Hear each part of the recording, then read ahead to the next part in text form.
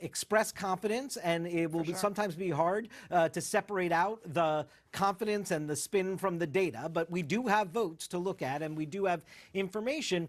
And in Nevada, what is giving the Trump campaign some hope is that I think we're up to like 86% of the estimated vote is in Nevada, that there's a greater percentage of outstanding vote. But here's the problem. So much of that outstanding vote is in Clark County, Las Vegas, or in Washoe. And it's the early vote. So not only is the outstanding vote absentee vote, which has been trending to Joe Biden, but also it's in Democratic-heavy areas in the state. So I'm not sure that the confidence on the Trump campaign about Nevada is warranted, but there is still much more counting to go, which keeps them hopeful to stay in the game there. All right, as we count and count and count, Anderson, minute by minute, these tallies changing. Yeah, and it's going to be a long day. We're just at the top of the hour. The Biden campaign moments ago saying they're on a clear path to victory this afternoon. They're looking at the vote counts out of Michigan and Wisconsin. Our Sara Gideon says the mood at Biden headquarters is optimistic, but the counting is certainly not over. Won't be for certainly today, maybe tomorrow, and till Friday. Who knows? We have breaking news on outstanding ballots right now in Michigan. CNN Sarah Seidner has the breaking news. Sarah? Yeah, hey, Anderson. Yeah, the Michigan Secretary of State, Jocelyn Benson, told reporters just moments ago that they have just over 100,000 ballots that are still outstanding, that still need to be counted. But she says she's optimistic that the majority of those ballots will be tabulated by the end of today, saying that, look, she thinks that, you know, by day's end, she'll have those tallied. It will be the unofficial count, of course, but she'll have a very good idea of who took this state. Joe Biden has been up about 30,000 or so points as they've gotten to this point, which is just over 100,000 ballots to be left. Now, we're in Wayne County. That's the most populous county. This is Detroit.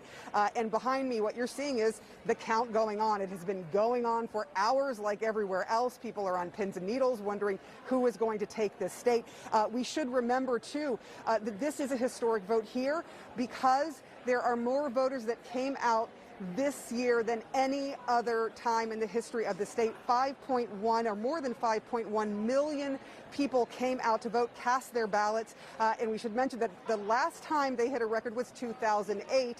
That was when Barack Obama won. And that was about 60,000 votes less than what people have cast now. So an incredible number of people have come out to vote, and they are counting every single one. I will tell you this, what we've been seeing throughout the day, we will see people lifting up red flags anytime that they have any kind of discrepancy, any kind of issue they see with a ballot, and then a supervisor comes over and checks it. It is meticulous the way that they are going through each of these ballots, and if there is any problem, trust me, someone will find it, because they also have dozens of challengers here, both from the Republican side of things and the Democratic side of things, who are walking around. Anyone that you see sort of walking around, many of those are challengers looking at each and every vote. And if there's a problem, they swarm the table sometimes to see what is going on to make sure that every vote is counted.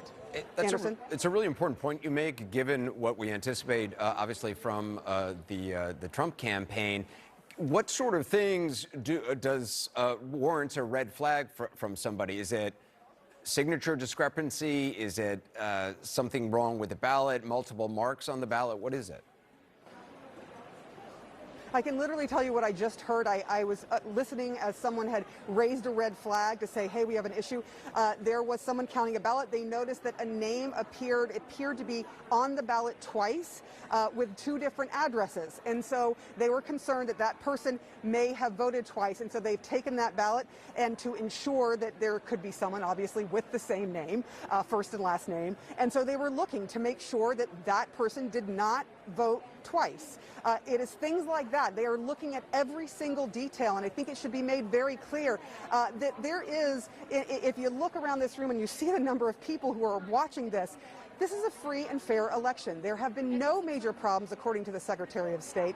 And so, you know, there are people that are painstakingly spending their time going through every single vote, and any problem that arises, trust me, you would hear about it from one of the challengers, whether it be a Democratic challenger or a Republican challenger. You will certainly hear about it. And, you know, it may end up in the courts if there is a huge challenge at some point in the day. But so far, things going very smoothly here, Anderson.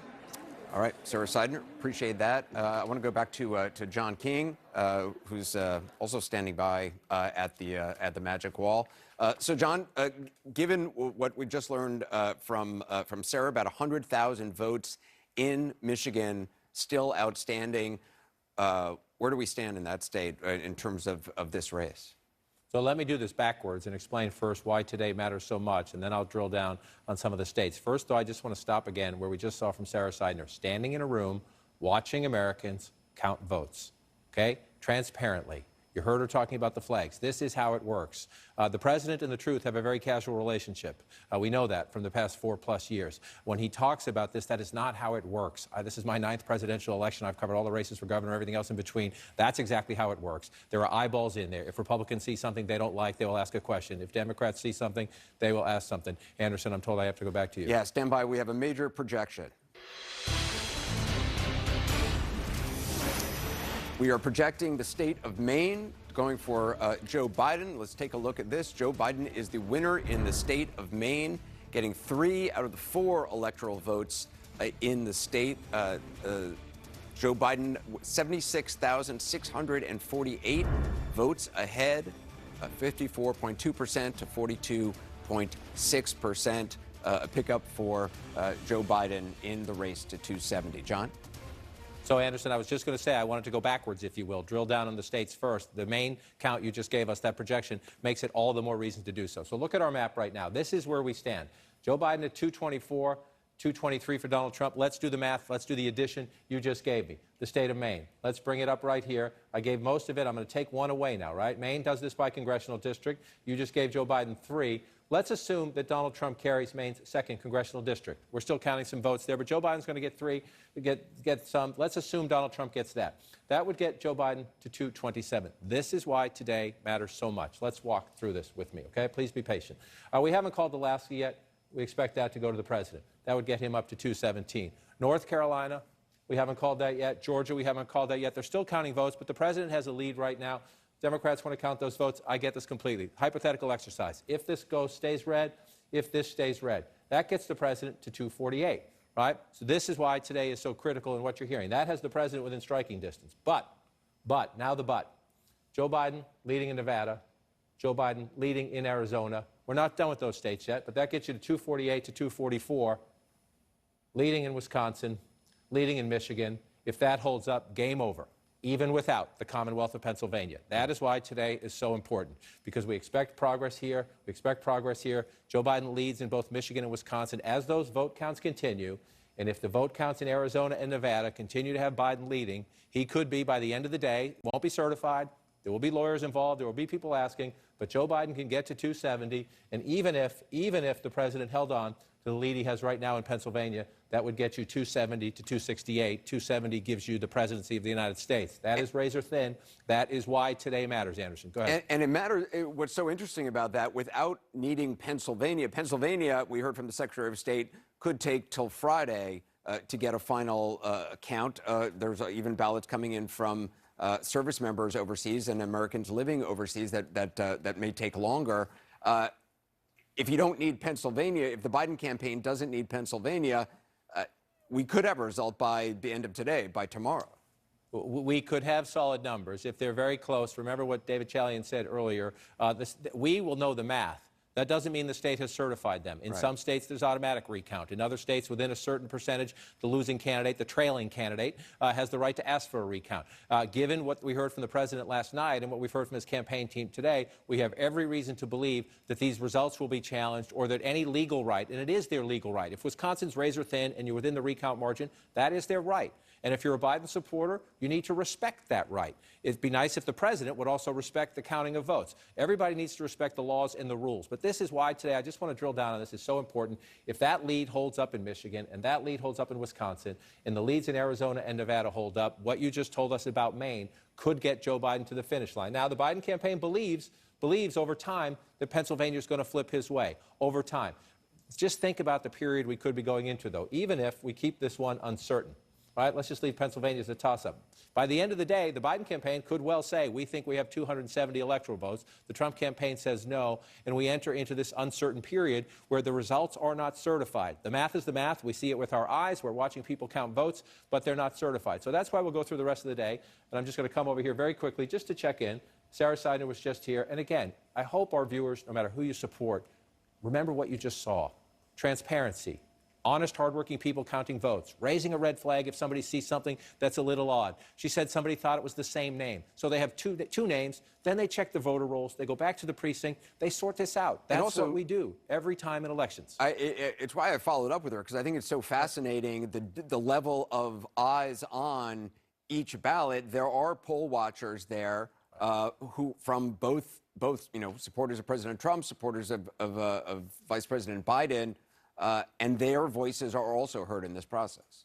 They are. And again, look, I said this last night. I'll say it again. No matter who wins this election, look at this. 69 million votes for Joe Biden so far, 66 million, 66.4 for President Trump. They're still counting votes. So these totals are going to go higher. You see, Joe Biden's leading with 69, right? Hillary Clinton won the popular vote last time with 65.8. More Americans voted in this election. That's a good thing, no matter who wins, right? So we come back to this election here. Counting. Maybe it's a civics lesson for people who haven't seen close elections and haven't been inside those rooms, but those are decent people trying to count ballots. Yes, some of them are Democrats, some of them are Republicans. That's not what they're doing. They're Americans sitting there counting the ballots. So let's see where she was. She was in Wayne County in Michigan. Right, Joe Biden right now. They're saying 100,000 votes, about 100,000 votes still to be counted in Michigan. So do we know, is it mostly Wayne County? We know a lot of them are in Wayne County because that's the largest jurisdiction in the state. So remember what you just said. We need to count them. We can also use our common sense. Joe Biden is ahead by 31,261. If there are 100,000 left, Donald Trump needs to win 2/3 of those. I'm doing this on the fly, but in that ballpark to catch up. Well, that's really hard to do if a lot of them are from Wayne County, where Joe Biden right now is getting 67% of the vote. So there's just basic common sense there about the trajectory. Now, sometimes the count defies common sense, right? Sometimes there's a surge. There's something we don't know about. So let's count them. There's no shame in counting them. But this is why the Biden campaign is optimistic about this, because of where the votes are still being counted, the lead they have right now, the data that everybody has. Both campaigns have this. The Trump campaign knows this. That's why the president came out in that mood last night. They know the votes still to be counted in Michigan most likely are going to be disproportionately for Joe Biden. They know the votes still to be counted in Wisconsin are likely to be because they're early mail-in ballots, and we know Democrats, by disproportionate numbers, voted early. Most of the ballots still to be counted are those, and we know they're disproportionately for Joe Biden. And even over here, where the president's lead at the moment, 481,678, that seems like a big lead, and it is. But there are more votes to be counted, and we know from the data, and we know from what we've seen so far in the counties where they're missing, including down here in Philadelphia County, they tend to be overwhelming for Joe Biden. Yeah. This is a steep hill for Biden to climb to come back in the Commonwealth of Pennsylvania, but it is doable because we know the number of ballots that are outstanding, and we know roughly from what we've seen in the ballots that have already been counted, the percentage Joe Biden is getting. If he can match that percentage in the ballots as they count them, he can get back in the game here as well. But again, when you hear now the tension from the campaigns, and I just want to walk back over here, the Trump campaign is essentially saying, please stop counting votes here. We don't like that you counted votes overnight here. We don't like that you counted votes overnight here. But, excuse me, can you keep counting votes out here, and can you keep counting votes out here? Again, set the politics aside, because that's politics because of the math. The math is trending against them right now, so they're trying to argue in places where they're hurting, and they're trying to keep the door open there, hoping that something brings them back, because they're very close. And you know what, Anderson?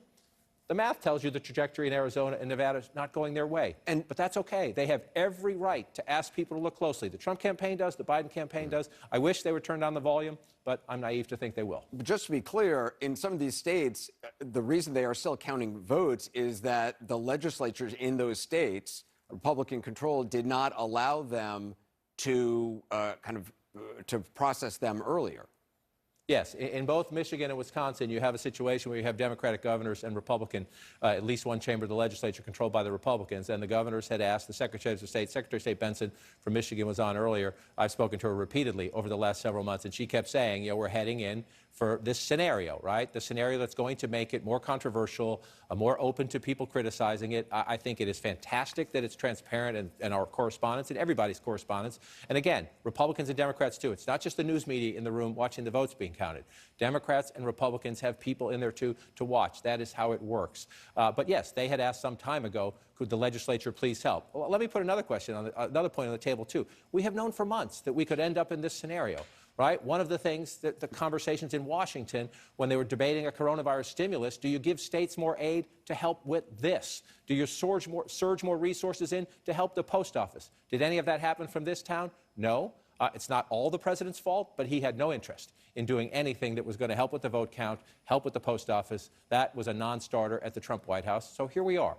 And guess what? The states know what they're doing. They'll count the votes. All right, John, stand by. Let's go to Aaron. All right, and let's go to Gloria here and Abby, just as we start to see some of these gray pieces fill in, right? Small pieces of the puzzle as we wait, coming in bit by bit. Now we have a sense of part of Maine. Gloria, what are you hearing from the Biden campaign? Well, look, just like you're hearing from the Trump campaign, I think they're saying they're very confident. They believe that if they don't win Pennsylvania, they think they need to win Pennsylvania. Obviously, they'd like to win Pennsylvania. If they don't get Pennsylvania or Georgia, they're very, very confident about Nevada. They're very confident about Arizona. So they think they're on the way. I've been talking to a couple of people this morning, though, about this notion of Trump deciding to take it to the court, because the Democrats have been there before. Yeah. They have been there before 20 years ago. It did not go well for them when it was taken to the Supreme Court. But what was talked about 20 years ago is what you were talking about now, which is counting the votes versus stopping counting the votes. And so what they say is that Republicans are throwing up roadblocks in state after state. You have a president of the United States who has effectively said, stop counting, which, as we all know, is anti-democratic. And the Democrats are wondering, as am I, when some Republican will publicly come out and say, this is ridiculous, not whispering privately to journalists, not whispering privately to each other, but when is someone going to come out and say, Mr. President, this is a democracy. We need to count the votes, because after all, in the state of Michigan, for example, last time, you only won by 10,000 votes. What are you going to say about that? In the state of Wisconsin, you won by 22,000 votes. So you have no right to say any of this until all the votes are counted. And, you know, they're not going to get through to him, because, of course, he's still claiming that in the last election he won the popular vote, which we know he did not. Right, he's going to hold, right, and of course 2.8 million advantage right now in the popular vote as we have it right now for Joe Biden. Yep. Abby, when you look at these numbers, so to Gloria's point, Abby, you know, Mitch McConnell spoke just a moment ago, or not a moment ago, within the past hour, right, as he's won, and his comment was, claiming you win the election is different from finishing the count. That's about the strongest thing that we've heard on the record from a Republican at this hour, Abby, looking at these numbers coming in, looking at the votes as they're tabulated, and looking at that popular vote margin in favor of Biden. Yeah, I mean, it's something. I would say that we need to wait and see what continues to happen as this week goes on, because there are a lot of Republicans, even in the United States Senate, who have tacitly approved of the president's stated strategy, which would be to take this to the Supreme Court to litigate the validity of a certain type of ballot, mail-in ballots specifically. Not because there's anything necessarily wrong or proven to be fraudulent, but just because they are mail-in ballots. So until I start to see Republicans speaking out about that, I'm going to reserve judgment on that situation. Look, I think that this is a divided country. We have repeatedly seen the winner of the presidential contest with the electoral votes not necessarily being the person who wins the popular vote count. Now, for the Democratic Party, this is something that has particularly affected them. It angers a lot of Democrats. But I think the question for the Democratic Party today, if Joe Biden does, in fact, if he does pull this out, even if he does pull this out, they have a big question before them, which is how do they become more solidly competitive in these battleground states so that we're not always in these types of squeaker situations? I've been talking to a lot of Democrats and a lot of Republicans who say, look, this result is going to be what it is, but both parties are going to have to do a lot of soul searching about what happens next because, you know, these kinds of margins, 10,000 votes, 30,000 votes in 3 or 4 states, it's an unsustainable situation. It really is. And as you know, 1 year it's 10,000, 1 year it's 30. It's razor thin when you're talking about millions of votes. Gloria, some context crucial here when you look at Michigan, Wisconsin, Pennsylvania, right? All with GOP-controlled legislatures that weren't able to start counting those early and absentee ballots, right? Early, okay? So here we are. And yet, the sense of things that we're getting from Wisconsin and Michigan is a lot more colored in on the map than it is in Pennsylvania, okay? It's a Pennsylvania was a really complicated situation, but what I would say is it's a failure of the legislature to do what it should have done. The Republicans and Democrats were arguing over when you could start the count.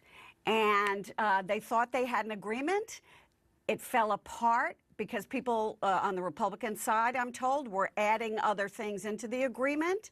And so as a result, instead of being able to at least start opening envelopes, putting them in some order, doing what they needed to do, they ended up in many counties starting late.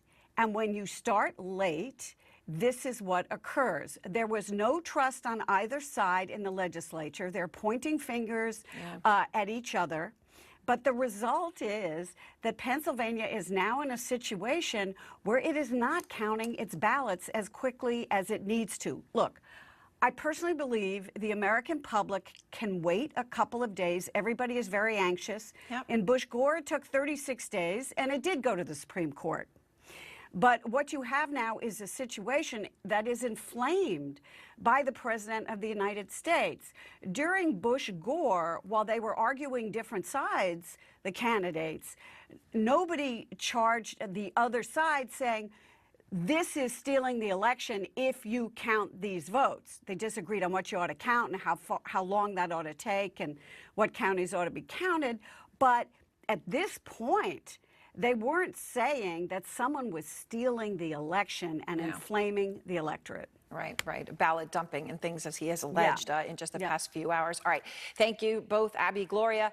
And we are expecting to hear from Wisconsin officials shortly about the vote counting there, the very latest. And next, this one could keep us all in suspense until tomorrow. New reporting out of Nevada. Wait till you hear this on their count. That and more. Our live coverage continues.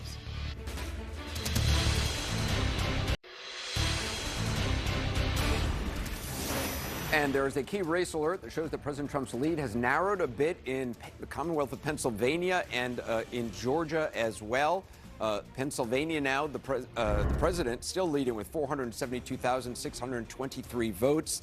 But that is actually, Vice President Biden has gained about 70,000 votes, eating into President Trump's lead.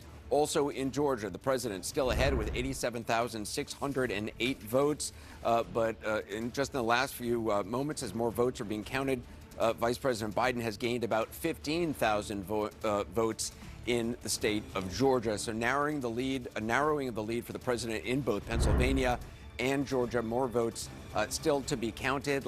Erica Hill is standing by in Nevada with some information about when we may see more votes there. Erica? Yeah, a lot of questions, Anderson, about these 6 electoral votes in Nevada. And the Secretary of State made it very clear this morning, we're not going to get more results from the Secretary of State for another 24 hours, not until 9 a.m. on Thursday. And as we look at the numbers right now, this is a very tight race between Joe Biden and Donald Trump here in Nevada. What folks are really focused on are these mail-in ballots. Keep in mind, for the first time ever, the state sent a ballot to every active voter because of COVID in the state. So we know that a number of those were returned, more than 600,000, but a number of people also showed up to vote. Really strong early voter turnout. Early voting lasted for 2 weeks here in Nevada. We had about 84,000 voters come out just in Clark County alone yesterday, and the real focus is on Clark County because this is home, Anderson, to about 70% of active voters in the state. It leans heavily Democratic, and as people watch that, they want to know where the split is.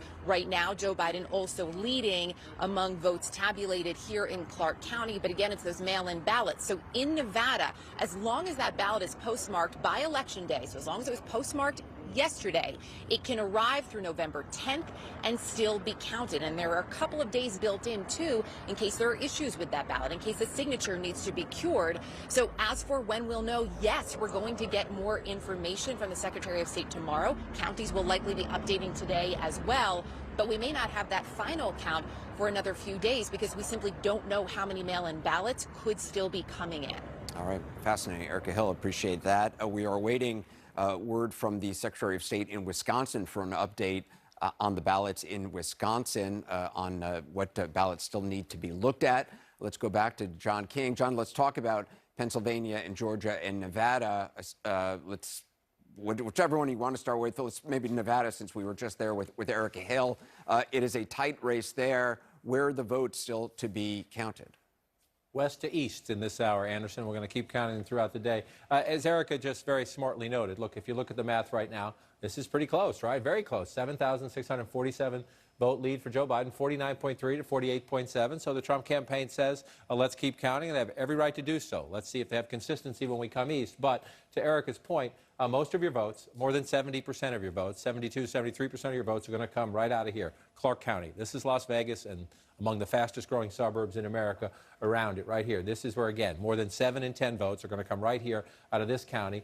Joe Biden winning 53 to 45. If you look at it right now, about 84% in Clark County. That means a giant chunk of votes coming out of a predominantly Democratic area, and they are mail-in votes, which we know are going toward Joe Biden. So every reason for the Biden campaign to think you're going to grow here. Second largest county in the state is Washoe, up here in the western part of the state, Reno, and then the lands above it. When you get further north, this gets more rural and more Republican. But down in Reno in the suburbs now, you see it's pretty close. This used to be a swing area. It leans Democratic now, but 51 to 47 there, about 11% more. So the bulk of the votes are in the two big population centers, the Reno area and around it, the Vegas area and around it.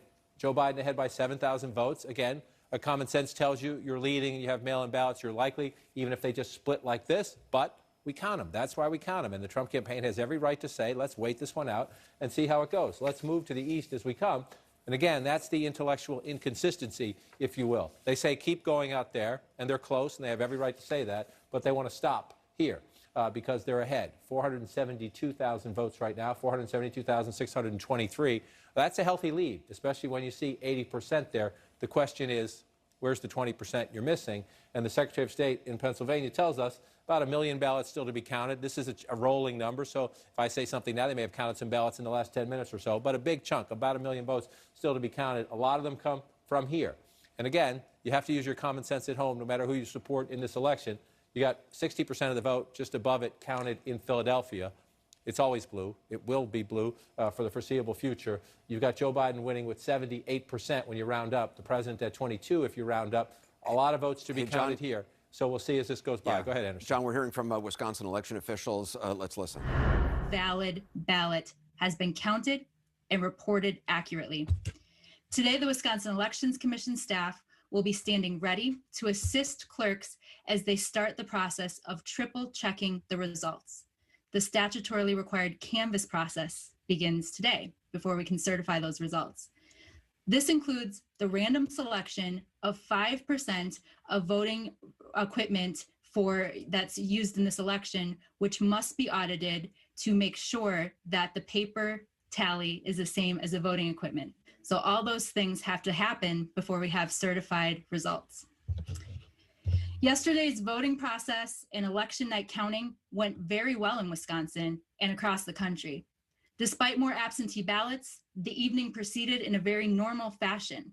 Our election was executed with precision, and it's also, every step of the process is publicly observable, and I think that's really important. every step of the elections process is publicly observable.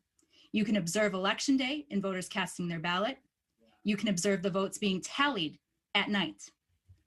The voter registration records are public information. The absentee data is public information. Each of the results are posted on the county's websites. So again, our job as election administrators is to follow the law. And what the law says that on election night, that each municipality submits their unofficial results, unofficial being the key word, to their county, and the county then posts the unofficial results by reporting unit on their website. There is no certified election night aggregate of results. That is according to state law. That is not a process that we made up or adopted. That is according to state law, and we followed state law. Part of democracy is following the laws that have been prescribed by our elected lawmakers. And the elected lawmakers have prescribed this process for canvassing in our jurisdictions. I'm incredibly proud of the work done by Wisconsin's election officials, and I feel 100% confident in the election that they conducted, and that the laws that are established by our elected lawmakers were followed in yesterday's election. So there's no calling elections at the state level, right? That's called certification. And certification is a very meticulous, careful process that commences with the certification at the state level on December 1st. Up until that point, there is no statewide aggregate. There is no calling of the election. Any of those predictions that you're hearing are predictions by the media and other groups based on unofficial results. And I just think that's so important. And I know for so many of us, we've spent the last few months talking about this on end, talking about the mechanics of how the process works. And so I think, as we head into today, it's really important to continue to convey that message that we've all been working so hard to understand exactly how the process works and bring those mechanical facts to Wisconsin voters. Unfortunately, earlier this morning, I may have misspoken about all of the unofficial results being in from our municipal clerks around the state. So again, we have 1,850 municipal clerks around the state. And it looks like, according to looking through, again, all those county websites, that every single one of those jurisdictions has submitted their unofficial results, except for one tiny township of less than 300 voters. And they're working to get their ballots finished and counted and posted as we speak. And so beyond that, we have no reason to believe that there are any other ballots that have not yet been counted and included as part of those unofficial totals. But again, the canvass process, so important, right? The canvass process is where the municipal election officials double check all of the results to make sure that they have the correct number of registrations, to make sure that everything checks out. Then the counties, they do the same. So today at 4 o'clock is actually the deadline for the municipalities to start their canvass process and to then route the materials over to the counties, where they start their certification process at the county level. They again do those double checks. All this publicly observable. You can go watch in your local communities. If you're skeptical about the process, engage. You can go watch the process in your local community. And so then it goes to the county level. They do their double checks. From there, it comes to the state. By state law, on December 1st, at the public meeting of the Wisconsin Elections Commission, is when those results are certified. And that's when we will have the official winner. We'll have the official results of the election at that December 1st meeting, as prescribed by state law. And so with that, I don't know, Reed, if you had any other background you want to lend, then we can open it up for some questions. Sure. Okay, you've been listening to Wisconsin officials talking about the elections, the state of the race there. John King, correct me if I'm wrong, essentially she is saying there are no more ballots, no more votes to count, except for in one township that there may be about 300 or so votes. Right now, Vice President Biden has a lead of about 20,000 votes in Wisconsin. Right, that is what she said. And what you just heard there was very refreshing and very revealing. Refreshing in the sense that, again, the state election officials feel the need to talk about how transparent this process is, how normal this process is. Even though we're going into overtime, if you will, the day after, we're counting votes, right? We're not done. This is what happens in the close elections. So that's refreshing to talk about the transparency. Everybody can watch this. The media can watch it. Individual citizens can watch it. Both campaigns, again, both parties are represented in every room where they're counting ballots. The revealing part, she said, December 1st is when they certify the results in Wisconsin. Because of this, 20,697. Again, as she noted, every county now goes back and does a sort of a systems check, a quality control check. You check some machines, some of your machines, a percentage of them, and you match it up with what you reported, and you say, okay, everything matches up. Or, that's a little off, let's go back and double check something. All the counties will go through that today. That's what happens in every election in America on the morning after, every time. Nothing unusual. So she says we're just about done. So that means if Joe Biden has if that holds up, 20,697 votes, maybe a few more hundred to come in, but you're largely counted here. So you pop up here again, Milwaukee County, we have it at 95%. The county may change those numbers, but if this is the count, what she just said, the most interesting part there is they don't certify it. She does not call the election. Sometimes the media make projections. She will certify this on December 1st. December 1st. So if we're going to have legal challenges, if we're going to have lawsuits, if we're going to have challenges and processes, or if the Trump campaign wants to request a recount, you have to wait until the state certifies the results. Then you do that. So if we are in an uncertain period where if this holds up, 20,000 there, again, I'm going to walk over here. If that holds up and you have this here, Wisconsin holds, if the Michigan lead holds, if the Arizona lead holds, and the Nevada lead holds, that gets Joe Biden to 270, Anderson, just that. We're still counting in Pennsylvania. We're still waiting to get the rest in North Carolina. Georgia officials say that one's getting closer, some important votes to count in Democratic counties. But with Michigan, Wisconsin, Arizona, and Nevada, if those leads hold, Joe Biden is leading in all four of those I just told you, that would get Joe Biden to 270. It would get him to 270 in our math, and it would get him to 270 in the publicly available results that we have over here. It's not certified. And so that's when you get into the process of what could be, I'm going to say, interesting and contentious next several days and potentially several weeks. Again, every campaign has the legal right to double-check the ballots. Every campaign can look at state law.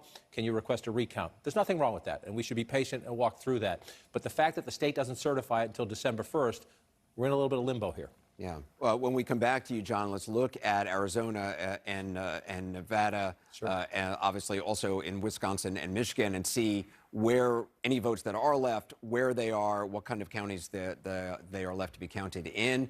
Right now, let's go back to Aaron. All right, yeah, and it was, as we try to, wait on these states, fill in these gray states into the color they will be. I want to go to the Georgia Secretary of State, Brad Raffensperger.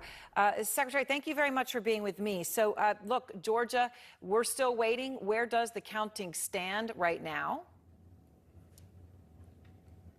Well, right now, we're finishing up that process. There's probably in the order of about 200,000 ballots that yet to be counted, and we're pushing the counties really hard to finish that up today. So you want to finish up today. I want to just understand where those 200,000 are, if we could. 200,000, you're saying still outstanding. I know we had just heard about, 74,000 of those come from Fulton County near Atlanta. Do you know really where all those 200,000 come from? Well, the larger numbers are from the larger populated counties, so Fulton, DeKalb, Cobb County has a few. And then some of the fast-growing counties have like 7,000. So it's really statewide, but they're working really diligently today to finish up and get all the absentee ballots scanned and tabulated. Look, in Georgia, I know there's no automatic recount law, but you can get a recount requested if the margin is equal to or less than 0.5%, a half of 1%. Is my understanding correct? And do you think that you're going to be in those margins and this could happen? Well, I wouldn't be surprised if we have that, particularly for a state house or a state senate, just because sometimes those elections are within 100 or 200 votes. So it's very possible we'll have those. But then we also could have that for a congressional seat or even a U.S. Senate and perhaps a presidential. But we'll face that if it comes to it. But within 0.5%, the candidate that's short by that amount, they can request a recount, and we can do that. All right. Well, as you said, by the end of the day is the bottom line. You hope that we will have a full answer from Georgia, correct? That's what we're pushing for. All right. Well, thank you very much, Secretary Raffensperger. You heard him there by the end of the day, and still 200,000 of those absentees yet to count. About 74,000 of them coming from Fulton County with Atlanta.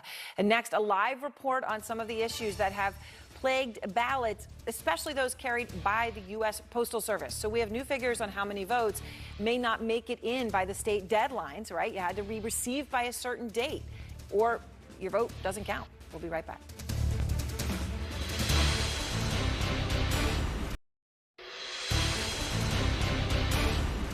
With the president now complaining about the mail-in vote, as he has been, and a federal court is getting new data on how shockingly slow the delivery of those ballots have been. It is breaking news. CNN's Ana Cabrera has that for us. Ana? Anderson, a federal judge saying just moments ago he needs answers, going so far as to say the Postmaster General may need to be deposed or testify under oath. Now, this is all as new court filings show there were a significant amount of ballots that did not move on time on Election Day.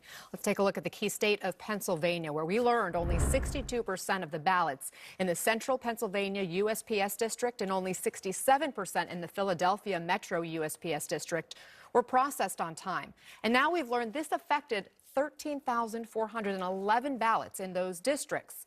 Now, thankfully, in Pennsylvania, ballots are allowed to arrive up until Friday, 3 days after Election Day, as long as they're postmarked by Election Day. But in 6 of the battleground states with low processing scores, Michigan, Wisconsin, Georgia, Florida, New Hampshire, and Maine, they do not allow ballots to arrive after Election Day. So this means some ballots may not have arrived on time to be counted. And in 3 of these states that we just mentioned, of those 6 states that are still battlegrounds where there was that low processing score, 3 of them have yet to be called: Michigan, Wisconsin, and Georgia. It's unclear, though, how many ballots in those states specifically may have been affected, but this really matters. 2/3 of voters in Michigan voted absentee or by mail, according to the Secretary of State there. And think about the slim margin we're seeing in a state like Wisconsin. 97% of the vote counted there. Biden is leading by only about 20,000 votes. Anderson, every vote counts, and we just learned there are ongoing sweeps right now being done at some of these USPS processing facilities in battleground states. We'll, of course, keep you posted, especially if we learn more as this court hearing continues. A judge had previously said that they had to do sweeps before the election. Do we know, were those done? Well, some of them were done, but they weren't completed on time, and that was a big part of the problem. As far as we know, based on the reporting we have, only 13 ballots were identified in those sweeps. But again, the judge unhappy because the sweeps weren't done on time, and we do know that the processing has been slow in so many of these battleground states. Anderson. Ana Cabrera, appreciate the update. New reporting just in on Wisconsin. We've just learned that the Trump campaign is saying that they are going to contest the outcome in Wisconsin. Let's go to CNN's John Harwood for details. John? Great. John's not ready yet. This is just coming in. Let's go to David Shellyan, who's standing by. David, the Trump campaign saying they're going to contest in Wisconsin. Yeah, here's the statement from campaign manager Bill Stepien. I'm just going to read it, Anderson.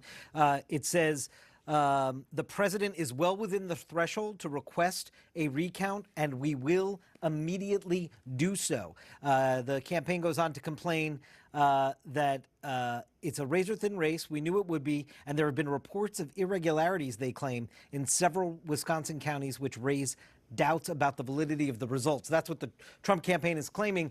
We know that in Wisconsin, if the margin between the candidates is less than 1%, certainly the losing candidate can indeed request a recount, Anderson. It doesn't necessarily mean that much may change. I mean, in 2016, I think Jill Stein requested a recount, and I don't think many votes shifted at all after that recount.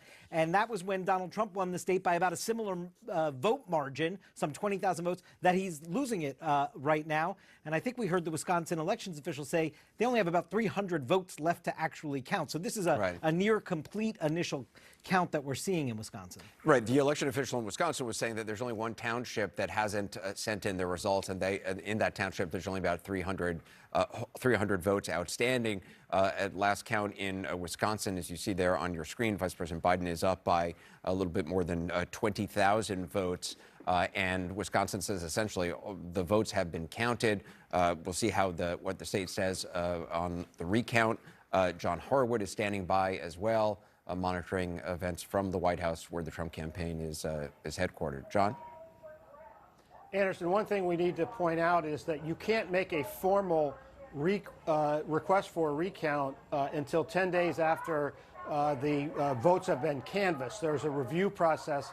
At the end of that 10-day process, then they can formally request a recount. It's also worth pointing out that the Trump campaign in 2016, after winning Wisconsin by a narrow margin over Hillary Clinton, opposed having a recount, which ended up not making all that much difference. So obviously a turnabout here, but this is a legal strategy that the Trump campaign can avail itself of, and they are going to avail themselves of that strategy while trying to simultaneously continue counting votes in Arizona, where it might help them, stop the counting of votes in Pennsylvania, where it could hurt them. Yeah, I want to go to Fernita Tolson, CNN legal analyst. Fernita, just in terms of how recounts work, about the Trump administration, or I should say the Trump campaign requesting a recount, what's the legality on this? Well, first, Anderson, thank you for having me. Let me emphasize, though, that this is still part of a normal process. When you have two candidates that are as close as Vice President Joe Biden and President Trump, it is normal for the campaign that's trailing to request a recount. And so in Wisconsin, the margin is still within 1%. So it's not unusual that the Trump campaign has articulated their desire to request a recount. What it does do, though, is it drags out the process a little bit. But maybe we should normalize patience, right? We have been saying for months now that, this process would have to play out. The votes would have to be counted. It is unlikely that we will know who the president is on election night. And I just view this as part of that larger narrative that it may be a few days before and possibly weeks before we know who the president is. This recount process is part of the broader selection process of choosing a president. Yeah, and John Harder was saying 10 days, it has to be from the election. Generally, how long does a recount take? It can drag out. So in 2000, with the dispute over Bush versus Gore, it was 34 days before we had any resolution in that dispute. There have been Senate races, Coleman-Franken, for example, where it took some months before we knew who won that seat. So it just really depends. It depends on how close the margin is. It depends on the disputed ballots. It depends on how contentious the race is, because the more contentious it is, the more lawyers involved, the more heavily litigated it is. So there are a number of things that are still up in the air that could determine what happens in Wisconsin, for example. Fernita Tolson, I appreciate it. Thanks. Great having you. Votes still being counted at this hour in several states, too close to call. What does it mean in the race for 270 electoral votes? Well, we're keeping an eye on all of that with John King. We'll go back to him shortly. CNN Special Live coverage continues right after this.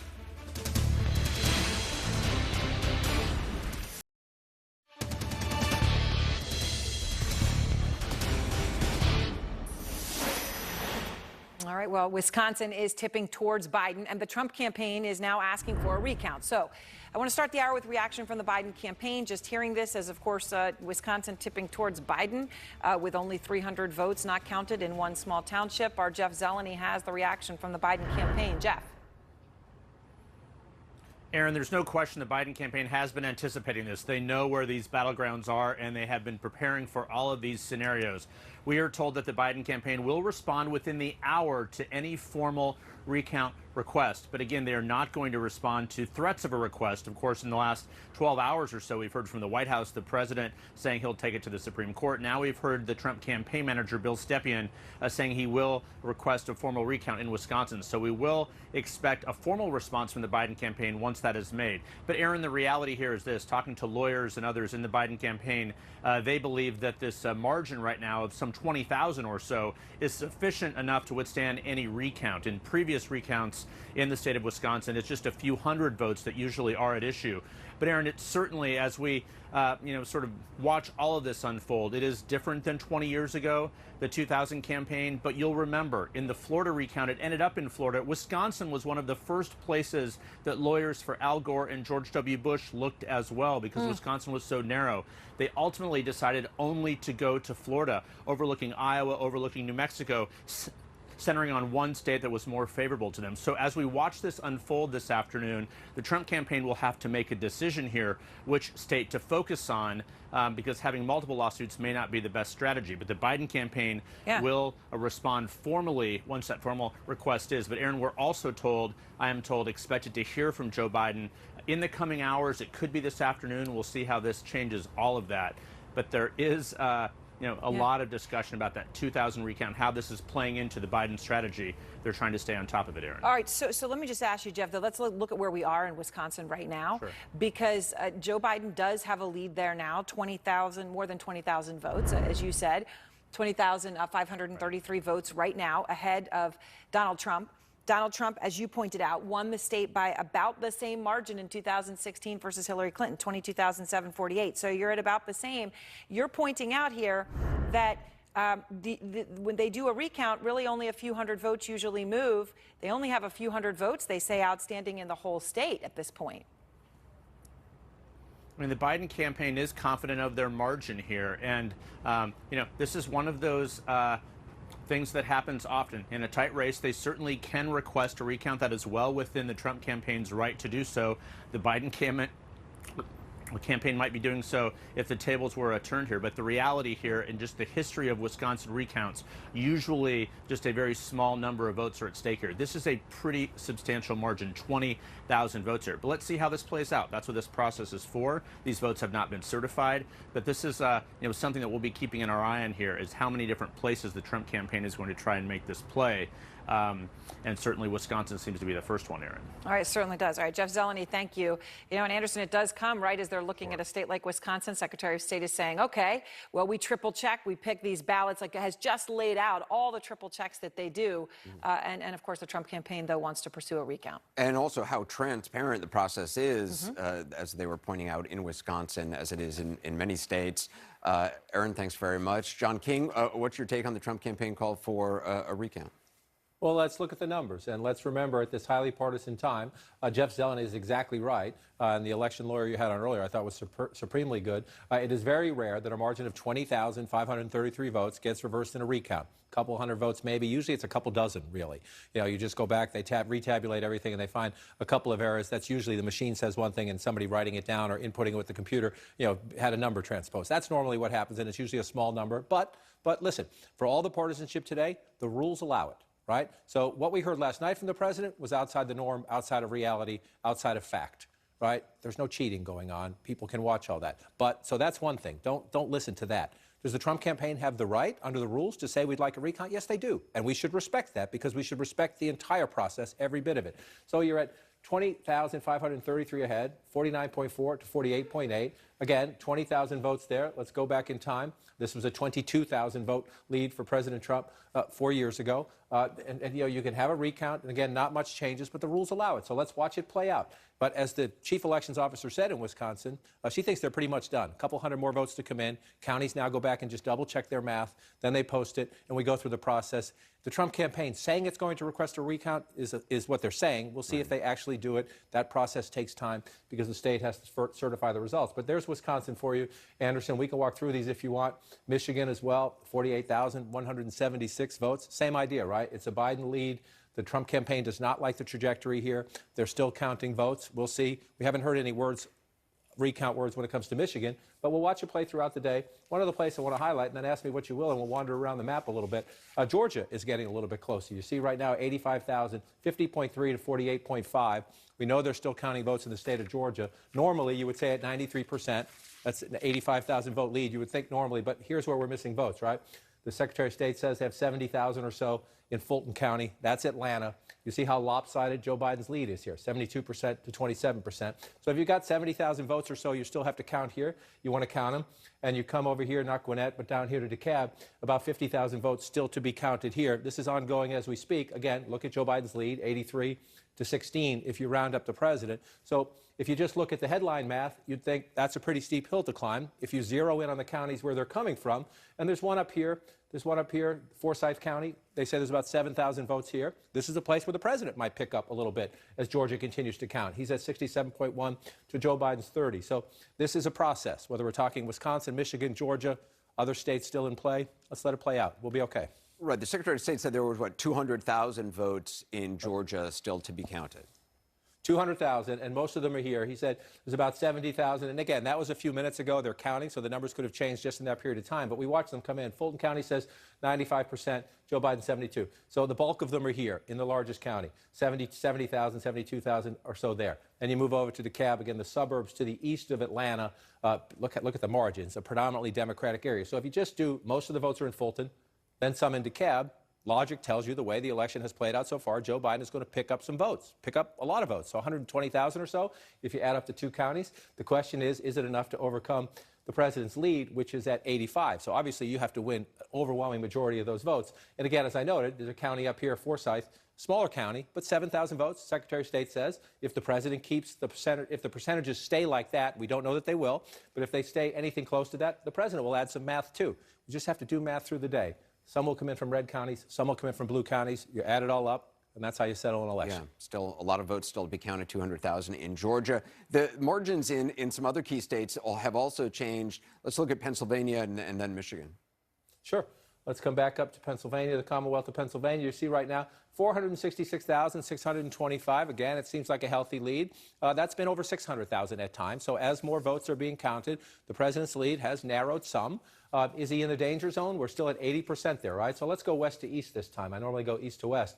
Well, let's give Pittsburgh a little love, Allegheny County. Again, this is why we have to do the math, right? You look at the big headline lead and you think that's a pretty steep hill, but you still have 25% or so of the vote to be counted in Allegheny County. And you see the president's competitive out here, but it's still 54. If you round up 55 to 44, so 10, 11-point lead for Joe Biden out here. Still votes to be counted, right? This is the second largest county. About 10% of the statewide vote comes out of Allegheny County. The overwhelming bulk of the vote comes here, southeastern Pennsylvania, Philadelphia, the suburban core around it. That's where Democrats need to run up the math, and that's where some of these votes are still being counted, including Philadelphia City. Joe Biden in Philadelphia County is getting 78% of the vote. Well, in central Philadelphia, guess what? Joe Biden is getting 77% or higher of the vote. That's why Anderson here, and then in the suburbs around it, Montgomery County is here. Joe Biden leading healthily. Chester County, not as big a lead, but still a lead here. And you come back in here, Delaware County, 59 to 40. So Joe Biden's leading not only in the city, but in the suburban core around it. That's where the bulk of the votes come for Democrats. They're still counting some, so it is possible. The Biden campaign thinks it's more than possible, but we're not going to take sides here. We're just going to count votes. Is it possible to overcome that? Yes. Joe Biden has to win somewhere in the ballpark of close to 70%, I think, and last time I checked the math. So he's got to win the bulk of the votes. If they're all from Democratic areas or mostly from Democratic areas, that will help. We do know some others where they're still counting votes. Luzerne County is this was a big part of the president's win 4 years ago. We know they have some votes still to count here. And again, if you're on Team Trump, you're looking, okay, we have some votes to count here. Well, our guy's getting 60% of the votes there. Maybe he'll continue to win the votes that are counted, or maybe they're mail-in ballots that have been predominantly Democratic. We don't know the answers to that, but we do know there's a transparent process in every one of these counties. Reporters can go there. Citizens can go there. Both campaigns are there watching this play out. It's not fraud, it's math. So let's, just for people kind of just joining us, let's kind of big picture, let's look at the path to 270, because for both campaigns, that is what it is all about. We were just looking at Pennsylvania. Joe Biden, Pennsylvania, or the Commonwealth of Pennsylvania. Right, and again, this is why today's count in the states that are still open, you see the gray on the board here, those are states we have not decided yet or projected yet, is the word I should use. We have Joe Biden at 227, Donald Trump at 213. Everybody knows the math by now. It takes 270 to win the White House. So let's just look at what is still on the board, the gray. We expect the president to carry Alaska. We're still waiting for the votes to be counted there. And so then we come east. Again, I just showed you. Joe Biden has a possibility of a comeback in Georgia. Donald Trump's leading right now. For the sake of this exercise, let's say the president holds Georgia.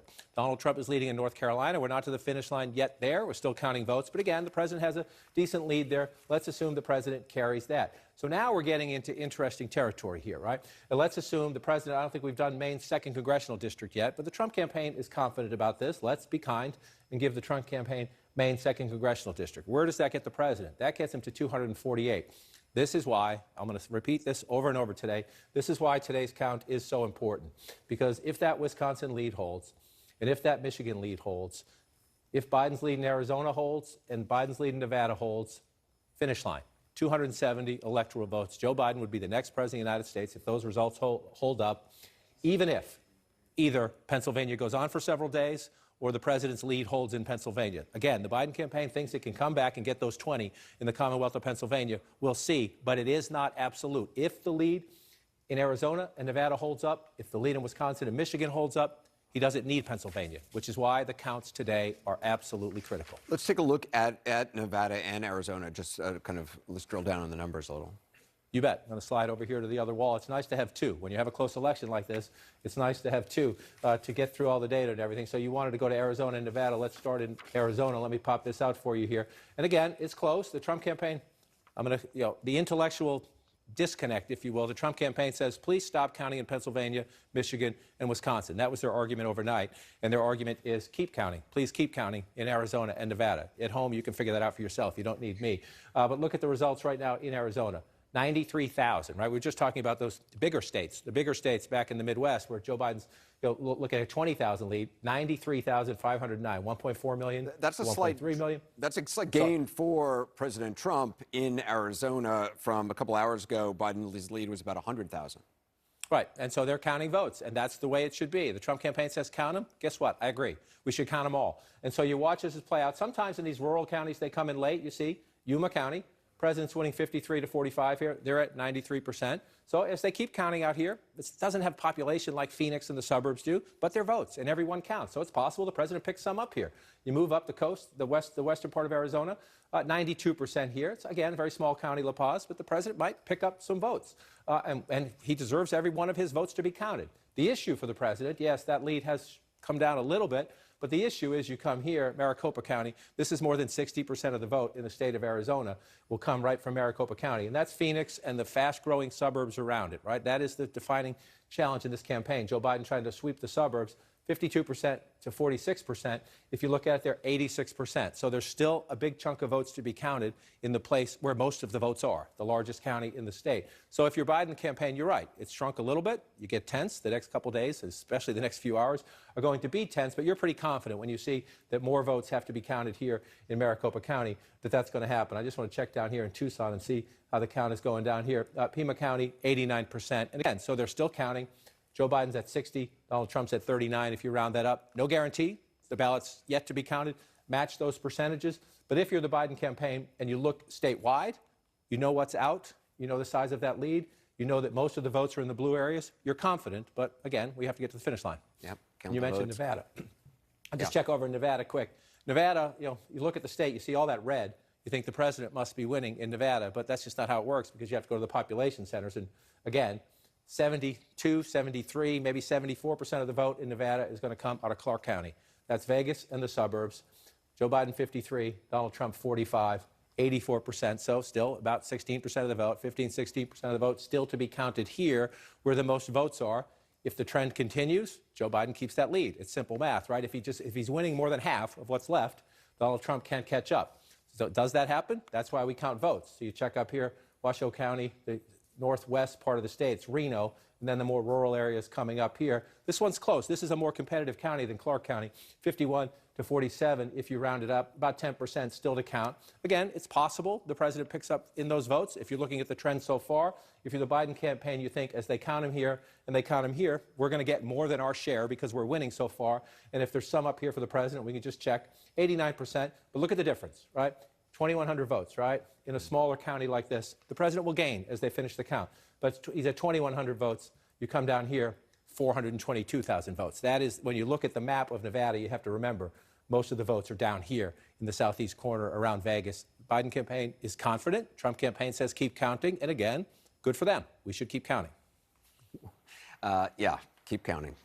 How many times have you said that today? Probably a lot. I have no idea, but somebody's keeping count somewhere. Somebody's keeping count, and somebody's making fun of me for it, and that's quite all right. It's well, you shouldn't be made fun of. It's absolutely it. That is what it's all about, counting the votes. Numbers continue to move in the presidential race. We will bring them to you as they change, plus an update on a key Senate race ahead. We'll be right back.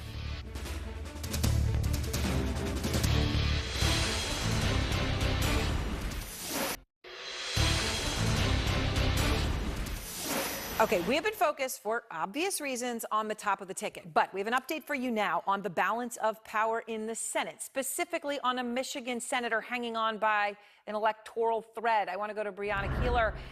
Brianna, so what is the latest in this race? It has been, neck and neck, and now a very small, it appears, change.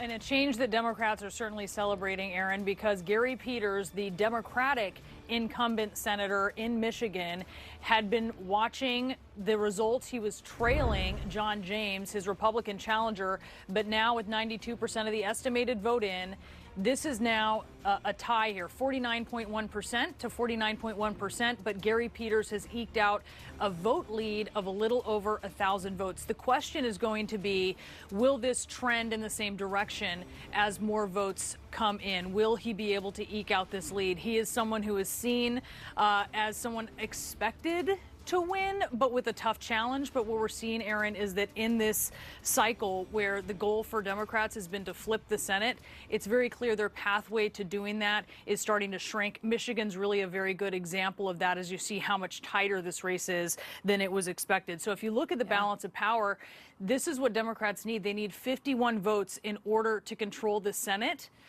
And right now, Republicans have 47. They picked one up. Democrats have 46. They have picked one up. 7 seats remain unprojected at this point in time, but you can see how the map is kind of closing in on Democrats in order for them to flip the Senate. Their possibilities of doing that are really shrinking here. Yeah, and it's pretty incredible, Brianna, because you point out that that wasn't how things were expected to be in terms of being this tight in Michigan. But in general, this was such a friendly map for Democrats, right? Only defending, 12 seats. Republicans were defending 35. So Democrats came in with so much bluster coming in to taking over the Senate. What about some of the other crucial races that we have been watching, obviously up in Maine and Susan Collins, Arizona, Georgia? Yeah, so Maine is incredibly interesting right now because Susan Collins is in the lead. But when you look at how she's doing, she has to hit 50% because Maine has a special process that they do. It's somewhat new, called ranked choice. And what that means is that if she does not hit 50%, voters have been able to put in place their second choice.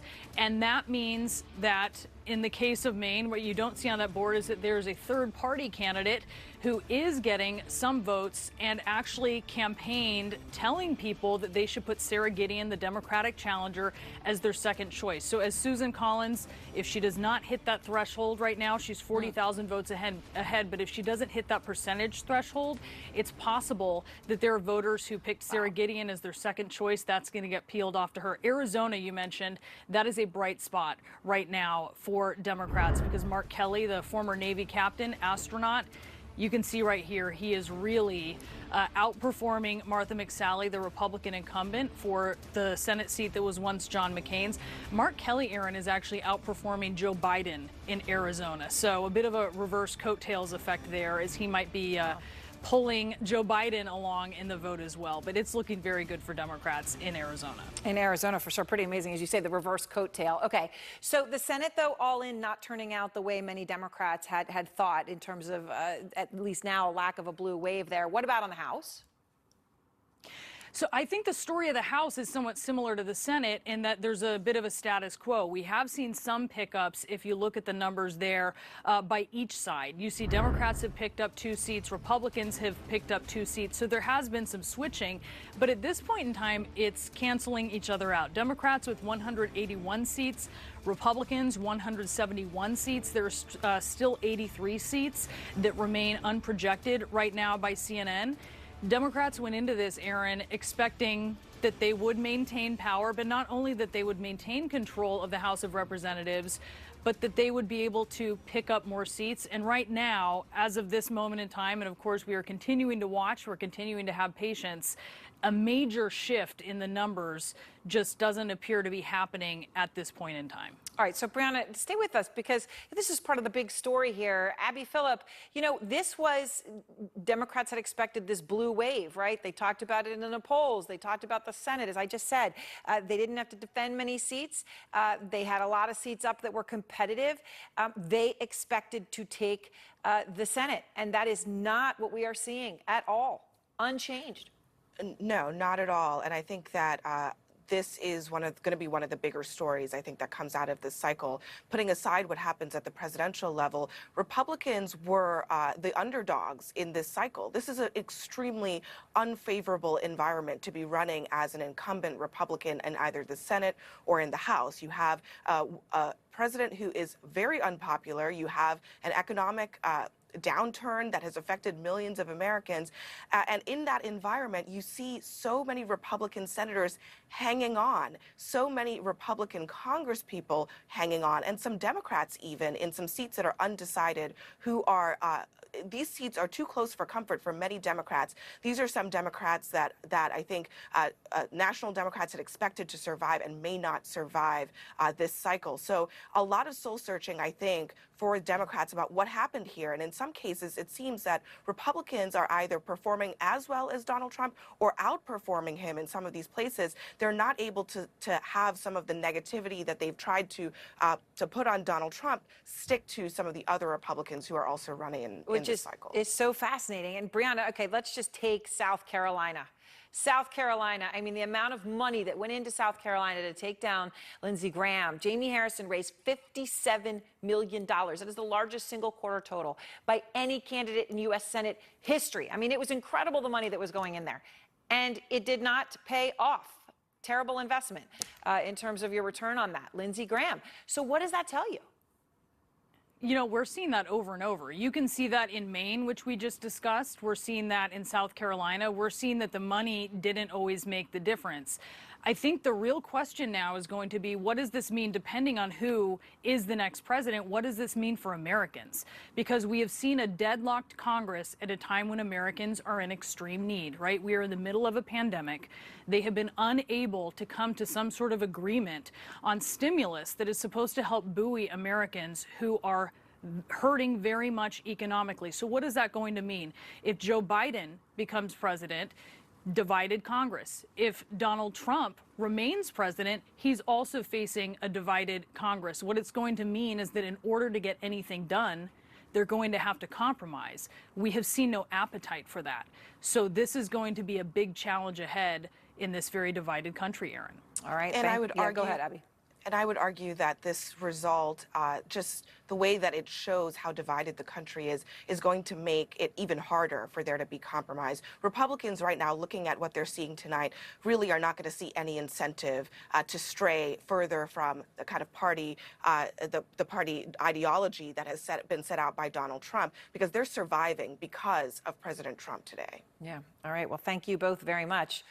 Of course, if Joe Biden manages to hold on to his lead, that is exactly what he campaigned on, right? Dealing with compromise and working across the aisle. That will be fully tested, Anderson, if that is what transpires. Yeah, Aaron, thanks very much. I'm joined now by someone who's probably hasn't gotten much sleep lately. She's Michigan Secretary of State Jocelyn Benson. Madam Secretary, thanks so much for being with us. You addressed the public earlier today. Where is the ballot counting in Michigan stand right now? Because a short time ago, you said there were tens of thousands of ballots still to be counted. That's exactly right, Anderson. We've got a lot of absentee ballots that were here and submitted on time by 8 p.m. on Tuesday and still being counted. And so those are particularly concentrated in parts of Detroit as well as Flint, which we believe we'll see some results out of Flint quite soon, and Kalamazoo and Grand Rapids as well. I think Grand Rapids will probably come in a little bit later. They're still working through a lot of tabulation there. But we've got eyes on the ground all around the state, and we're working to diligently count every vote. You said Grand Rapids is in Kent County. Are the votes you're expecting from there from Grand Rapids itself or from the larger county? From the city. So it's the absentee counting board for Grand Rapids City that's still working. And what we saw there is they've been just working through the night and now starting to replenish staff and just making sure that people aren't overly tired, because that could lead to human error. So truly the story here is we're just being very meticulous. We understand what's at stake in all of the counts that are happening, and that's why we're just going above and beyond to dot every I, cross every T. Even once a tabulation is done, we kind of go back and make sure everything is set, because we realize, and you're already starting to see, the potential, challenges or things that could come next. We just want to make sure that we're doing everything by the book so that people can trust the integrity of our results. And just so I'm clear, when you said Detroit, do you mean Wayne County as a whole, or just the city of Detroit is where you think most of the city of Detroit. Thousands? City of Detroit. Okay. Yeah, the city of Detroit has its own absentee counting board. John King is also standing by. I know he's got some questions for you. John? Madam Secretary, It's good to see you, and I appreciate your hard work. I want to ask, in the context of, you just said Wayne County, and you say it's just in the city of Detroit. I just want to go through the math for our viewers, and we've looked at these numbers right now, and we look where he's down. Joe Biden needs somewhere in the ballpark, about 45% to overcome. If the president can get 52% of what's left, that's what he needs to come back. President needs 52, 54% of what comes to come back. You just mentioned Detroit. You mentioned it's not Kent County, it's Grand Rapids City itself. That's a Democratic area. And you mentioned Flint, which is up here. We move up here, Genesee County. This is where Flint is. So I'm just using my map and the history to tell us that most of these votes are in Democratic areas. We already know the Trump campaign has said it's going to ask for a recount in Wisconsin. We'll see if that goes on. I'm just interested, because of the political pressure here. I know you want to be methodical and go through this carefully. Will you have these votes by the end of the day, and have you heard from the Trump campaign directly? No, to my knowledge, we have not heard from either campaign for any candidate on the ballot, including at the highest level. But in addition to that, I also want to emphasize that we also still have smaller jurisdictions outstanding that have, here and there, some absentee ballots to still work through. So the jurisdictions I mentioned, the city of Detroit, the city of Flint, the city of Grand Rapids, the city of Kalamazoo, those are our largest jurisdictions that are still outstanding. But we also do have smaller jurisdictions as well. And we expect that the tabulation, the votes counting that are happening right now in all those jurisdictions, that we will have a significant, if not full, update by the end of today. That's our hope. A lot of things can still happen because, again, we're being methodical, and if we have to go in tomorrow, we will. But our hope is that, and we've kind of said this consistently since this morning, that we can get through the vast majority of these counts and jurisdictions by the end of today.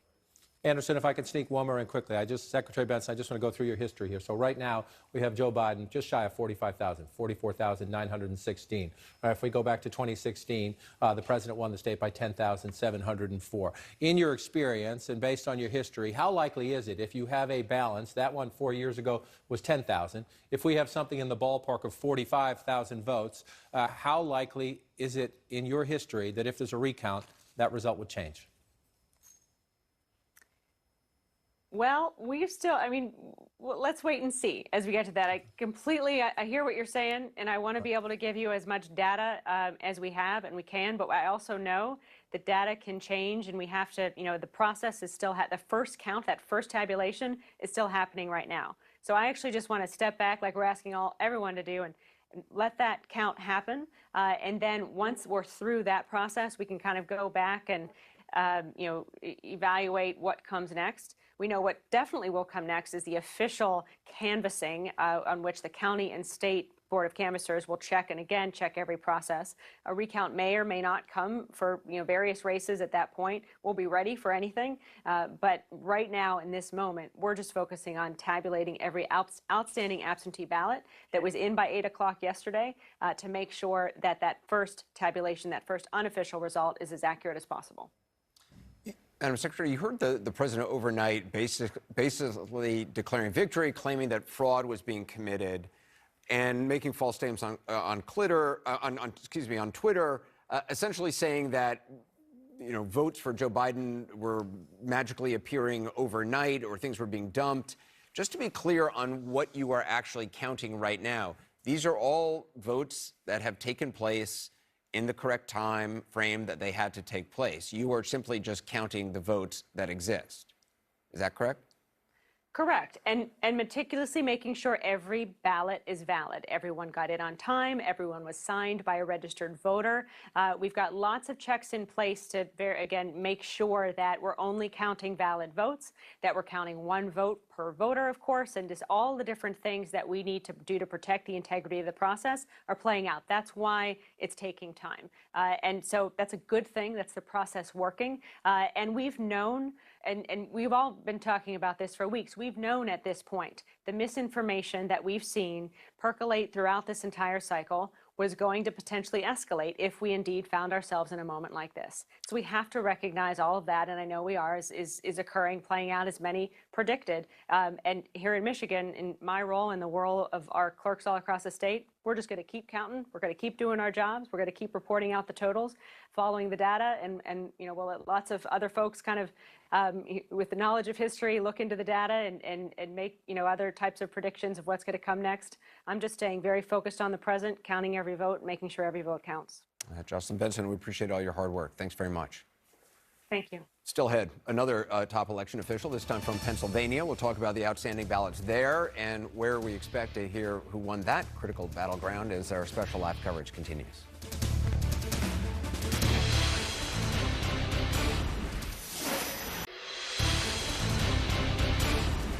And we have a key race alert. Let's look at the vote totals in Pennsylvania and Georgia. In Pennsylvania, President Trump ahead with 463,710 votes. That is a slight drop of just about 10,000 votes, so a gain for Joe Biden as more votes have been counted of about 10,000 votes, but President Trump still ahead by 463,710. And in the state of Georgia, President Trump ahead by 82,987 votes. That is 5,000 votes less than he was just a short time ago. But again, more votes are coming in, and more still. 93% of the vote estimated in Georgia has been counted. In Pennsylvania, 80% as well. Let's go to John King, who's standing by. Let's take a look at Georgia. So, Anderson, you see the president's lead shrinking a little bit, right? So, because they're counting the votes. The question is, are there enough votes out there for Joe Biden to overcome this? You look, 82,987 is where we are right now. We do know that the bulk of the votes still to be counted. There's some absentee ballots in Fulton County here to be counted. DeKalb County, you move over here. And what is unique about these counties? Number one, Joe Biden getting 83% of the vote here, 86% in. So a lot of ballots, maybe 40,000, 50,000 ballots to be counted here. More as you move over to Fulton County. Again, the former vice president getting 72% of the vote there. So just in those two counties, Joe Biden has been doing very well, and the votes come in. So you have to wait to count them. As we pull out to this, one of the metrics we're trying to do now as we watch this, and this is an estimate, but if you look at Georgia right now and you see where the president's lead is, Joe Biden right now is getting 48.5 or 49%, if you want to roll that up. He's going to have to get somewhere in the ballpark of 59, 60% of the remaining votes to catch up. Can he do that? If you look at that number, you would say, well, probably not, because that's not what he's getting so far. But then you go back into where these votes, we know the bulk of them are, not all of them, but the bulk of them are in Democratic strongholds like Fulton County and DeKalb County, where where the former vice president is doing very well. That's why we leave open the possibility, right? Joe Biden has to win a very high percentage of the votes that are still out, but the bulk of them are in strong Democratic places. So we'll wait the day out. What was the margin that President Trump won Georgia in 2016? No question, it's closer this time. So you see right there, and you come back in. 5 points there, if you round up that, 46, 51 to 46. Again, this is why the Clinton campaign got it closer last time. It's why the Biden campaign thought changing demographics, especially the suburban revolt, you could get it closer. And also, let's remember, again, 2 million votes and change 4 years ago. 2.3 million votes now. So another one of the places, this is one of the refreshing parts, even as we go through these tense hours and potentially days ahead, turnout was up in many, many places, but 50.3 to 48.5, it's a little tighter. And again, we're not done. We need to count votes. Let's look at Pennsylvania. So let's move up to Pennsylvania. Bigger state, 20 electoral votes. This one, obviously it's a must-win for the Trump campaign. And there's the president, 463,000 now. Again, it was 600,000 last night when I left here. So it is coming down some. Will it come down more? You got to look at where the votes are out. And you come down here, Montgomery County, 88%. The suburbs around Philadelphia. Come straight into Delaware County. More of the suburbs around Philadelphia, 74%. Come into the largest county of them all, Philadelphia County itself. We have it right here. About 60% of the vote counted there. We know a lot of this is in inner city Philadelphia. So again, you pull it out and you look at the size of that lead and you think, is that insurmountable? I'm just checking the notes to make sure I get this right. By our math, by our estimate, the former vice president would have to get about 2/3 of the outstanding ballots. So you look, he's getting 45% right now. Can he get 65, 66%? If you look at that number, you would think probably not, but then the same thing in Georgia. Where are these votes, number one? And we know a lot of them, not all of them, but a lot of them are in Democratic places like Allegheny County. We know that, number one. And we also know from our data that the people who mailed their ballots in, those are disproportionately Democrats. disproportionate enough to get the vice president back in the hunt, the former vice president back in the hunt? That's what we're going to find out as we count them throughout the day in Pennsylvania and elsewhere. And big picture, on the path to 270, where are we? So let's pull this out. I just want to show you. Look at this map right now, right? I'm going to walk over to the other wall in just a second. But you look at this map right now, you see it all filled in red and blue. Just want to make an important point. We have not called some of these states. You see the ones that just went gray, right? When I show you this map, we're showing you who's leading in those states. We have not called a lot of these states because they're close. So let's come over here, and this is where we have it. This is where we have it right now. 227 called for Joe Biden, projected by us, 213 for President Trump. And again, to emphasize this point about how important the count is today, let's just go through this, and I'll do it from the president's perspective first. Lead is shrinking a little bit. Sorry about that. Lead is shrinking a little bit. Let me turn that off. Lead is shrinking a little bit, but the president's leading in Georgia. The president's leading in North Carolina. When we count the votes in Alaska, we're fairly certain that goes that way, right? So that you get that point up there.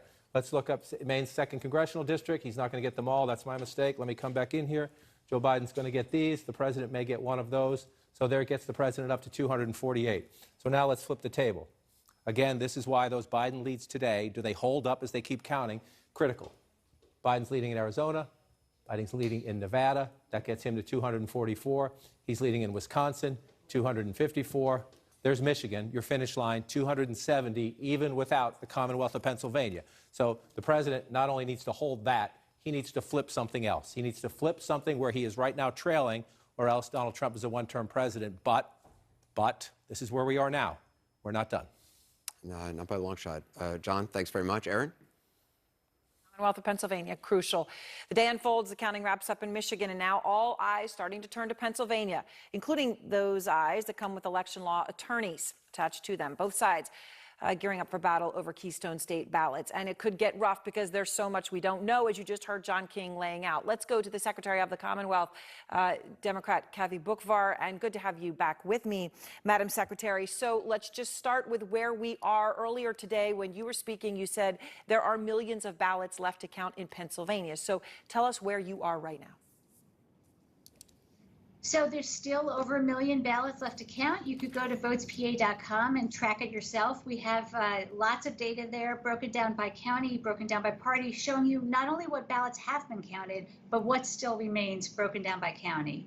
So counties are furiously at work today, counting every vote, making sure that every eligible voter does not, has the opportunity to express their voice and get their vote counted. All right, so you're saying still over 1 million left to count. But obviously that number has moved significantly over the past few hours as we've been talking today. So when do you expect we're going to know a winner, Secretary? So, as you know, the closer the race, the longer it takes to know a winner. But I think, as I've been saying all along, I think the overwhelming majority of ballots will be counted by Friday. And actually, at this point, it's looking like it's going to be significantly sooner than that. Significantly sooner, so possibly tomorrow or even earlier. Check back with me later on today. All right, let me bring in John King. And check go the ahead. website, honestly. Okay, so let me just bring. The website is tracking it moment by moment. very I'm sorry, closely. there's a little So bit obviously really, of a delay here. John King, let me bring you in because I know you have some specific questions to ask the Secretary as well. Well, number one, completely respect that this process takes time, Madam Secretary, and grateful for your time because we know you're busy double and triple checking. But I don't mean any offense to any people in the Commonwealth, but some of these outstanding counties matter more than others just because there are more votes. When you say it could be a day or so, you're hoping by the end of the day. What about Philadelphia City? I ask in the context of we still have it, maybe it's a different number now, please correct me if I'm wrong, at 61% in. And so you're the Trump campaign, you say we have a big lead, we wish Pennsylvania would stop counting. That's not the way it works. But if you're Biden campaign, you very much want to know what's left in Philadelphia, because if you look here, he's getting 78% of the vote. You have about 40% of the vote still to count, if that number is still correct. And when you pull it out and look statewide, that's a big jump, but Joe Biden would have to make to catch up. We look at it and we think he has to win about 2/3 of the outstanding votes in Pennsylvania. We'll be able to answer that question when we see Philadelphia and the suburbs around it. Is there a priority on getting the bigger pool of votes, those bigger counties, including Philadelphia, done quicker? So as you know, Pennsylvania is a Commonwealth, right? And each county is running these elections and running them incredibly well. Philadelphia, like every other county in the state, has staffed up, has gotten equipment, it has best practices in place, and are really working furiously to get these votes done. So obviously, a county that has hundreds of thousands of ballots is going to have more staff and equipment than a county with a couple of thousand ballots. But I want every single voter, every single qualified voter's voice to be heard and ballots to be counted. I don't care where they live in the Commonwealth. And so let me ask you, Secretary, the Trump campaign says they're requesting a recount in Wisconsin. And obviously you're still counting. You're doing your first count. You said you've got over 1 million ballots left to go. But are you preparing for a recount? Do you think that this is inevitable for you as well? I don't think it's inevitable. We are definitely tracking it. In Pennsylvania, there's an automatic recount if the race is within 0.5% difference between the winner and the person in second. So in 2016, I believe the final results were 0.7%, so there was no automatic recount. Today remains to be seen. I think we'll know a lot more by the end of the day when we see where we are. Interesting, but you don't think it's inevitable? It's, look, these numbers are coming in. There's so much we still don't know. I want to give you a chance to respond to one other thing, Secretary Boockvar, and that is the president today tweeting, and I quote him, "They are working hard to make up 500,000 vote advantage in Pennsylvania disappear ASAP. Likewise, Michigan and others." I guess referring to people like you, they are trying to take those votes away. What's your response to that? My response is we've been saying all along, and you all know this, and thank you for all your repeating of this so that the voters all know, which I think they do, that elections are never called on election day. They've never been. The votes, every vote, every qualified voter gets to have their voice heard. And as you know, military voters and overseas voters have a full week after election day to cast their ballot. I know that I will never, ever want to disenfranchise the men and women who are bravely serving our country, nor any other eligible voter across the Commonwealth. So we are counting every vote, and the counties are doing it incredibly diligently and accurately and as quickly as they can. All right, Madam Secretary, I appreciate your time. Thank you for sharing some of it with us, with everything that you have going on today. Thank you. Anderson. Erin, thanks. Another potentially big development in the fight for the Senate. Brianna Keeler is back with that. Brianna? Hi there, Anderson. We're keeping our eye on Maine at this point in time, where the Democratic challenger, Sara Gideon, who is the House Speaker there in Maine, has called Susan Collins, the incumbent Republican, to congratulate her on winning this election. So we are still waiting to project this at this point in time. You can see the breakdown here. 49.8% for Susan Collins, 43.4% for Sara Gideon. Maine has a unique ranked choice process that they go through, which is why we are still awaiting more results, with 75% of the estimated vote in. But at this point, Susan Collins is more than 40,000 votes ahead, Anderson, and the Democratic challenger has called her to congratulate her on winning this race. Of course, this, Anderson, was a seat that Democrats had hoped to pick up, which is just showing you how difficult this has been compared to what they thought it was going to be. Look here at the balance of power in the Senate. They needed 51 seats to flip the Senate. Here they have 47. Republicans have 47. Democrats have 46. They each have a pickup, so far canceling each other out. But at this point in time, 7 seats are remaining unprojected, and not much has changed in the Senate, where Democrats were hoping that they would be able to really affect some change there. Yeah, Brianna Keeler, appreciate it. Thanks. The ballot counting continues in the key remaining states, and the numbers are slowly changing. The latest on the road to 270 with John King is next.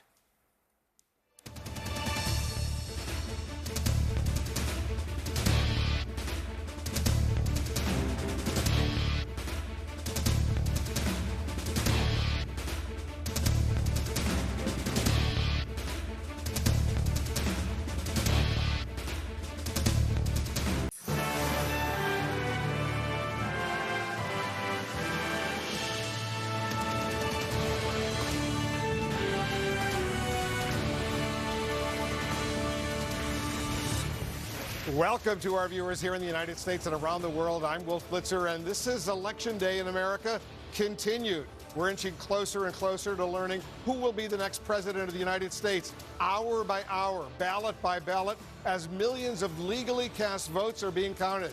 Right now, 8 states remain undecided in this nail-biter election. The outcome hinging on the crucial battlegrounds of Arizona, Nevada, Michigan, Wisconsin, Pennsylvania, and Georgia. Former Vice President Joe Biden holding an advantage right now with 227 of the 270 electoral votes needed to win. That's compared to 213 for President Donald Trump. But right now, we have a major projection. CNN projects that Joe Biden is the winner in Wisconsin. He will win 10 electoral votes in this key battleground state. Joe Biden is the winner in Wisconsin. Let's take a look at the Electoral College map right now. With that win, Biden has now gone up to 237. 237 electoral votes, 270 needed to win. Trump remains at 213. A major, major win for Joe Biden in the state of Wisconsin. Let's go over to John King over at the Magic Wall. 237, 213. He's inching closer and closer to the 270 needed to win. That's a big 10, right? It's just 10 electoral votes. You think just 10, you got to get to 270, but it's a takeaway from the Trump map in 2016, which makes it significant, and it is a trend line as we get through this critical day of the state still counting votes. Now that you shade Wisconsin blue, we're still waiting on Michigan. We're still waiting on Pennsylvania. President's leading, but we're still not done in North Carolina. President's lead is shrinking in Georgia. And so we go out west. So let's just walk through what this tells us about the important day ahead. Let me do it in reverse. Let me do the president first. Let me bring this up. It is quite possible, we haven't called this yet, that the president gets Maine's 2nd congressional district, right? We know when Alaska's done counting the votes, we assume the president will get that. Let's just say, I know Democrats will be upset here, but for the sake of argument, the president's leading in Georgia. Might shrink. We'll see. They're still counting some votes there. The president's leading in North Carolina. Again, we're not done. But if you do that, give the president those, be more than fair to the president. Now we come here. You take Wisconsin, you're leading in Arizona, you're leading in Nevada. That gets Joe Biden to 254, which means Michigan, where he is leading right now, we can break down the numbers in a minute. That alone, with Wisconsin, if he holds the leads in Michigan, in Arizona, and in Nevada, Joe Biden gets to 270, even without the hotly contested 20 here. The president still leads in Pennsylvania. The Biden campaign thinks as they continue to count the votes, they have the math to come back. But even without it, Joe Biden could win the presidency with Wisconsin. Now that we've projected that, lead in Michigan, leads in Arizona, leads in Nevada, took away that congressional district last night. That gets you to 270. That's the finish line. Let's take a look at Wisconsin right now and see what we're seeing right now, because the president has, his campaign has already requested a recount in Wisconsin, but show us the vote now and the vote 4 years ago in Wisconsin. They have, and it's very significant that the former Republican governor, Scott Walker, who does not mind a good partisan fight, just tweeted that given this margin,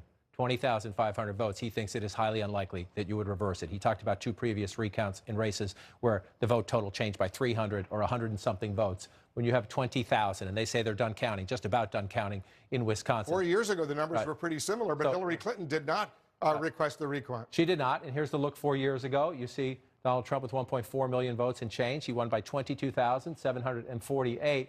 Fast forward to where we are now. That's a slightly smaller lead for Joe Biden, 20,000 votes. And so where did it come from? When they kept counting, Waukesha County in the suburbs here, the president wins, but this was it. This is what we were waiting for. They're now up to 99%. As they counted the votes in Milwaukee, Joe Biden got a big chunk out of Milwaukee. Again, we go back 4 years ago, and you look at the difference. The big thing, 4 years ago, Democrats were disappointed at turnout in Milwaukee. Look at that 288,000 and change there. You come forward now, 317,000. In a higher turnout election, Joe Biden with a 20,000 vote lead. And again, the Trump campaign has every right to ask for a recount. The state will do its canvassing now. You need another 10 days or so, a little more than that, before that is certified. And then they can't ask for a recount. The question is, will they? They say they're going to. That's a different process. You legally have to do it. And again, the Republican governor, Scott Walker, saying the odds of that are pretty steep. I've covered elections for a long time. Changing a 20,000 vote lead is most unlikely, but it's within the rules. One of the things we're going to go through today is all this contention. As we count in all the states that are still out, we're going to go through contention. It's within the rules. We'll watch it play out. You know, Wisconsin, though, is a very, very significant move for the former vice president right now. And if you take a look at some of the states out west, we're talking about Nevada specifically right now, Arizona, that potentially could bring him over the top. Right. The key is takeaways, right? Donald Trump won with 306 electoral votes. If you're Joe Biden, you had to take something away. You were hoping to take away Texas. Not happening. You thought you would take away Florida. Not happening. Again, I just want to switch the map here. We have the difference. You see the gray states, right? They're not called yet. If you see it gray on the map, we have not projected a winner. What you see when I take this off is the candidate who is leading right now. So that's a big takeaway there. Michigan's not done yet, but again, I just want to show you the lead in Michigan. Biden's lead in Michigan is 44,000, just shy of 45,000 votes. That is significant, especially because we know a lot of the outstanding vote is in Democratic areas like Detroit. Then you move up here into the suburbs, a little bit left here. More importantly, a decent amount left here, Flint, Michigan. And you move out to the west in Kalamazoo. And you see this red in Kent County. That's Grand Rapids and the county around it. But the outstanding vote is right in the city, which is a Democratic area. So we do expect Biden may actually expand from 44,000. Let's count the votes and see. But we've now projected Wisconsin. Michigan is moving in Biden's direction. So then you move west. Number one, Biden's goal, protect the Clinton states. He has done that so far. Nevada, we haven't called it yet. That's a pretty narrow lead. And there's an intellectual inconsistency, if you will. The Trump campaign says stop counting in Pennsylvania. Stop counting. They want it overnight. Stop counting in Michigan and Wisconsin. They want to keep counting here. They have every right to keep counting. They should just want that everywhere. If you look in Nevada right now, 84%. So you got more votes to count. Clark County is the largest area of the state. It's going to be 72, 73% of the vote statewide. Vegas and the big suburbs, crowded suburbs around it. Joe Biden's winning 53% of the vote. Again, we don't know until we count, but common sense tells you, as they keep counting votes there, it makes it hard for the president to come back. And even up here, more of a swing county, Washoe, where Reno is, and the more rural areas to the north of it, Joe Biden getting his share there, about 51%. Again, it's more swing, but you got about 10% of the vote still to be counted. The president could make up some votes there. But if you look at this math, the trend line, again, that's close. 7,600 votes, you want to count them. The trend line has the Biden campaign optimistic, and then you move here. This would be the takeaway. Arizona has not voted Democrat for president since Bill Clinton, with a little help from Ross Perot back in the day, a generation ago. And so what's happening here? Again, 93,000 votes. That's a decent chunk of votes. And the Trump campaign says we want to come back here. The issue is Maricopa County. Again, this is more than 60% of your statewide vote is going to come right out of here. Phoenix and the growing suburbs around it, one of the most fastest growing parts of the country, 52% for Joe Biden, 46% for the president, about 14, 15% of the vote still to be counted here. You move south from there to Pima County, where Tucson is. President's getting 60%, vice president getting 60% of the vote there, about 10% more to be counted. So if you look at this map, where you see the red, yes, the president can pick up some votes, but they're much smaller, less populous counties. So we want to do the math and get to the finish line. But if you're in the Biden campaign headquarters right now, you think, okay, we're on a path to hold Nevada. We can flip Arizona. Then it all comes down to Michigan, even without Pennsylvania. If you're in the Trump campaign, you're calling out here and you're asking your people, what's out? What are we missing? But the numbers at this moment just simply don't look good for the Trump campaign. A significant win for Biden in Wisconsin right now. Let's go to, that's really important. Let's go to Jake, Dana, and Abby. Thanks, Wolf. So obviously, what's going on right now is what we said last night in the wee hours of the morning. People are counting the votes. And the Biden team said, as happened in Virginia, you have to wait for the urban centers and the suburban centers to have their votes counted. Virginia looked like Trump was going to win. But then, of course, Richmond and Fairfax County voted, and Biden won. The Wisconsin awarding, the projection of that to Biden is a big deal. It is a big deal. And as John said, anything could happen, but it does not look good for Trump right now. Because right now, the votes are still coming in, but it does look good for Biden. And Wisconsin in particular is a giant brick that Joe Biden is putting back in that blue wall that Donald Trump completely busted 4 years ago. And we know how worried the Trump campaign is about Wisconsin, just based on what they're already doing, what their position is, how they're poised to say that they want to recount already. We should note, and I think John mentioned this earlier, but that the only way that a recount can formally be asked for is when the canvassing is complete, meaning the vote counting is complete. That's November 17th. So they're signaling that they're going to do it. It doesn't necessarily mean it's going to happen based on what else happens across these battlegrounds. We should also say that it is completely within the Trump campaign's right to request a recount. I mean, if they want to do that, they can, and nobody should think that there's anything untoward going on. Campaigns can ask for recounts. Especially when it's tight, because let me just say, 4 years ago, Wisconsin, like Michigan, were so close. I mean, a little more than 10,000 votes is all Donald Trump won by. So they understand how close these races are. And it's not, I mean, we'll see again once the votes are counted. It may be not that different this time. I mean, that's such a great point. But we should remember that 4 years ago, it was this close. like almost exactly 20,000 votes in Wisconsin, about 10,000 in Michigan, Hillary Clinton conceded to Donald Trump on the night of the election. Right. And yes, Wisconsin did go to a recount because the Jill Stein campaign requested it, but only a few hundred votes, maybe not even a few hundred votes, changed in that process. So they have every right to have a recount in Wisconsin, but it just shows that this is not a great situation for the Trump campaign to be in. Right now, the margin in Wisconsin is the tightest margin in that upper Midwestern region.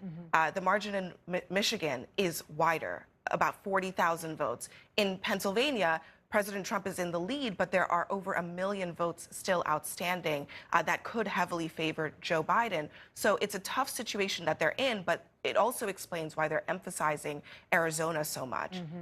If Arizona doesn't go their way, it really, I mean, it makes the map almost impossible. And the important thing to remember when looking back 4 years ago, one of the big reasons Hillary Clinton conceded is it wasn't just 10,000 votes in Michigan, 10,000 plus votes in Wisconsin. It was 44,000 votes that she was losing by and ended up losing by in Pennsylvania. And she wasn't in the hunt in Arizona or in Georgia or in other places. Yeah, no, it's interesting. But let's talk about the road to 270, because right now, Joe Biden has 237 electoral votes that CNN has projected. President Trump has 213.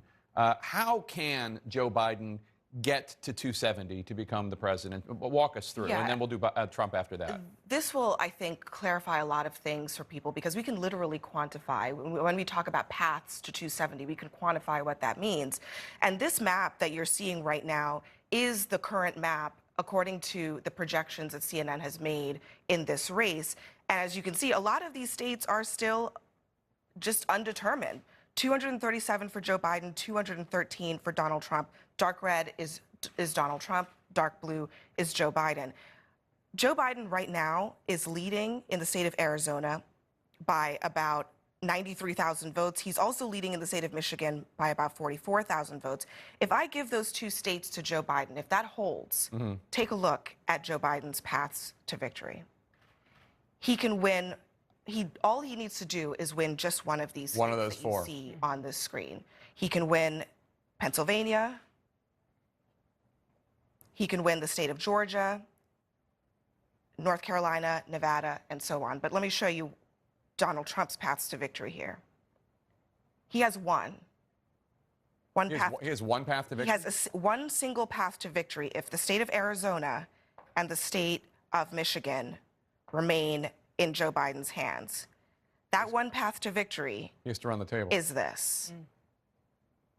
All of those states that you see colored in yellow are states that Donald Trump must win to get to 270 electoral. Abby, what if the president somehow pulls it out in Arizona and pulls it out in Michigan? Then what? So this is why, as you can see, you'll see that this is all so important. Because if you give Donald Trump the state of Arizona, even though he's trailing now by almost 100,000 votes. Trailing now, just for the sake of the exercise. Just for giggles. Let's just give it to him. Yeah. So now he's got two paths. Okay. It's not a whole lot easier. He still has to win Pennsylvania. He still has to win Georgia, which is a really tight race, but he's leading there. He's got to hold on to North Carolina, but he can do it. So Arizona really preserves the paths to victory for President Trump at a really critical time.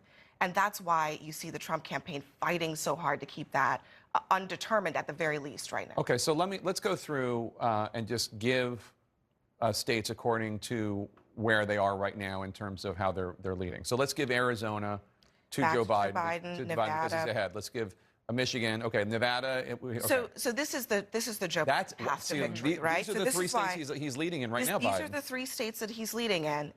If he wins Arizona, if he wins Nevada, where he's leading by a very narrow margin, I would say, and he wins Michigan, he doesn't even need the state. What about now? First of all, what about Omaha? Because he won the second congressional district in Nebraska, and you've already given it to him. We've called that race it's to just hit not for showed him. up on the So map. yes, it is there, and you can see it right here in the corner. So Joe Biden, if he just wins the states that he is leading in right now, Michigan, Arizona, Nevada, that's it. That's it. Okay, so Let's give Trump Georgia and North Carolina, because I still think it's likely that he'll get Georgia and North Carolina.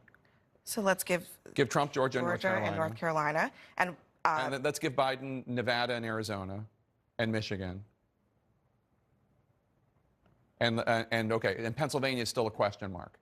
But even with Joe Biden has already won. Even with lawsuits, because we know the Trump family is having a press conference in Philadelphia, and I'm sure they're going to besmirch Philadelphia and the Commonwealth of Pennsylvania in the process. Even if they win it, or even if we don't know who won Pennsylvania for the next year, President Biden is the reality. The Biden campaign has been saying for a long time that the way that they see the map right at this moment, even if Pennsylvania remains undecided, they do not think that they must win it, because they are saying that they feel confident in the state of Arizona, which becomes a linchpin of the strategy to not even need the state of Pennsylvania. Can you humor me with one other path? The Commonwealth of Pennsylvania. I've never heard you say that, Jake.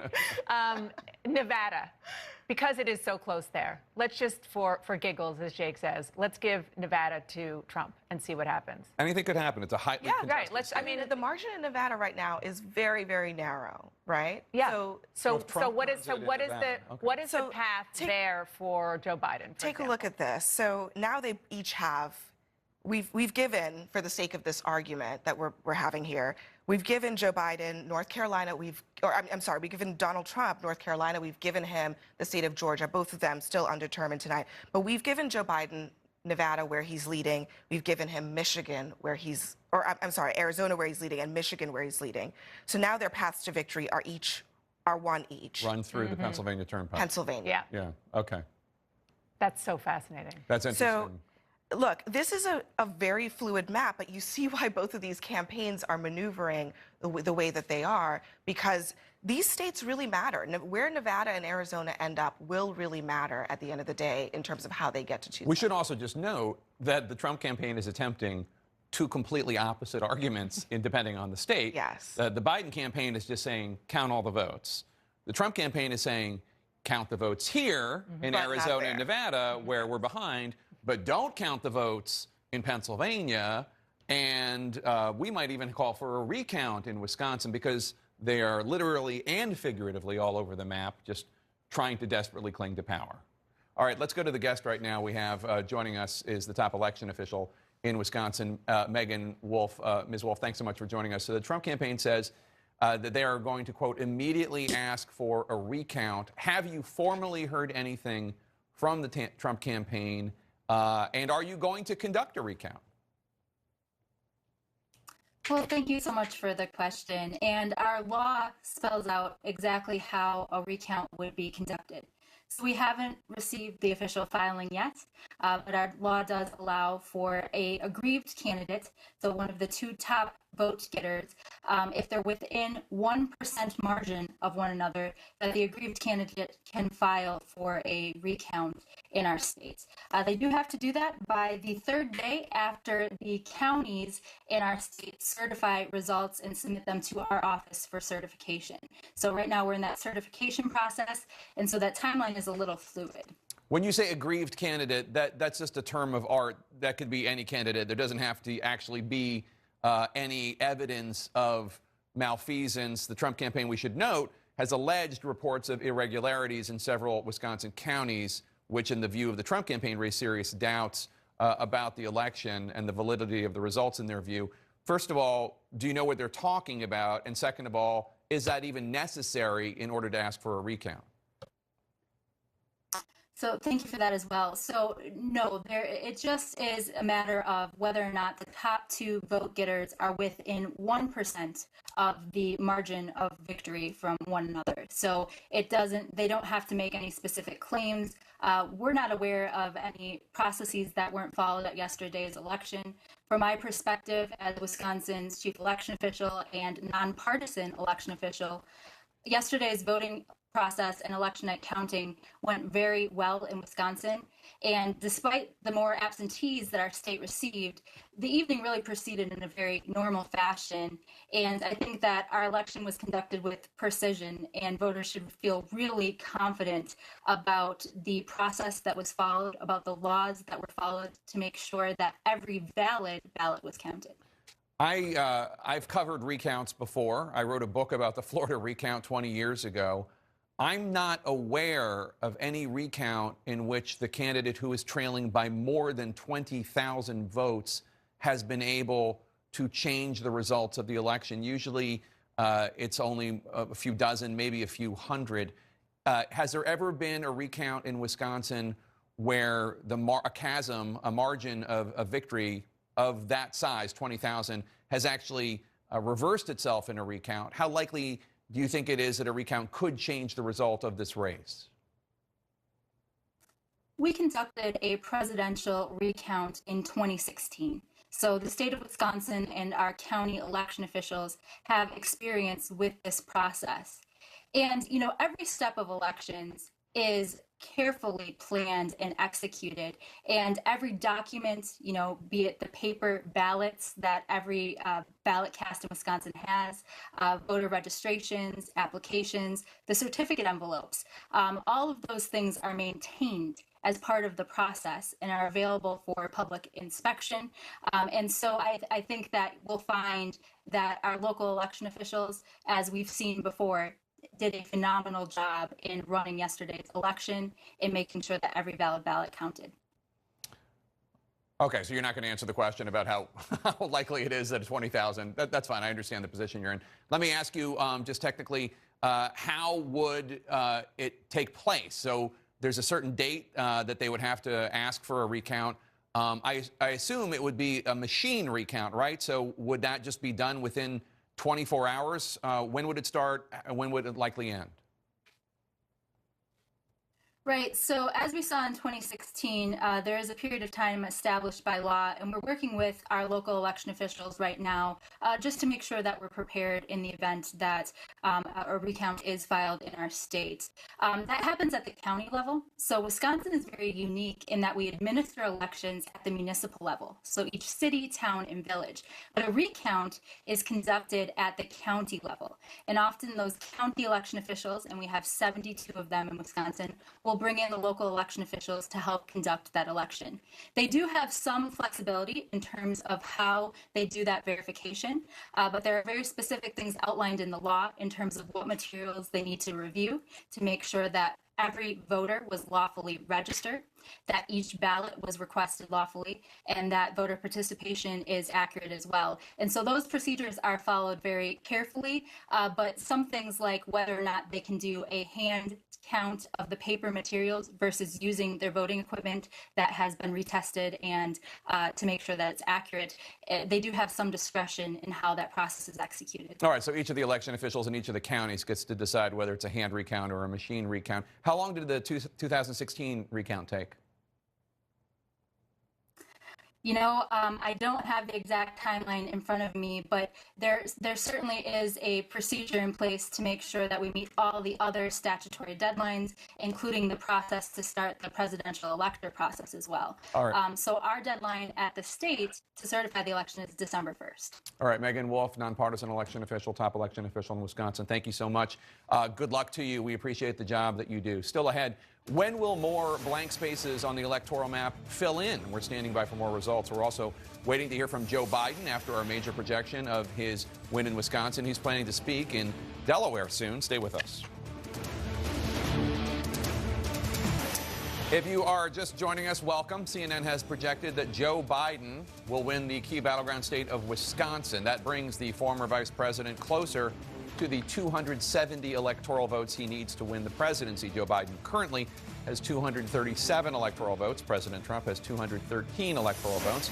This is a live picture right now from Wilmington, Delaware, where Biden is planning to speak to the American people. We will carry his remarks live, but first let's go to our correspondents covering the campaigns. First to Jim Acosta, who's with President Trump. And Jim, you're learning that the Trump team is not only calling for a recount in Wisconsin, which we have projected Biden will win, But they're fighting in Michigan as well? That's right, Jake. The Trump campaign has just said in a statement a short while ago that it is planning on filing a lawsuit. They say they're planning to file a lawsuit in Michigan.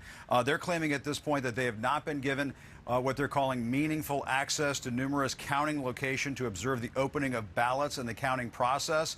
And so they're asking in this lawsuit that the ballot counting be halted until they're provided with that kind of access. And so, Jake, you set that up perfectly. They're wanting to continue to count the ballots and recount the ballots in Wisconsin while halting the counting of the ballots in Michigan. At the same time, the Trump campaign is announcing they're going to have a press conference at 3:30 in the Commonwealth of Pennsylvania to talk about what they believe to be irregularities there. Of course, that has to be taken with a giant grain of salt. They haven't presented any proof of any irregularities in the state of Pennsylvania and the Commonwealth of Pennsylvania.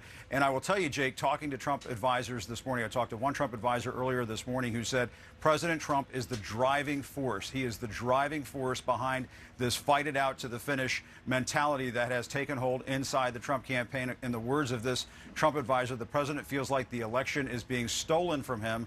So we're going to have to watch this develop as the day goes on, Jake. The same rhetoric we were talking about at 2 in the morning last night is the same rhetoric we're hearing at 2 o'clock in the afternoon today. The president wants to fight this out until the end. And it sounds as though he wants his lawyers to hold up that blue wall that he carried 4 years ago, Jake.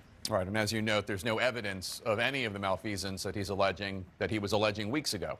Jim Acosta, thanks so much. Jeff Zeleny, what is the Biden's campaign response to the possibility of a recount in Wisconsin?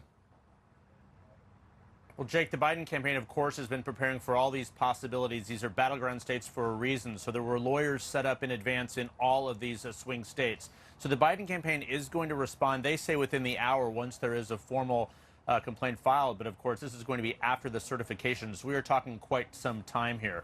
The reality, though, even Republicans in Wisconsin, the Biden campaign is heartened by the fact that Scott Walker, the former governor, says this recount is not likely to produce the needed number of votes. But the Biden campaign also is zeroing in on the message here. The top lawyer of the campaign, Bob Bauer, said just a short time ago that this is a scrambled message. And what he means by that is this. The president, of course, early this morning was saying that you must stop the counting of ballots. No more counting of ballots after the polls close. Well, that's exactly what they are asking for now in Wisconsin. So a mixed message from state to state to state. That is a sign, though, that the Trump campaign is in a state of weakness at this point. But, Jake, we are expecting to hear from the former Vice President, Joe Biden, here at the Chase Center in Wilmington at some point this afternoon. We do believe that he will essentially amplify what his campaign manager said earlier, that they are on track to winning this, but they do want every vote to be counted. So we do not expect Joe Biden to declare victory. We expect him to say he's on track to winning this campaign, Jake. All right, Jeff Zeleny in Wilmington, Delaware. And Wolf, this is the democratic process. The votes are being counted. Oh, Wolf Blitzer, key race alert. All right, yes, we've got to count the votes. Let's get a key race alert right now. Let's take a look at Michigan first, a key battleground state, 16 electoral votes in Michigan. Biden is ahead by some 37,000 votes right now. 94% of the estimated vote is in. Biden has 49.5%. Trump has 48.8% in Michigan. Arizona right now, 86% of the estimated vote is in. Biden is ahead there by more than 93,000 votes, 51% to 47.6%, 11 electoral votes in Arizona. In Nevada right now, 86% of the vote is in. Biden has a very narrow lead, some 7,600 votes over Trump, 49.3% to 48.7%. Nevada has 6 electoral votes. Let's go over to John. Let's take a look at these 3 battleground states because they're clearly up in the air right now, but they're so important. And if Biden wins the states he is now leading in, Joe Biden will be the next president of the United States, if he wins. We're not at the if yet. So you see the board filled in right now. You see all the states red and blue. I just want to do this.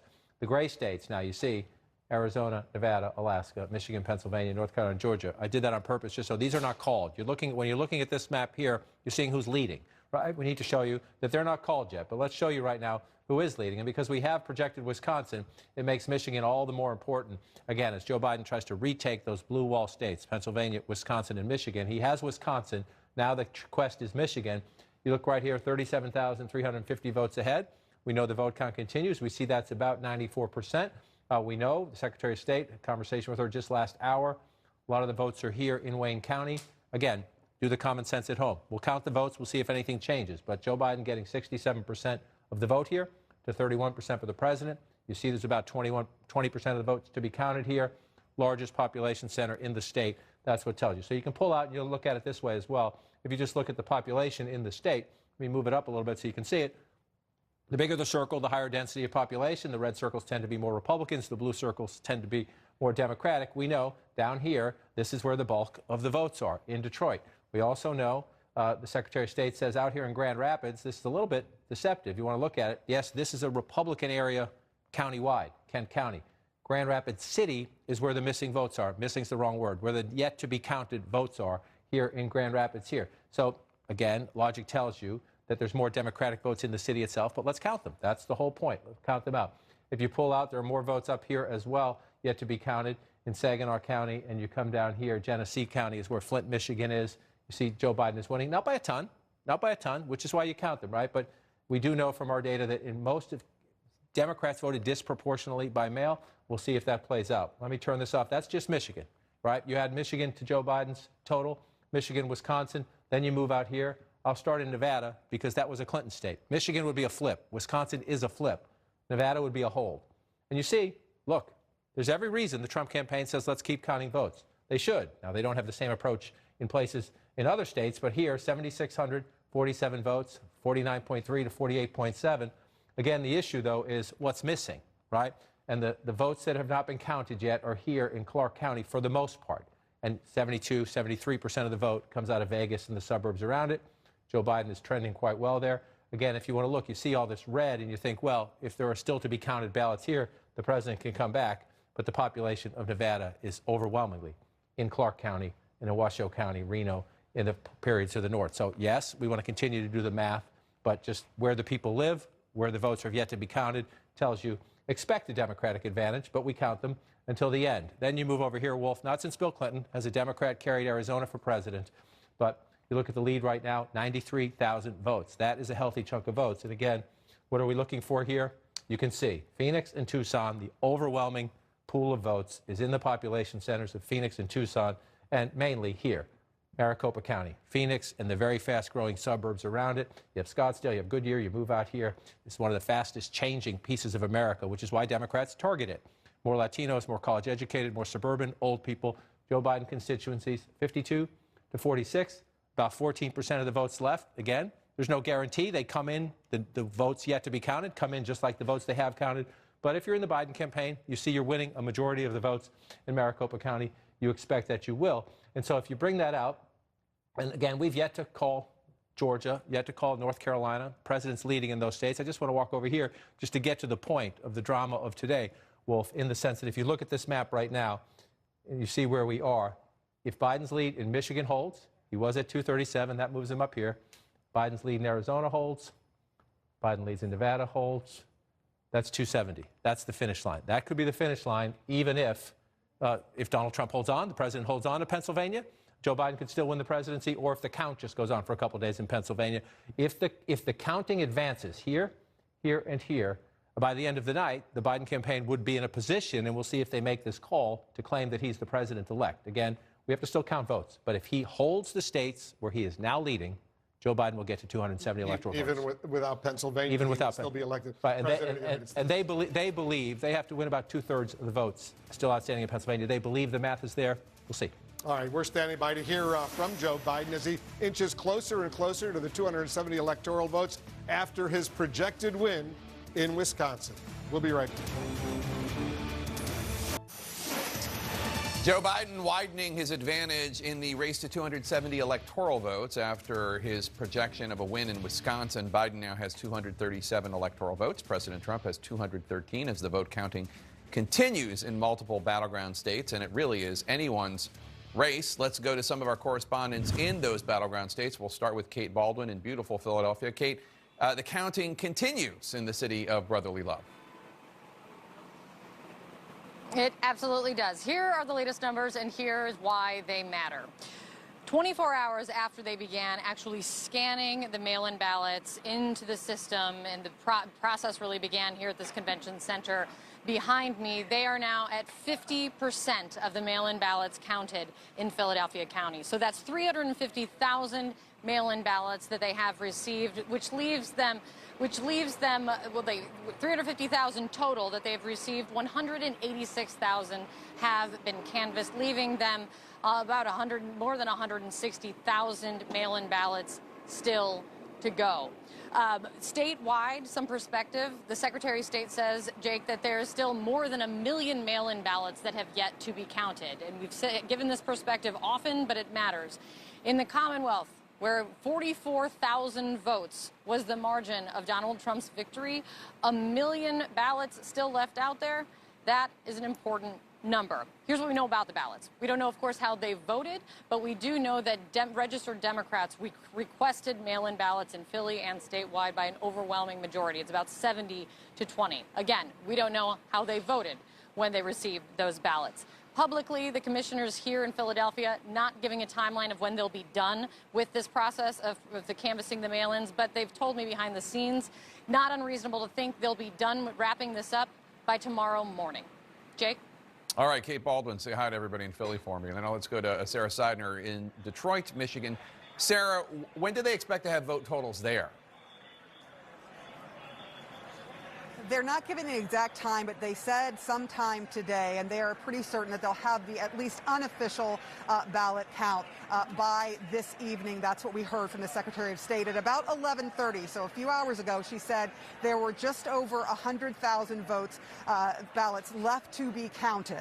And so that's where they were in the entire state. Obviously, we are in Wayne County. We are in Detroit, which is the most populous county. And the counting continues here. Now, there was a bit of a kerfuffle that happened where there are folks who are saying there are about 5 or 6 people saying they are GOP observers who were trying to get in. They say they were trying to replace other GOP observers who had left, and they were not allowed in. I overheard one of the people trying to check them in that they were not following the rules, but there is a back and forth going actually right now with police standing at the doors, and there are conversations going on there. I can also tell you that we have heard from the Trump campaign who says that they're suing because they feel that they have not been given good access to observe, meaningful access to numerous counting locations to observe the opening of ballots. I managed to talk to one of the people who has been here for hours counting ballots.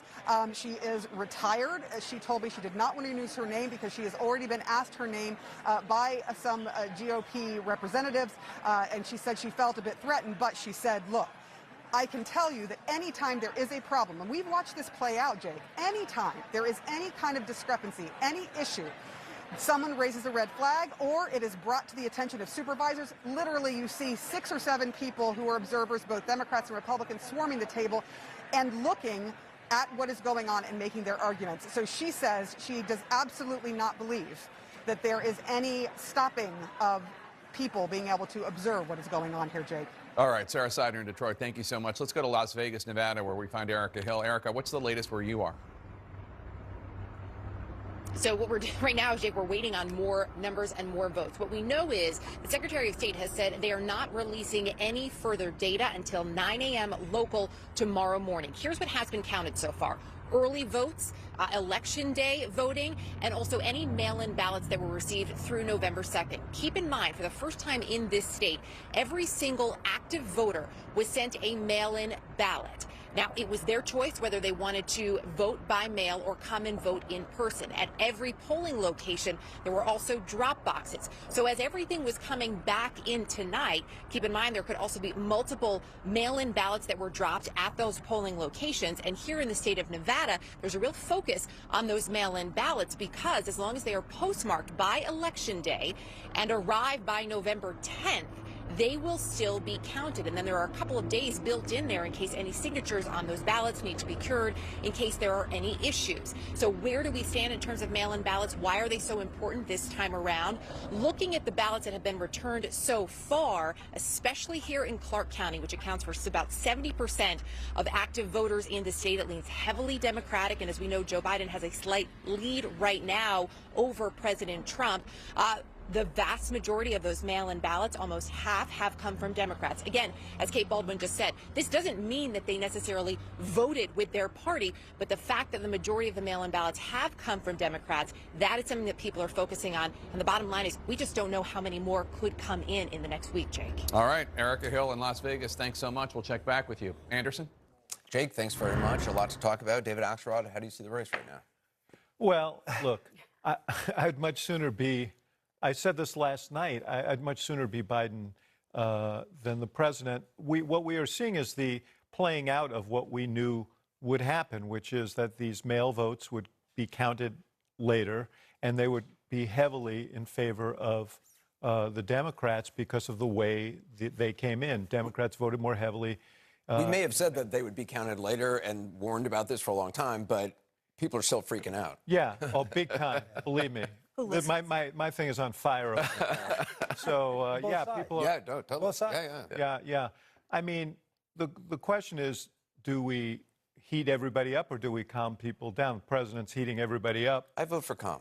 Yes, I do as That's well. your And I nature. think, Right. I mean, this Look, I'm reading a book. Calm brain. My inspiration. It is your nature. By a noted neurologist. Yes, no copies for us. Very good. But look, I really, you know, we have known for the longest time that this was the scenario that was most likely to happen, that these states that were going to count late were going to be significant.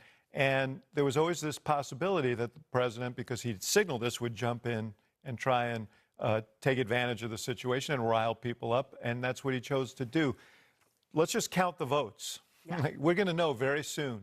Let's count them and let's move on. I think the thing that gets people riled up, people like us and everyone, is the recount issue. There's a lot of PTS about Bush-Gore 2000. And I think one thing to think about is that recounts don't generally change the outcomes of elections. In Wisconsin, the votes that have been flipped in recounts are in the hundreds. You have the president behind by, what, over 22,000 votes there. And I think that when you start talking about recounts, it prolongs things and doesn't calm everybody down. I mean, the White House is entitled to recount in Wisconsin. That is what they want to do. They're raising money to do it. Biden's raising money to try and defend himself there. But this notion that these recounts are going to change the outcome of what we have seen so far is pretty low. Yeah. For me, I just want to say a couple of things. Number one, the system is holding. I think it's very important we point that out.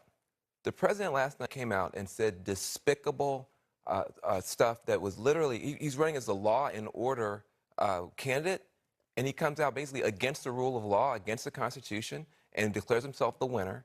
And the system is holding. Everybody got up and said, that's dumb. A bunch of Republicans got up and said, that's dumb. And we're doing what we do as Americans. And I think that's very important. I think the other thing is that this country is not what we thought it was. I don't care who you are. Nobody predicted this outcome. We predicted it was going to take longer, et cetera, et cetera. But it turns out that the outreach from Republicans to African Americans, Latinos, was effective. It also turns out they picked up more African American females, African American males. Yeah, and so when people say, listen, because Donald Trump says racially inflammatory stuff, he'll never make any inroads. It turns out that wasn't true. Also, though, it turns out the common ground politics of Joe Biden was able to pull in some suburban folks or whatever. So there's something happening where these parties are reaching out and doing all kind of weird stuff. We just can't go. We're not doing a census. We're doing an election. It turns out people vote for all kind of different reasons. So both parties got to go back to the drawing board. But I feel relieved. I was terrified last night listening to the President of the United States talk that way. But to wake up this morning and hear the entire system saying, you know what you said is not acceptable. McConnell said go away. That's good for America. Yeah, just to pick up on the Latino and African American, Van and I have been having this conversation. I've been having this conversation a lot. I've been saying that what Donald Trump is doing and the policies that he's putting forward, which is directly reaching out on manufacturing, on trade, on a whole host of issues that are blue-collar issues, working people issues, is going to connect. I've been saying this, that, you know, if it wasn't for him and his rhetoric, these policies are popular. This is who the Democratic Party used to be, but isn't anymore. But rather than right now, it looks like he may be losing. So just. But and the reason I'm leading to Nevada, and I'm not going to predict that Donald Trump's going to win Nevada, but he's only 8,000 votes down. And from what we just heard from Erica, which is many of these votes were just cast in the last 24 hours right before the election, which sounds more like a potential Trump voter. And he is doing exceptionally well with Hispanics in Nevada. But I think that's about why? Because he wants to open up the economy. Yes. And Nevada is, what's their economy? Travel. And so this is this could be a really interesting thing, that if Donald Trump holds on to Pennsylvania and North Carolina and Georgia and actually upsets and wins in Nevada, that COVID could decide this election because Trump wanted to open and Biden was portrayed as not. Whether he does or he doesn't, it has to be said that he brought people out in ways that weren't expected yesterday. And Democrats went into yesterday's election expecting to add a dozen seats in the U.S. House. They have lost seats, and it's not clear just yet how many. They went into the election expecting and hoping to take control of the U.S. Senate. That is not going to happen. They were hoping to take over legislative chambers in this very important year because reapportionment is coming up. Right. There were half a dozen that were in their sights. They won none of them, and so Trump had a real impact. And even if Joe Biden wins, a lot of it's still going to be very divided. And the idea of he's going to be the pilot of a plane you can't fly because you're going to have the Senate on the one side and you're going to have all the state houses on the other side as well. We're going to come back just shortly after Joe Biden's Wisconsin win. Will we be able to project any more states soon? We're going to take a look at that. Our coverage of Election Day in America continues in a moment.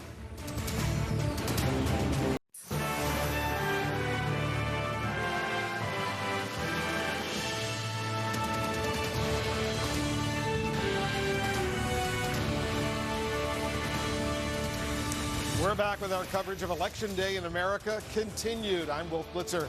Former Vice President Joe Biden has widened his edge over President Donald Trump in the race for the White House. Biden now projected to win the critical battleground state of Wisconsin and its 10 electoral votes. That leaves 7 states where the presidential race is still too close to call as the process of counting every legal ballot continues. Biden now with 237 of the 270 electoral votes needed to win the White House. Trump holding at 213 electoral votes. Let's get a key race alert right now. Let's start in Michigan, a key battleground state with 16 electoral votes. 94% of the estimated vote in Michigan is in. Biden maintains a lead of about 37,000, 49.5% to 48.8%. In Arizona right now, 86% of the estimated vote is in. Biden has a lead right now of about 93,000 votes, 51% to 47.6%. 11 electoral votes in Arizona. In Nevada, with its 6 electoral votes, 86% of the estimated vote is in. And Biden has a very narrow lead of about 7,600 votes over Trump, 49.3% to 48.7%. We've got some more states right now. Let's take a look at Pennsylvania. Still, we have not been able to make a projection yet. 20 electoral votes in Pennsylvania. Pennsylvania, 81% of the estimated vote is in. Trump is ahead by about 435,000 votes, 53.1% to 45.6%. In Georgia right now, 93% of the estimated vote is in. Trump is ahead in Georgia by almost 80,000 votes over Biden, 50.2% to 48.5%. In North Carolina, 95% of the estimated vote is in there. Trump is ahead still by about 76,000 votes, 50.1% to 48.6%. And in the 2nd Congressional District in Maine, where there's 1 electoral vote, 59% of the estimated vote is in. Trump retains the lead, almost 21,000 votes, 51.6% to 44.9%. Let's go over to John King at the Magic Wall. These races are really, really significant right now, John. And there's a lot of uncertainty right now, even though we've projected Wisconsin. going to Biden. But that's a giant projection. That's a flip. 10 electoral votes, key to Donald Trump's victory 4 years ago. We flipped those to Biden, which makes, look, counting every last vote today is critical. And in the days ahead in these states, but there are 3 states where you might say it's more important than others, and they are Michigan, they are Arizona, and they are Nevada. Now, why do I say they're more important? Every American's vote counts. But where we are right now in the Electoral College math, if Joe Biden holds his lead there, holds his lead there, and holds his lead there, he can get to 270 electoral votes and be the next president of the United States, even without winning the Commonwealth of Pennsylvania. The Biden campaign thinks it can make up the math there. We'll look more closely at it in a second. The Biden campaign hasn't given up on Georgia. The president's leading there. There's still some votes to be counted. But the significance of this day is the counts in Michigan, the counts in Arizona, and the counts in Nevada, because if Biden holds his leads right there, that would be enough to get to the finish line, which is why we're going to watch these states closely. So let's break them down and take a look at them. Again, Pennsylvania, Trump leads. Michigan, Biden leads. Wisconsin, we project to Biden already. So that's one, rebuilding the so-called blue wall that made Donald Trump president. Let's move up Michigan and look, and it's very close here, right? If you just look at these numbers, 49.5, 48.8, so round it up, 50 to 49, 37,350 votes. So the Trump campaign says, they think they can come back here. He needs about 55%, somewhere ballpark there of what's left. The issue is where we know they are. And again, just want to come in here. You see, by circles here is population. And the bulk of the votes, we are told by the Secretary of State, Wayne County, heavily Democratic, Joe Biden getting 67% of the vote. So we'll count them. Sometimes you're surprised, but if you have a lot of votes here to count, history tells us they will be predominantly Democratic votes, which is why the Biden campaign is confident about its math there, but also why it's critical that we advance that math throughout the day. Other places we're told that these votes are, we're told Genesee County, which is Flint, Michigan. This one's relatively close, 50 to 48. So you watch those votes come in. That's one of the places where they're going to come. Another place we know we have some down here in Kalamazoo, 54 to 44 there. So Joe Biden can expect, again, you have to count the votes to see if the trends continue. But the trends, especially in these mail-in ballots, have been Democratic. So you watch that come up. And just one more place. We know there are some votes still to be counted in Kent County. That's Grand Rapids here. You see the red there, and your first reflex would be president might pick up some votes here, and that's possible. But we do know the votes yet to be counted are right here in the city of Grand Rapids, not in the suburbs around it. The suburbs tend to be more Republican, especially as you move out away from the city. In the city itself, the vote there has been Democratic so far, but there's possibly we'll watch the votes. But again, significant when you come back out here that Biden has that lead, because if Michigan holds, and the Secretary of State was on our air a bit earlier, she says they hope to make good progress today. So we should have a very good sense of Michigan in the hours ahead. So if those hold and those 16 go to Biden, then you're coming out here, Wolf. This would be a takeaway like Wisconsin from the Trump 2016 map. If you can get if you can get Arizona, in another flip, then you're adding to the Biden count. 93,518 votes, 51 to 48 if you round up. Again, the bulk of the votes in this state, Maricopa County, Phoenix and the suburbs around it. You just look at the math. Joe Biden's getting 52 to 46 for the president. This is where most of the votes are missing, still to be counted here. They're still out 86%. So you wait on this one. Again, Trump campaign says they think they can come back. We'll watch that play out. And then you move lastly over to Nevada. It'd be really interesting to see if we get more votes out of Nevada today, because, again, that looks very close, and it is very close, 7,647 votes. But we know, more than 7 in 10 votes in any race in Nevada come here, Clark County, as much as 72, 73% of the vote will come out of here. Number two, we know it is trending Joe Biden's way right now, 53 to 45. And so as they count the votes in Clark County, it'd be really fascinating to see by the end of the day, do we get another chunk of votes out of Clark County that tells us, can the president narrow that lead, or does Joe Biden stretch it out? Because, again, I'll just walk over here and we'll go through this map. Here's where we are, 237 to 213. 270 is the finish line. Can somebody make it to the finish line today? The way for Biden would be if you do Michigan. There it is. There it is. We're still waiting on Alaska. The president leads right now. It's not done. It's not done. I know Democrats get mad when you do this. It's a hypothetical. The president leads there and there. We believe, I think you were just talking about, the president has a lead in Maine's 2nd Congressional District. So for the sake of argument, if it's light, you see the dark reds. Those we're projecting for the president. The light reds, we're just leaning that way for the sake of the hypothetical. Even if the president gets Maine 2, North Carolina, Georgia, and Alaska, that would get him to 248. And if Biden can hold here, Michigan, Arizona, Nevada, that's why it's so important, because we're going to have a fight. Right now, the president is leading, We're going to have a fight for Pennsylvania. If it goes blue, Joe Biden would pad it. But even if the president held it, that's what is so significant about the counts in Michigan, Arizona, and Nevada. Because even if the president held Pennsylvania, Biden campaign thinks they're going to count the rest of those votes. Steep hill. They have to win about 2/3 of them. Biden campaign thinks they can pull off the math in Pennsylvania. But as you can see right here, they don't need it. If they hold Michigan, Arizona, Nevada, they don't need it. We'll count the votes. They're pretty confident that that is very much doable as far as the Biden folks, if you listen to what they're saying. Right. Both campaigns, they understand, and they've been in touch overnight with what's out. Right. What is yet to be counted in these places? Most of what has yet to be counted, not all, but most of what is yet to be counted is the mail-in ballots. And in most places around the country, the mail-in ballots were disproportionately Democratic. We know Biden voters were more likely to vote by mail. Republican voters were more likely to show up on Election Day. Again, you want to just check every now and then. There's you get a surprise. But if you look at the publicly available data, plus the current election returns in all of the places where you have a big amount of votes out, big amount of votes still to be counted today, Biden's leading in most of those places. So the math tells you they're comfortable, but we have to finish it. And they're talking, the Trump folks, the Trump campaign, of raising some potential legal challenges in Pennsylvania and Michigan. Right. I'm going to switch maps and come back over here, and we expect to see them. They also said they would do a recount in Wisconsin. Now, we'll see. Look, what people say and what they do, I don't mean any offense here. This happens in all campaigns. This is a very emotional day. This is a very emotional day. Late last night, the Trump campaign had reason to be optimistic. The overnight counts, especially Michigan, Wisconsin, and out in the West, have moved away from them. It's an emotional time, so no matter who you support, you should respect the emotions of the other side. But the Trump campaign, number one, they have officials going up to Pennsylvania today. The president's daughter-in-law, Lara Trump, Corey Lewandowski, his former campaign manager back 16, familiar faces. They're going to Philadelphia today. They claim that there's vote rigging going on in here. Local Republicans are on the scene. Our correspondents are on the scene. Philadelphia has cameras in the room where they're counting the votes. So we'll listen to see what the Trump people say. They say there's something nefarious happening there. There's zero evidence of that right now. Again, we'll listen to what they say. They say out here that they're sorry about that. They say out here that they're already going to ask for a recount in Wisconsin.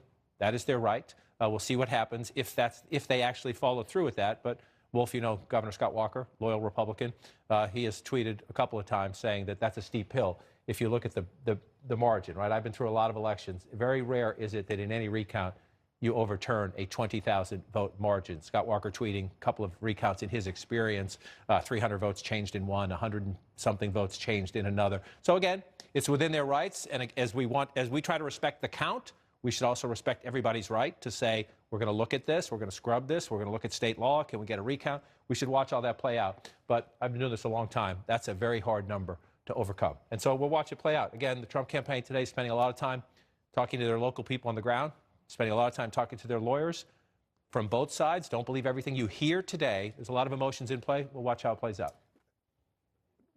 Pennsylvania right now. Trump has a significant lead in Pennsylvania right now. Potentially, if you listen to the Biden campaign folks, they think they have a real chance of winning Pennsylvania. What do you think? How does that happen? How does that happen is, again, you look at this. Now, remember, just if we rewound the tape late last night, there were times when that leads 424,000 now and change. There were times last night when it was above 600,000. So there has been a trend toward Joe Biden. Can you get enough? When you're at 82%, I mean, most elections, you would look at the 82%, 424,000 votes and say, that's too steep of a hill. But remember how different this election is, right? But people voted 3 different ways. Election day turnout, President Trump, whether you like him or not, give him credit. The Trump rallies around the country, in Pennsylvania, in North Carolina, elsewhere, there's no question. The president's frenetic travel at the end turned out Republican votes. That's one way people voted. The other way was in-person, early voting. People waited in long lines. You saw the pictures. Remarkable for a long period of time. And then people voted by mail. We know Democrats disproportionately voted by mail. So again, I'm going to come back to Philadelphia, which is a place where we know the Trump campaign is going to complain today. We're only at 64% of the vote. So you're looking at that lead. It's a huge lead, but you've got almost 40%, about a third of the vote to be counted in Philadelphia. You just look at this right now. There's no guarantee it holds up this way, but if Joe Biden's winning 78% of the vote and you've still got, 30+% to count, right? You still have a third of it to count. There's reason tells you Joe Biden's going to pick up some more votes here in Philadelphia. If you move over here, Montgomery County, one of the suburbs in the call or around Philadelphia, we're at 88%. So you got 10, 12% of the vote still to come in. Joe Biden's winning 6 out of 10 votes there. in Montgomery County. So there's more votes potentially if they continue at the trend we see them, or maybe even more so because of the disproportionate Democratic mail-in balloting. And again, Chester County, this one's a little closer, but still ballots to be counted. So if you pull this out and you look at the number, one more out here, another Democratic county, there are some Trump counties where they're going to count these ballots too, the mail-in ballots. So it's possible the president picks up some votes in some places. We'll see. Are those Trump voters who voted by mail? Are they Democrats in Republican places who voted by mail? We'll know more. Pennsylvania's moving through this, but you got to do more in Allegheny County as well. So you look at the big number, now down to 403,000. It's moving. They're counting votes even during this conversation. 403. Our math is that Joe Biden in the ballpark has to win about 2/3 of what's left to be counted. We'll see. We'll know a lot more. They're doing it. They're trying to move fast in Pennsylvania. They think there may be 1 million votes still outstanding. Yeah. And so they're looking very closely at that. We'll see what happens in Pennsylvania. Jake, back to you. All right, on the subject of Pennsylvania, let's talk now with Pennsylvania Attorney General Josh Shapiro. General Shapiro, thanks for joining us. President Trump leads by almost 500,000 votes in the Commonwealth of Pennsylvania. When do you expect to have all the votes in Pennsylvania counted, and how many ballots remain outstanding and uncounted as of now? Yeah, Jake, as to your first question, all the ballots won't be counted until, past Friday. The reason for that is ballots, provided they were postmarked by Election Day, can be received up until Friday at 5 p.m. So we know for sure that we're going to have to wait until then. Then, of course, we want to make sure all the military ballots, provisionals, what have you, are counted. So it's going to take a few more days. But, as John King indicated in his report just a moment ago, you can see the numbers changing. You can see the clerks in our communities doing their jobs, and they are working around the clock to count these ballots. Because at the end of the day, Jake, we want to make sure we have an accurate count. We want to make sure we follow the law and ultimately respect the will of the people. And that's what these folks are doing right now in communities all across Pennsylvania. I believe that the townships and counties throughout the Commonwealth of Pennsylvania are segregating the ballots that arrive after Election Day, just in case there is a lawsuit about them. How many, so let's just for the sake of conversation exclude them. I understand that you're not excluding them, but for the sake of conversation, how many ballots that arrived by Election Day remain uncounted as of now?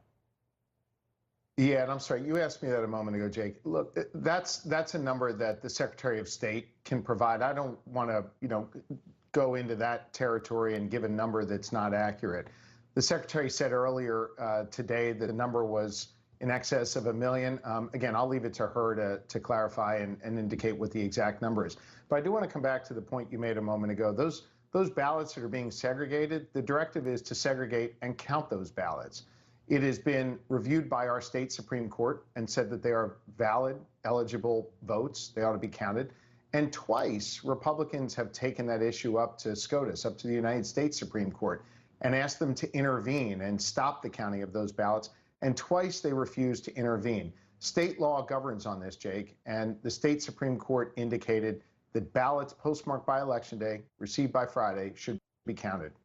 So just in the last few minutes, the Trump campaign released a statement that they are planning to, quote, let's move the teleprompter up there a second so I can read the quote. They are planning to, quote, suing to temporarily halt counting, this is their words, until there is meaningful transparency and Republicans can ensure all counting is done above board and by law. Do you have a reaction? Look, I think that's probably more of a political document than a legal document. There is transparency in this process. The counting has been going on. There are observers observing this counting, and the counting will continue. I recognize that right now the campaign wants to spin. They want to say whatever they're going to say. But, Jake, here's the deal. The campaign is over. The candidates made their case. And now, under the laws of this Commonwealth, the votes have to be counted. And that's the process that's going on right now. And we will not let anything interrupt that process of counting. We're going to follow the law. We're going to count the votes. And we're going to certify a winner based on the will of the people. Excluding smaller ideas, smaller issues like signs being posted too close to a voting center and that sort of thing, have there been any irregularities in voting? No, you know, we said leading up to Election Day that it was our job in the Office of Attorney General to make sure that we secure, protect, and count the vote. There was a lot of litigation, as you know, leading up to Election Day. We were successful in defending the rights of Pennsylvanians to vote. And then, of course, we were planning on litigation on Election Day. And there were a few minor, what I would call more localized issues that came up and were mostly addressed. And now, apparently, I guess, according to this press release, they're contemplating some other legal action. I want to assure the people of Pennsylvania, indeed, people all across America who are looking to Pennsylvania for answers right now, that we will count all legal eligible votes. We will make sure that they are tallied up, and we'll make sure that the will of the people is respected. Josh, in addition to being the Attorney General of Pennsylvania, you're also a Democrat, and you are also up for re-election on the ballot. You tweeted a week ago that, quote, if all the votes are added up in Pennsylvania, Trump is going to lose, unquote. Do you still believe that? And do you understand why some folks expressed concern that hurt your credibility as a law enforcement official of Pennsylvania?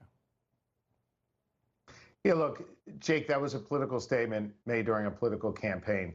What I have proven time and time again is that I will protect the rights of all Pennsylvanians. You know, no matter what you look like, where you come from, who you love, who you pray to, or who you vote for.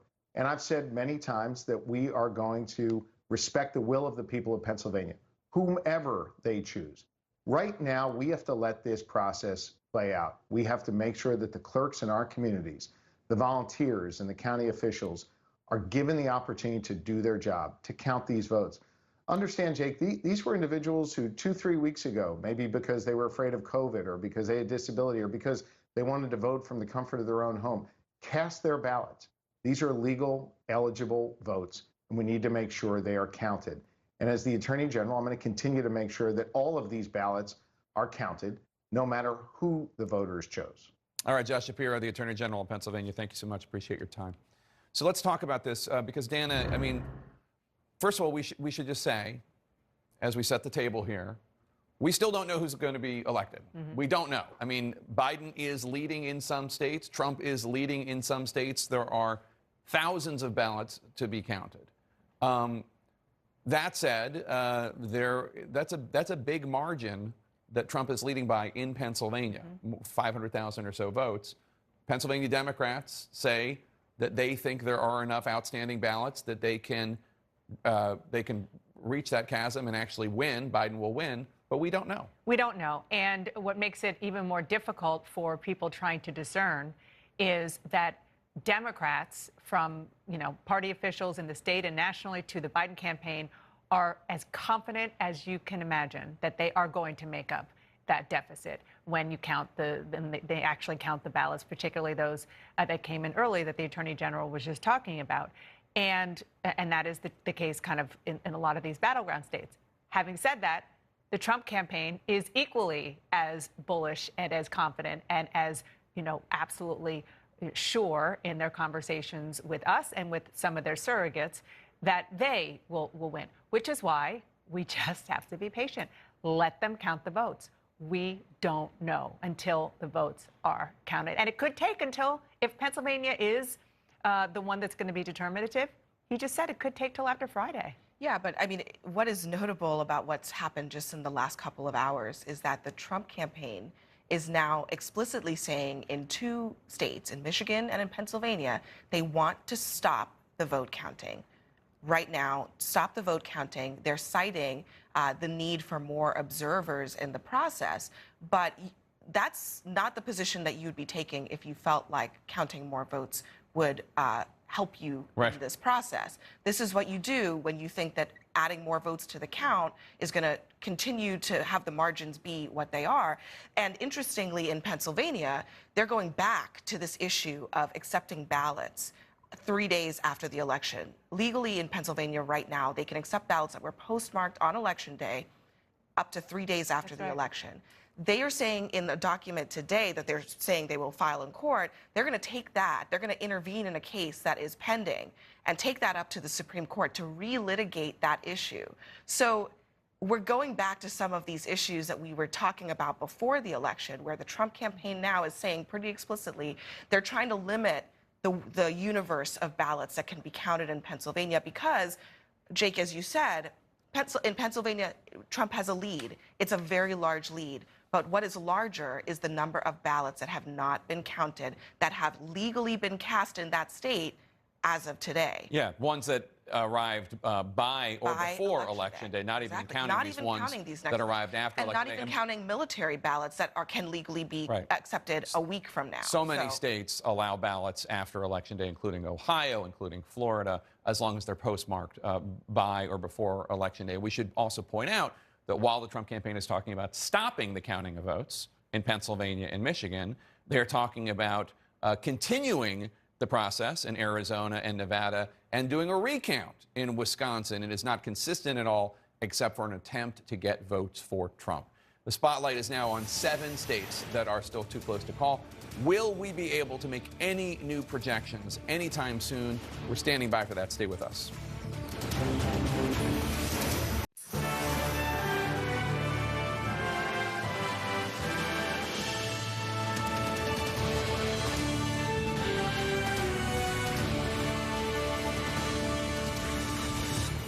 We're watching what's going on, especially the race to 270 electoral votes. You see right now, Biden has 237, Trump has 213, 270. That's the magic number needed to win. Let's go over to David Chalian, taking a closer look at Arizona and Michigan right now. The ballots that still have not been counted, what do they suggest? Exactly. Take a look, Wolf, at the state of play right now in Arizona. What you see here is Joe Biden leading the state by 93,000 votes, 51% to 47.6%. What we're trying to figure out is how many votes are left to be counted. So back of the envelope, this is a rough estimate, but you see here, we believe there are roughly 600,000 votes still to be counted in Arizona. So we're doing exactly what the Biden and Trump campaigns are doing right now. We're trying to figure out what sort of percentage of that uncounted vote, of those 600,000 votes, would Biden need to hang on to that lead and win that state? What would Trump need to overtake him? But Joe Biden would need between 43 and 45% of that uncounted group of votes in Arizona. And we think the majority of those votes are mail votes. And if he got between 43 to 45% of them, he would likely hang on to his lead and win Arizona. Now, on the other hand, Donald Trump would need 52 to 55% of those uncounted votes in Arizona in order to overtake Joe Biden and actually win the state of Arizona. That's well above the 47.6% he currently has in the state. We're looking at Michigan also in this way. So the current state of play in Michigan right now, as you know, Joe Biden has a lead of about 37,000 votes, 49.5% to 48.8%. We believe, again, rough estimate, these are not exact, but our rough estimate is 335,000 votes have not yet been counted in Michigan. So we're calculating what does each campaign need in order to win Michigan? Well, those 335,000 votes that haven't been counted, we believe the vast majority of them are mail votes. And we know that that has been a big pro-Biden group of voters, those that voted by mail. Joe Biden would need roughly between 43 and 45% of those uncounted votes in Michigan in order to hang on to his lead there and win that state, okay? Donald Trump would need between 54 and 56% of those uncounted ballots in Michigan in order to overtake Joe Biden and hold on to that state of Michigan. You see that 54 to 56% range for the president, that is well above the current 48.8% he has in the state of Michigan, Wolf. Very, very important, very interesting. You know, John, if Biden wins those states, he doesn't even need Pennsylvania or anything else. What do you make of what he just said? Well, look, this is what, as David noted, this is what both campaign war rooms have been doing since late last night. And now they're doing it especially in these states that, again, if Joe Biden holds his lead in Michigan, holds his lead in Arizona, holds his lead in Nevada, he gets to 270 electoral votes, and he's the next president of the United States. That is the tension of this day, the potential consequence of this day. So let's just reinforce what David was saying. You just, at this point, you know, you're 94% into the collection of votes, the counting of votes in the state of Michigan. So you see how the candidates are performing. To the point David just made, in the state of Michigan, Donald Trump needs 55, somewhere there, 54, 56% of the vote. Well, you're asking to overcome that lead. a guy who has now been getting, with 94% in, he's getting 49%. How do you amp that up? Is it impossible? No, but your eyes are speaking the truth. It's likely when you go and look where those votes are. Wayne County, and we've been here before. It's Detroit. It's the biggest Democratic area in the state. It's also the biggest, most populous county in the state, Wayne County. So if your votes are here and Donald Trump's getting 31%, he's doing better statewide, but if he's getting 31% and there are still some votes to be counted here, logic tells you he's not going to be getting 54, 55%. Doesn't mean it can't happen, but your logic tells you when you look at that. So that's the challenge for the president. Again, you have some votes also over here in Kalamazoo County. The president needs to get, on average, about 55% of the still-to-be-counted votes in Michigan. He's getting 44% in this county right now. These are mail-in votes, which we thought disproportionately Democratic votes. Again, it doesn't mean, it's not impossible math. It's just when you look at the performance there, if you've got a starting pitcher who throws 80 miles an hour every day he goes out, to suddenly have a game where you're throwing 92, 95, it just doesn't happen normally. Can it happen? We'll watch and see what happens. It's just the math tells you. And that's just Michigan. You come out of here and you come over to Arizona and you have the same dynamic, right? 93,000 vote lead, 600,000 ballots still to be counted. The President of the United States getting 48%. If you round that up right now, our ballpark estimate is he'd have to get 52 to 55%. So he has to overperform. We have 86% of the vote in. This is his track record right now with 86% of the vote in. So you've got a big basket of votes to understand how you're doing. That's your track record right now. You have to significantly exceed that as it comes in. And again, most of those votes are going to come from here, Maricopa County, because it is 60% of the statewide population. So again, you come in here, the president's metric is even lower, 46%, and he needs 52 to 55%. Is it impossible? Absolutely not. But you just know this is your performance rate right now. You have to amp it up in the votes that have yet to be counted. Logic tells you unlikely. The process tells us we will wait and see. And it's the same challenge. I just went through 2 states where it's a very steep hill for President Trump to overcome that math. Let's bring it back out. And it's just the same here for Joe Biden, right? You're down right now 388,000. Now, that has come down, right? When we left very early this morning, that was up around 600,000 votes. It's now 388,000. If you're in the Biden campaign, that's a good trend line for you. You're trending in the right direction, but you're still down nearly 400,000 votes with 82% of the voted. So in the Commonwealth of Pennsylvania, Joe Biden has to get essentially 7 in 10, right? If, of the votes we believe are outstanding, he has to win 70% of those votes, somewhere around there. Right now, statewide, you're getting 46. So your eyes tell you 70%. How can he do that? It's a steep hill. Let's acknowledge that it's a steep hill. The challenge is a lot of those votes, though, are in places where he's getting 60% here in Montgomery County. He's getting 78% here in Philadelphia County. These are where we know most of those votes are, in predominantly Democratic places. So you look at the statewide performance metrics and you say, can Joe Biden get 2/3 of the votes? Your first instinct would be no. My eyes tell me he can't. Then you look here where we know the votes are missing and they say, oh, maybe. That's why we have to count them. And again, steep hill for the president. Let me come all the way out. Steep hill for the president here, steep hill for the president here, steep hill for the president here, significant steep hill for the former vice president here. The challenge is, not that any states matter more than others, but some do when you're getting close to the finish line, just in terms of the math, right? If Joe Biden keeps that lead, and keeps that lead, he's the next president of the United States, even if we have to wait on that. And even if we don't have on this board right now, we haven't assigned, even if the president holds that, gets that, and gets that. The one thing you can go up and down in the Electoral College math, but once somebody gets to 270, we count the rest of them, but once somebody gets to 270, that's called winning.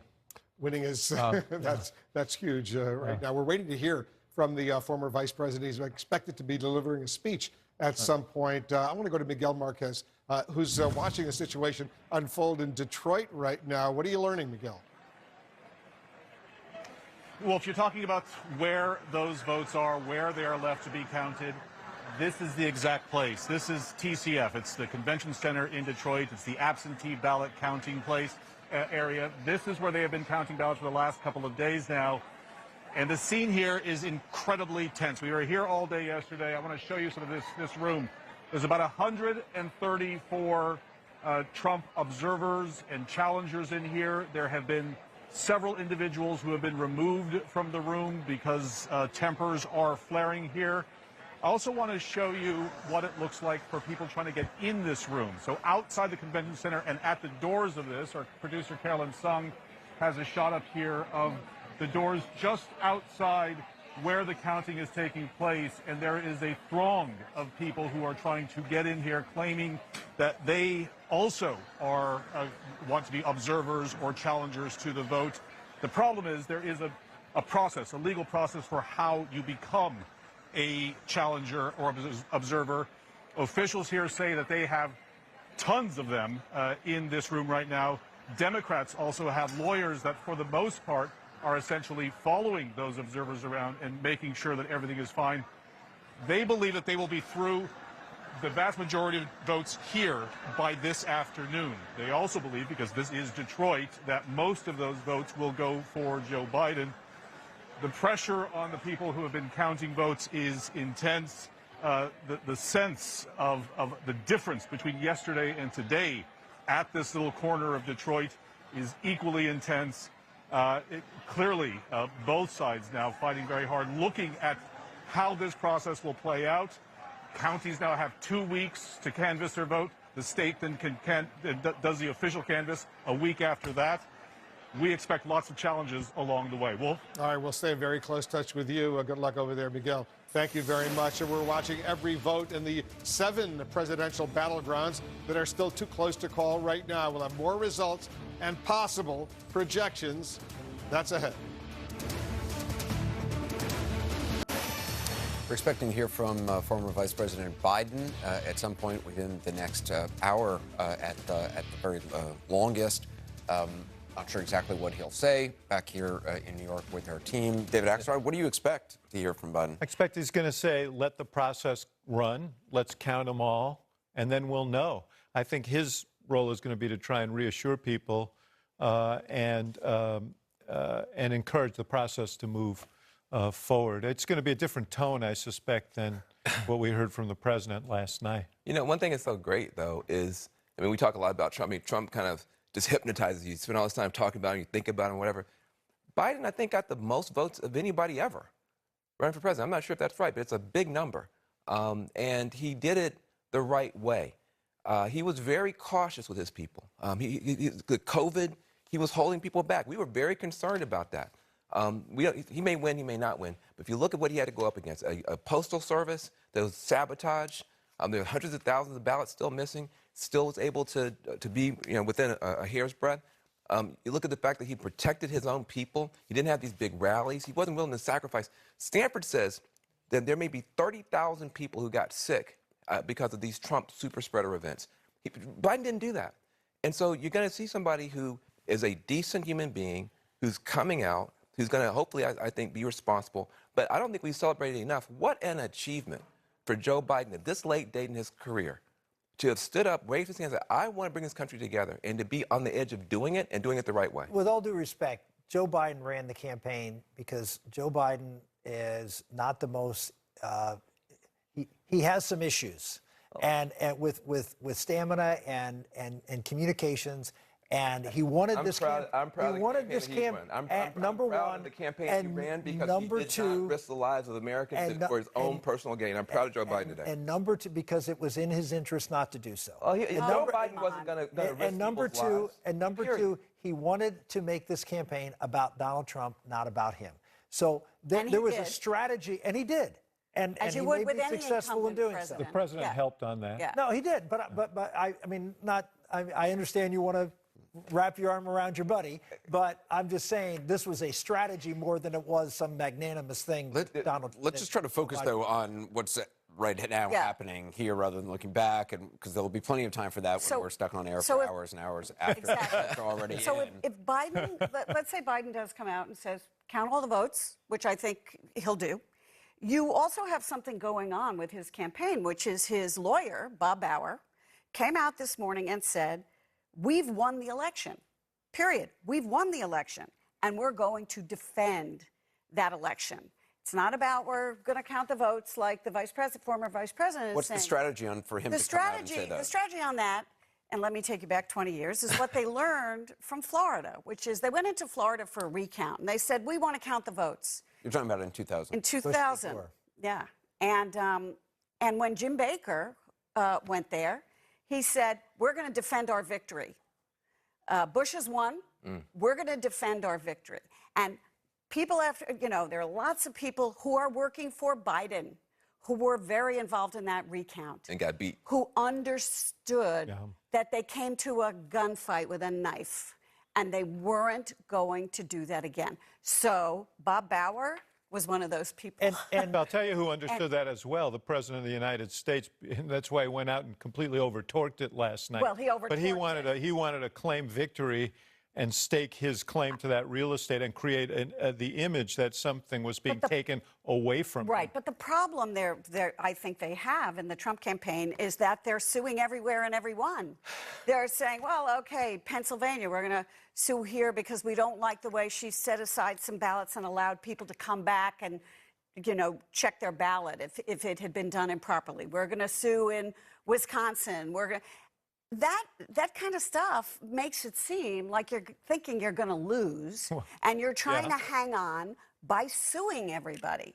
That's not what happened in Bush-Gore. Well, first off, in Pennsylvania, they have every right to sue. That the House and Senate leadership and the state legislature has called a press conference and said that the Secretary of State should resign because she is not enforcing the law. And on multiple fronts, she is violating laws in Pennsylvania. Now, are they particularly consequential? Maybe not. You would say no, but she's not following the law, and that's the problem. I got to go to Jake with some breaking news. Jake? All right, Anderson, thanks so much. We do have some breaking news. Let me go to Pamela Brown, who has some information about the Trump campaign filing at the U.S. Supreme Court today to intervene in Pennsylvania, I believe. Pamela, what can you tell us? This is the filing right here, Jake. The Trump campaign went to the U.S. Supreme Court asking to intervene in an ongoing petition that is before the court having to do with the receipt ballot deadline there in Pennsylvania. As you know, Jake, that has been under dispute. Republicans went to the high court before and asked for emergency review about the 3-day extension to the deadline for these ballots. They said that the deadline should be on election day, not after election day.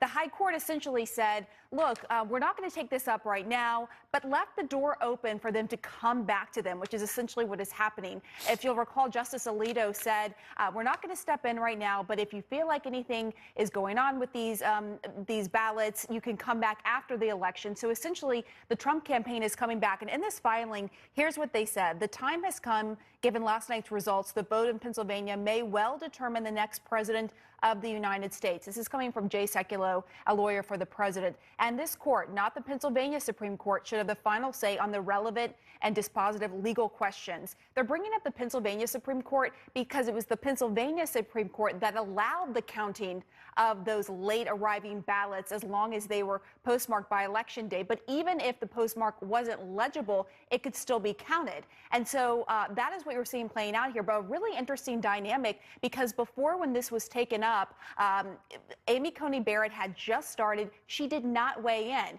because she had not been involved with the case. She said she hadn't had time to brief up. Certainly a different dynamic here, given how high the stakes are. All eyes are going to be on the high court to see what they do now, especially with Donald Trump's nominee, Amy Coney Barrett, now on the high court, who would likely be part of this process, Jake. All right, Pamela, thanks so much. Let's bring in Ben Ginsberg. He's a Republican election lawyer, also a CNN contributor. Ben, tell us, you've been reviewing this document. Tell us how good a filing this is, how good a case the Trump campaign has in your view. It's a very procedural filing. The Trump campaign was, I'm sure, working with the people who actually filed the suit in Pennsylvania. So there's not a real change in the arguments that are going to be made with the Trump intervention. It does provide a bit of emphasis to the case. At the end of the day, this is more a case about the power of a state Supreme Court versus its legislature to set the rules. There's nothing in this motion that asks for the court to hear the case sooner, and it may well be that the court is mostly interested in this for the very real constitutional issue of the power of a state Supreme Court versus a legislature to make rules about the time, place, and manner of an election. The U.S. Supreme Court in 2000 in Bush v. Gore did intervene so as to overrule the Florida State Supreme Court. Do you think that that case provides any sort of precedent for the U.S. Supreme Court to intervene here and rule against the Pennsylvania Supreme Court? The U.S. Supreme Court can sort of get into what it decides and wants to get into. But make no mistake about it, this procedure right now in Pennsylvania is very different from where Bush versus Gore was a month after the election down in Florida. And what the state Supreme Court in Florida did was really rewrite rules of the game that were part of Florida legislation. And they changed the rules of the game after it had been played. Here, you've got, in the Pennsylvania Supreme Court, the body in charge of interpreting state laws deciding to go one way with the case. The legislature went a different way. That's a question more of who's got the ultimate authority to make these rules than something having to do with this election. All right, Ben Ginsburg, thanks so much. Pamela Brown, you heard what Ben Ginsburg just had to say. Do we have any idea of what is next, when we're going to hear from the U.S. Supreme Court, when we're going to hear from the Biden campaign? Well, we're going to have to wait and find out on the Supreme Court. Basically, the ball is in their court to see whether they take this back up. And it's interesting to note, what we're seeing playing out right now is basically a legal warfare. You're seeing this play out in Pennsylvania. You have now the Trump campaign going to the U.S. Supreme Court, and we're just seeing this filing now. This is a new filing from the Trump campaign made to the Philadelphia local trial court on Election Day to challenge how witnesses had access to observing the opening and sorting of ballots and checking that they had writing on the outside of the ballot. So this is what the Trump campaign had alleged earlier. They were claiming that the process wasn't transparent or fair. We should note, though, as you well know, Jake, in Philadelphia, they've been live streaming the opening of the ballots, the whole process. It actually has been a very transparent process. So it is interesting that they're filing this case with the local Philadelphia court, alleging that when you can actually go on right now to see the clerks there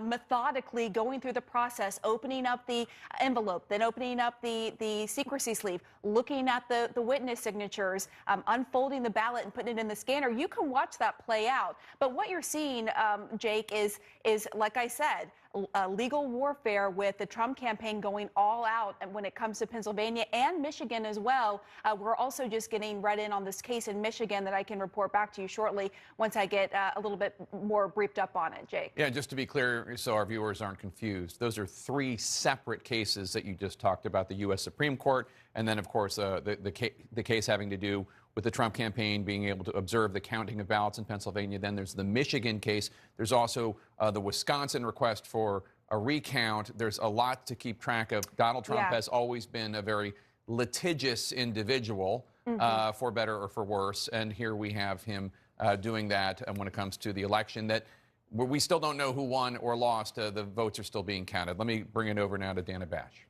Thanks, Jake. And I want to bring in Michael Smerconish, who is a Pennsylvanian and an attorney. So, Michael, I'm sure you've had a chance to look at what the Trump campaign did with the Supreme Court. What's your reaction? Stuff always happens on Election Day. I'm cleaning it up, Dana, for you. Stuff always happens on Election Day. That's the nature of the beast. Think about it. We essentially create a pop-up Starbucks all across the country for one day. We rely on a workforce that is underpaid, and then we're surprised when human factors get in the way. What I want to share with you from Pennsylvania today is that there was less stuff happening, meaning human factors, not fraud, yesterday than any election I can recall. In other words, where's the beef? There's no insinuation, there's no allegation, there's no bag of votes, there's like nothing out there. And I'm not saying that it won't be produced, but like you gotta document something before you start making allegations of the theft of an election. You can't simply say, well, Philadelphia has a reputation. There was an election. It was back in 1994 when absentee ballots played a role. There hasn't been anything widespread since.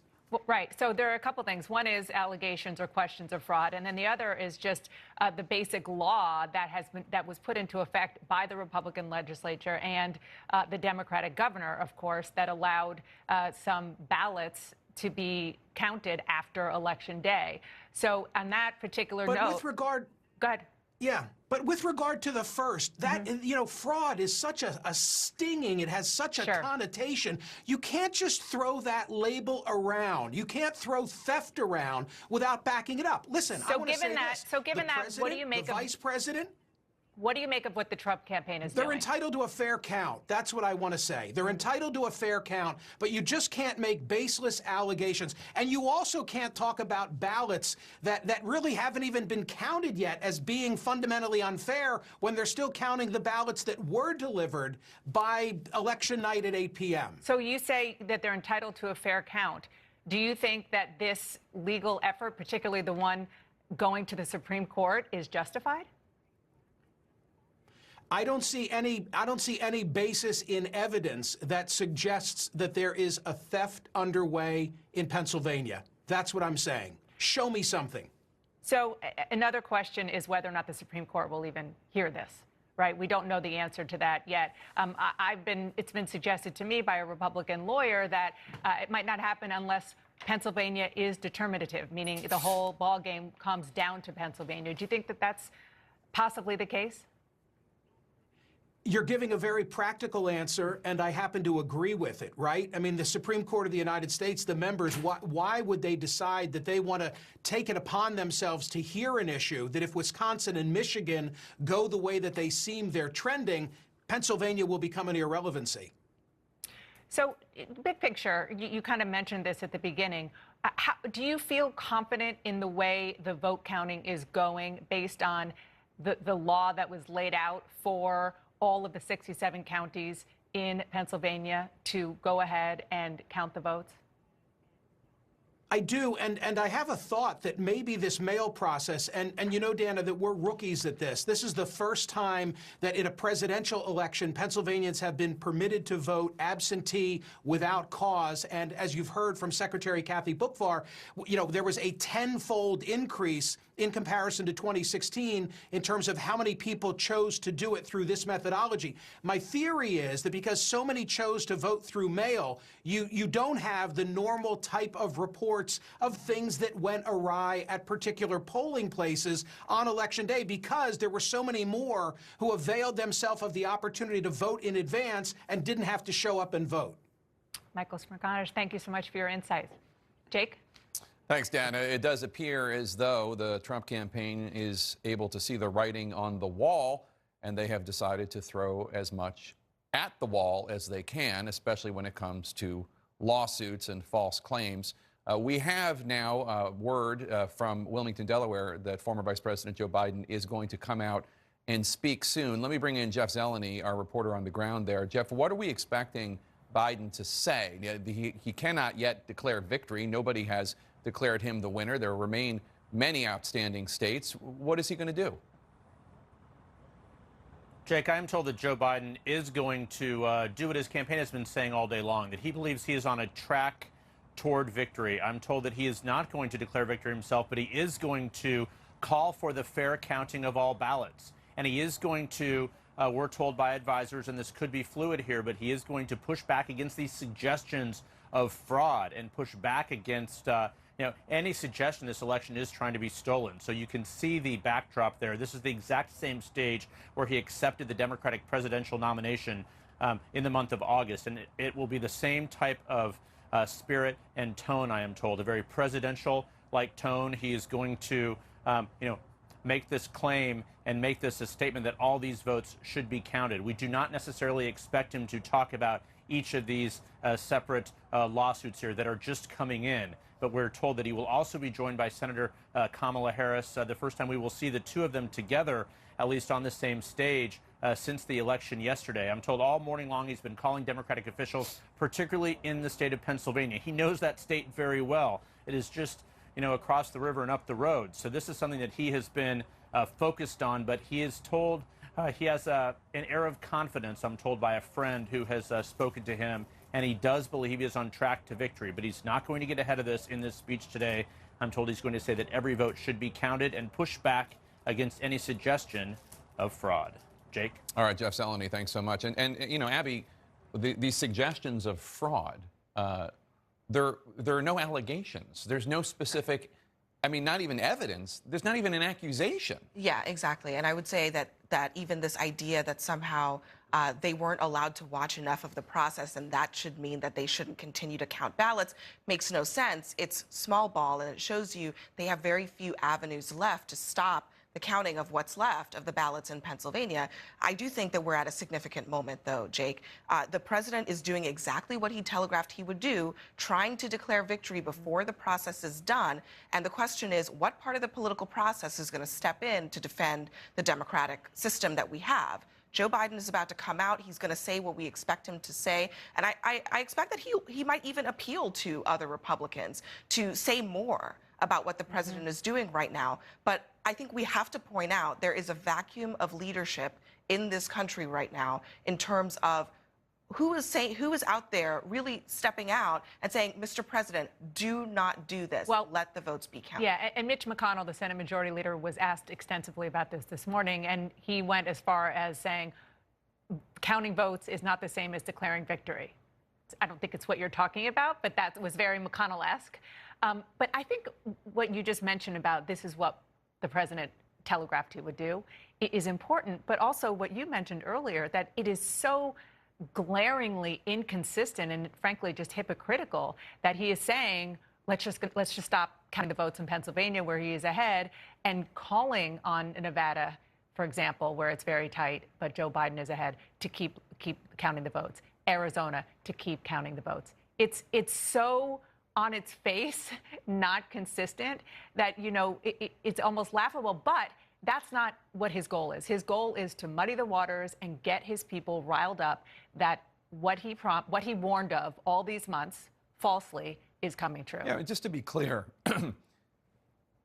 Donald Trump could still win this election. We don't know who's going to win Nevada. We don't know. I'm just saying, we don't know who's going to win Nevada. We don't know who's going to win Pennsylvania. We don't know who's going to win Arizona. There are votes that need to be counted. Absolutely. Donald Trump right now is acting as though he knows he's going to lose if votes are counted.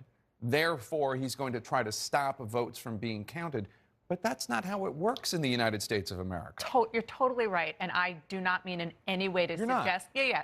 But I want to. I'm glad you said that, because I want to kind of make it really clear and emphasize that when the president is calling for or saying I won here, I won there, it doesn't matter. I mean, he could win, but what we need to do is take a deep breath and let each state follow the law of their land, which is how elections in this country work. What do you think Joe Biden needs to do? Does he need to come out and be the statesman like he was last night and just say, we're confident, but we're going to keep counting the votes, and then just like walk off? Or does he need to show a little bit of fire and outrage at what President Trump is doing?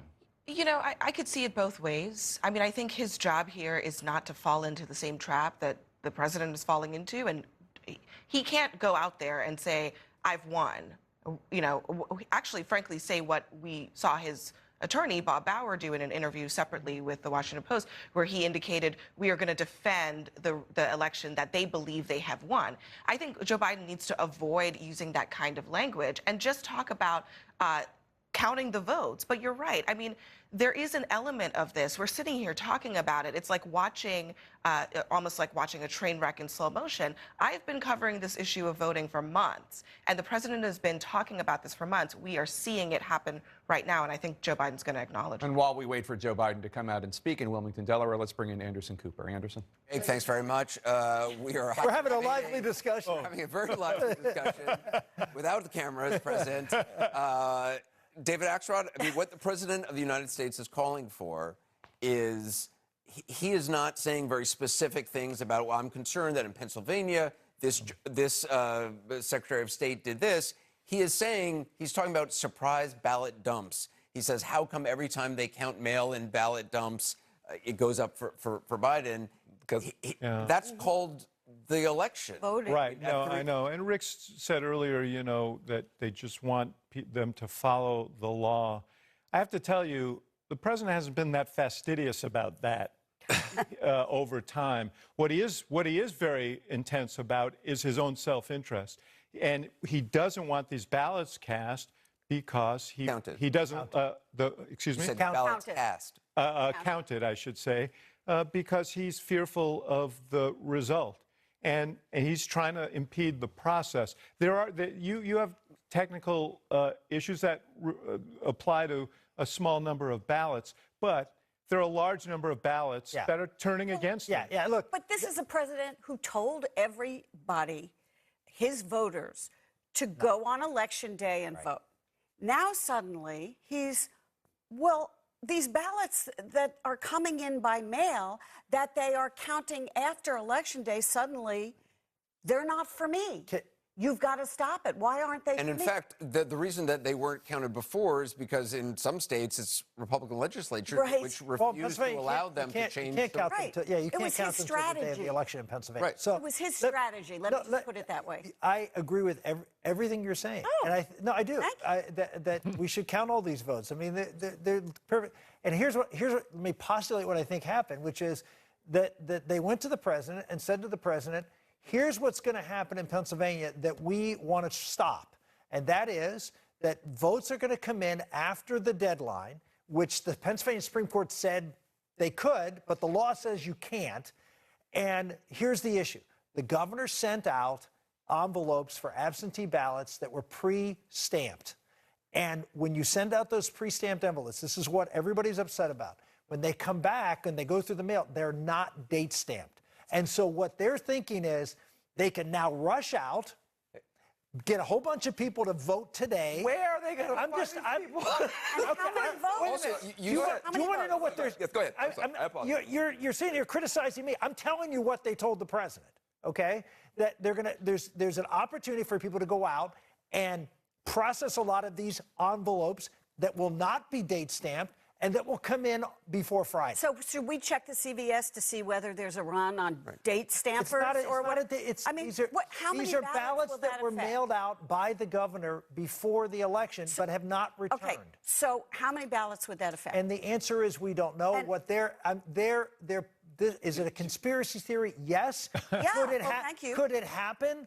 To some degree, yes. He's also been saying is it going to change the election? He's been, unlikely. But again, he has been attacking this for he's been attacking mail-in votes from the beginning, implying that they are, on the face of it, fraudulent. And they're not. And there is no evidence to support I agree with that. But that doesn't mean that there isn't an opening here for some type of fraud, and that's what they're talking about. Two things can be true at the same time. It can be the case that there might be some small, minor technical things or some things that are not happening right. But that's not the big point. The big point is, I guarantee you, when you figure all that stuff out, it's going to be this much. The big problem that Joe Biden's coming out to speak. This is him in Wilmington, Delaware. Senator Kamala Harris is with him as well. Let's listen in to what the former Vice President Biden says.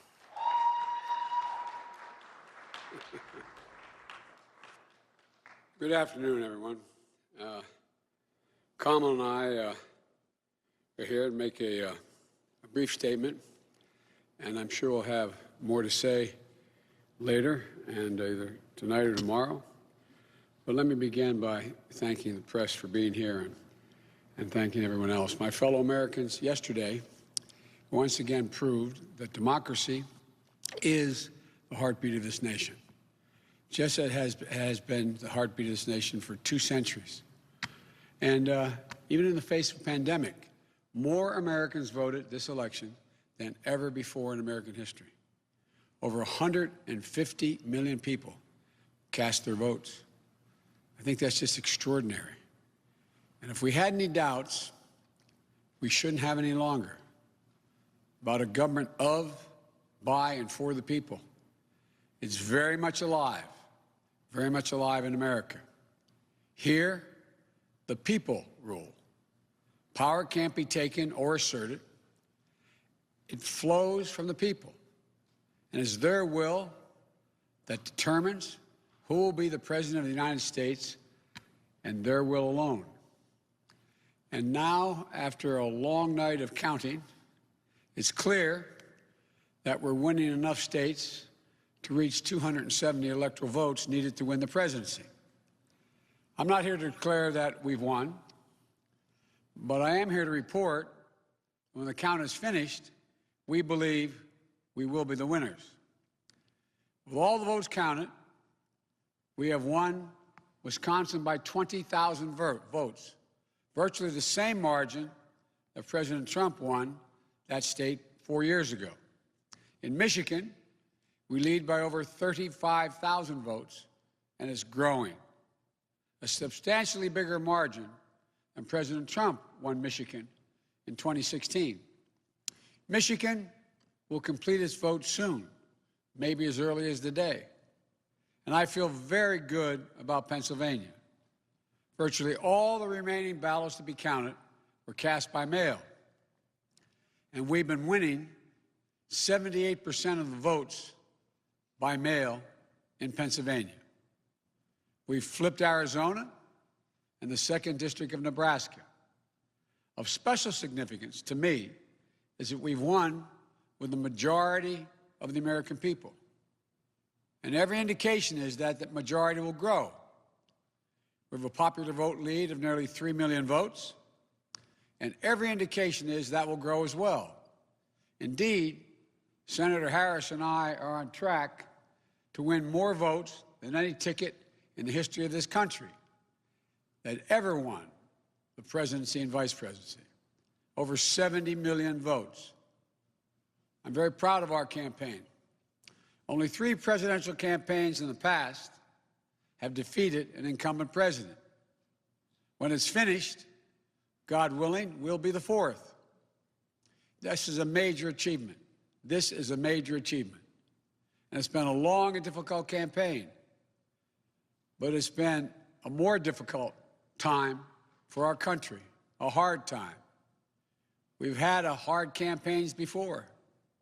We've faced hard times before.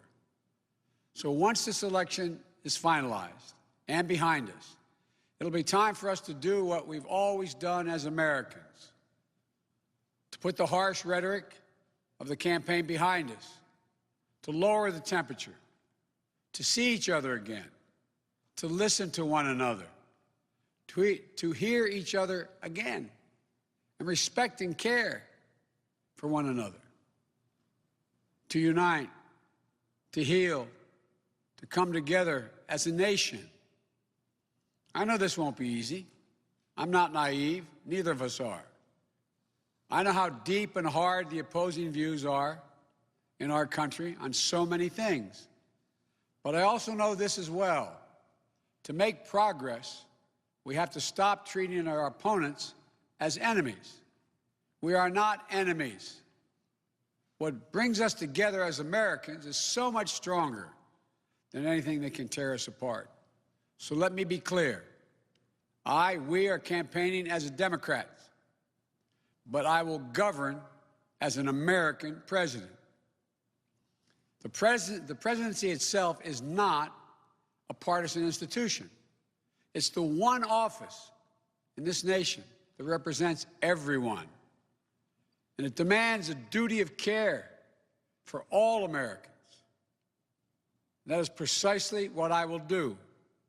I will work as hard for those who didn't vote for me as I will for those who did vote for me. Now, every vote must be counted. No one's going to take our democracy away from us. Not now, not ever. America's come too far. America's fought too many battles. America's endured too much to ever let that happen. We, the people, will not be silenced. We, the people, will not be bullied. We, the people, will not surrender. My friends, I'm confident we'll emerge victorious. But this will not be my victory alone or our victory alone. It'll be a victory for the American people, for our democracy, for America. And there will be no blue states and red states when we win, just the United States of America. God bless you all, and may God protect our troops. The Democratic presidential nominee, Joe Biden, speaking in Wilmington, Delaware, saying that every vote will be counted. He did not declare victory, although he did say once every vote has been counted, he does believe that he is going to be victorious. We're going to talk more about his speech, but first let's go to Wolf Blitzer, who has a projection. We have a major projection, not just a projection, but a major projection right now. CNN projects that Joe Biden will win the state of Michigan, a huge win, 16 electoral votes. Biden wins Michigan. That brings his number. Look at this. Now Biden has 253 electoral votes. Trump has 213. You need 270 to win the presidency.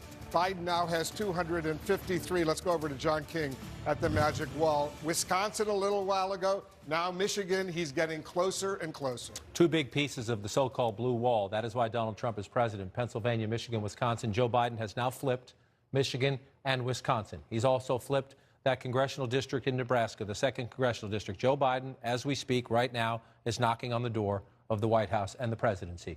253 electoral votes right now. And Wolf, Joe Biden, as we know, is leading in Nevada. That would be a Clinton state hold. That would get him to 259, and he is leading in Arizona. That's 270. That's victory. Yes, Alaska is likely to go for the president. Yes, the president is leading here and here. The president may get this congressional district here. He won't get them all here. Let me fix that for you. Here and here. You bring that out, but it doesn't matter. Once you get to 270, you can't be caught. And so if Joe Biden holds his lead, again, we'll give that one over to the president. Let me move this here. You do that, boom. If Joe Biden holds this lead right here in Nevada, holds that lead in Arizona, then it's game over. The question is, how fast will they advance the vote count here? We can look at the leads, but if you just map this out, remember, even without the Commonwealth of Pennsylvania, still counting votes there, the president has a lead. It is shrinking a bit. Joe Biden, as he just said, thinks he can get it back, but he doesn't need it. With Michigan's a flip, Wisconsin is a flip. If he can flip Arizona now and hold Nevada, he's the next president of the United States. And if you walk over here and look at the map, I have Michigan up right now. You look at the lead, you're 20,500 votes ahead, as Joe Biden said. President Trump carried this state 4 years ago. You want to go back in history, it was just 22,000. That's Wisconsin. Let's move over here to Michigan. 10,000 votes 4 years ago. You come up here, Joe Biden ahead now by 61,000 votes. That tells you why we make this projection right now. And if you come through and watch this, it's an impressive win in the sense that Wayne County, 85% of the vote in, Joe Biden running ahead. So we pull out to the bigger map and we look at it this way, right? What happened 4 years ago? Donald Trump won those 3. He's leading in Pennsylvania right now. I just hope you can pull this off, Wolf, just so people see. You see the map right now? I just turned off the states that we have not called: Pennsylvania, North Carolina, Georgia, Alaska, Arizona, and Nevada. The key point is all Joe Biden needs now to get to 270 is this one and this one. And as we count the votes throughout the day, he's leading in both of them. That would be the difference. Let's take a look at those 2 states right now, the 2 states that would bring him up to 270, and he would be elected president of the United States. Let's start in Nevada. Again, this would be a Clinton hold. Hillary Clinton carried the state 4 years ago. You see Joe Biden, we're waiting. This has been a consistent. We haven't gotten any new votes out of Nevada in quite some time. We're watching the vote. 7,647 votes ahead. If you're a Trump supporter, you say that's close, and you're absolutely right. The question is, as they continue to count the votes, where would you look for them? Well, the biggest basket of votes in Nevada is here. Clark County, 73% of the population lives right here. This is the major vote center in the state. 84% reporting, so we're waiting for Clark County to update its vote totals. We'll see if we get some of that this afternoon. But again, in the largest county in the state, more than 7 in 10 votes in Nevada come out of Clark County. Joe Biden's getting 53% of the vote. That's all he has to do now. He's ahead. Is just win a majority of the votes coming out. He's doing that in Clark County. We'll see if he can continue.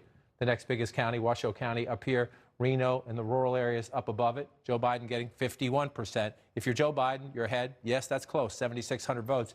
You just need to win a majority of the votes on out. And you look at the red areas, yes, the president runs it up big here, but they're much smaller population-wise. We're missing 15% from up here in Elko County. President will make up some votes here, without a doubt. They keep counting votes there. We don't know how many. We don't know how many are absentee and the like. Some of them will be for Democrats. Same thing here, but you're at 99%. You're at 91%. Possibility. President picks up. You see the size of the county. It's pretty small, but he could pick up a few hundred. The challenge is, again, more than 7 in 10 votes in the state of Nevada are going to come right here, and the former vice president is ahead right now. That's why they're quite optimistic in the Biden campaign. And then you move over here, the state of Arizona. You have to go back to Bill Clinton. in the 1990s to have a Democrat win the state of Arizona. Why is it happening? Older voters.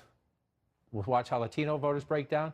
And the suburban revolt against Donald Trump that we saw in 2018 when the Democrats took back the House. We're seeing it play out in Phoenix and the growing suburbs in Arizona. Maricopa County is the county where Phoenix is and the suburbs around it. Again, you look for votes now as you're counting the final votes in places where the people live. 60%, more than 6 in 10 votes in the state of Arizona come right here. Joe Biden is winning. That's a tight race, but he's winning 52% right there. And when you pop out and look statewide, 93,000 votes. If you're Joe Biden now, you just need to win a majority the rest of the way. You've got a 93,000 vote lead. So you look, where are we doing here?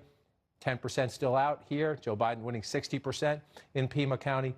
All of the metrics, when you look through it, Wolf, we'll count the votes. We'll let these states finish the count. But when you look at the metrics, you look at the pattern so far, Joe Biden, again, leading in Arizona. That would be a pickup. Leading in Nevada. If we get to the end of the day, and Joe Biden holds those 2 states, he's knocking on the door of 1600 Pennsylvania Avenue. We'll watch Arizona and Nevada closely. We just projected Michigan going to Biden. Jake, Dana, and Abby. It's been quite a big day, Wolf, when it comes to projections from CNN and the fact that we have now projected that former Vice President Joe Biden will win both Wisconsin and Michigan. The numbers are certainly going in Biden's direction. We are still waiting to hear from a number of states, including Nevada, Arizona, Pennsylvania, as well as ones where we think Trump is favored decisively, like North Carolina and Alaska. Georgia is still a question mark. It's a big moment, and I think one of the things that has to happen is that Republicans on Capitol Hill need to figure out how they're going to react if the race ultimately is called for Joe Biden, which we have not got, we're not there, but if the race is called for Joe Biden, Donald Trump has made it very clear that he is not going to accept the results of the election. How is Mitch McConnell going to react? How is the Republican leader of the House, Kevin McCarthy, going to react? How is Vice President Pence going to react? These are questions that these people need to be asking now. Again, we don't know. Trump could still win. But it's really gut check time for these Republican officials. It absolutely is. And, you know, when the president started making noises of, you know, that there won't be a peaceful transition and he won't necessarily leave if he doesn't trust the vote results, Mitch McConnell did stand up in a way that, you know, in an almost unsolicited way, if I recall, and say that there will be a peaceful transition of power. So if you take that and extrapolate from that to where the scenario that you're describing, it would be hard for me to imagine that McConnell wouldn't do that. But we've also been surprised at Republicans in Congress not standing up to the president. This might be different because he may feel good about holding on to the majority, which is a very important thing. But I just also not to mention the Supreme Court. Not to mention the Supreme Court and all of the federal judgeships. But let's just also for a second talk about Joe Biden and the message and the tone that he just set. Very big picture about if I win, I will be the president for everybody and not just Democrats, but specifically on this question of who's winning and am I winning and so forth. What Joe Biden said is, it is clear that we are winning enough states to reach 270. And then he said, I'm not here to declare that we have won. He leaned into it. He did what is politically, you know, maybe appropriate if you feel confident. But he said explicitly, I'm not here to declare that we have won. Last night, Donald Trump said, frankly, we did win this election, night and day. Absolutely. And we don't know if either of them is right yet. Not to mention, you have one person saying, count the votes. Joe Biden, even though he's in the lead, he could say, stop it right now because I won. But he's not. He's saying, count all the votes. We need to count all the votes. And then on the other hand, Abby, you have President Trump, whose message is all over the map, including stop counting in Michigan, stop counting in Pennsylvania, keep counting in these states, Nevada and Arizona. I need a recount in Wisconsin. Really the mark of a man who seems like he's losing. Throwing everything at the wall from a legal perspective, from a rhetorical perspective. You know, what Joe Biden said today is not some kind of magnanimous statement. It's just easy. That is what you should say when we are in this position where we don't know where the votes are going to go exactly. It would be fine if President Trump said, we think we're going to end up winning Arizona and Pennsylvania, count all the votes. But he's not saying that. And there's a reason that he's not saying that. They don't think that if they count all the votes, that is what is going to happen. Now, Dana, I know you've been talking to Republican sources. I've been hearing from Republicans. They're saying, based on their modeling, they believe that they have enough votes in Arizona. But here's the thing. People have actually voted. We know how those votes are going to go. We just have to count them. So we can't rely on the president and his campaign claiming that they've won a state based on their modeling and not just wait to count the actual votes. So we're in a situation right now where, as Dana said, and as you pointed out, Jake, what is Mitch McConnell going to do? Yes, he said there will be a peaceful transfer of power, but now's the moment when President Trump is trying to declare victory, trying to halt the vote counting in certain states. Now's the moment when I think a lot of these Republicans really do need to speak up loudly and not just say, not just be equivocal about this, say pretty clearly what they think should happen in this situation and tell the president not to prematurely declare victory where there is not one. Right, and it's not just Rick Santorum in the other room or John Bolton giving an interview. It needs to be the current Republican office holders. Again, we don't know what's in those votes, and President Trump could theoretically win every outstanding state: Nevada, Arizona, Georgia, North Carolina, Pennsylvania. He could. He could. It doesn't look like he will, but he could. But the question is, are Republicans on Capitol Hill going to stand up for the principle of count every vote and then let the chips fall where they may? They're starting to. Rob Portman, senator from Ohio, released a statement effectively saying that. Let's just everybody take a breath and count votes. We'll see if other people are that explicit. But one thing you talked about with modeling, and I don't want to get too far into the weeds here, but I guess that's where we are as we're waiting to count votes. One of the reasons why Republicans feel so confident about where their votes are is because they know where Republicans are. And one question I have, particularly in a place like Arizona, is just because they're registered as a Republican or the Trump campaign and the RNC thinks that they're going to vote, a certain voter is going to vote Republican, doesn't mean that they did. I mean, this is a very mixed up election, and it is entirely possible, particularly in a red state like Arizona, there could be Cindy McCain's in that state. Or Jeff Flake. Or Jeff Flake, who are registered one way and vote another way. And there's only one way to find out. Right. You got to just count the votes. I mean, I think this is why this situation, look, where the map is right now, they don't have many options. They have got to hold on to Arizona in particular if they're going to find a path to 270. So I get it. I get why they want to keep that state on the board. But at the same time, right now, just like in Arizona, in Pennsylvania, votes still need to be counted. Yeah. It should be counted. So much of the Trump presidency has been about just standing up for basic standards and rules. Just things that we shouldn't even have to talk about. Don't make fun of the disabled. Count the votes. And yet here we are. Anderson? Jake, thanks very much. Want to check in with our team, Michael Smerconish, Nia Malika Henderson, former Governor Jennifer Granholm, and Scott Jennings. Governor Granholm, Michigan was just called. I'm wondering what you make of the numbers we're seeing so far on the path to 270 for the candidate you're supporting, Joe Biden.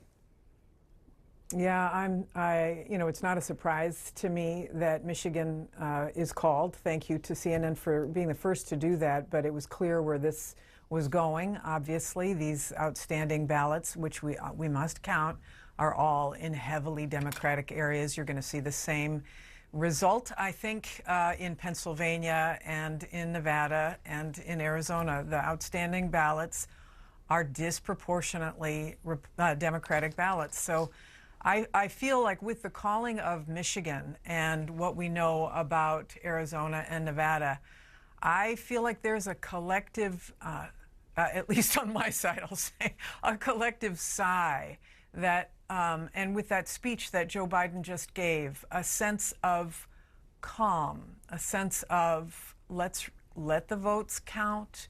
It's going to be okay, America.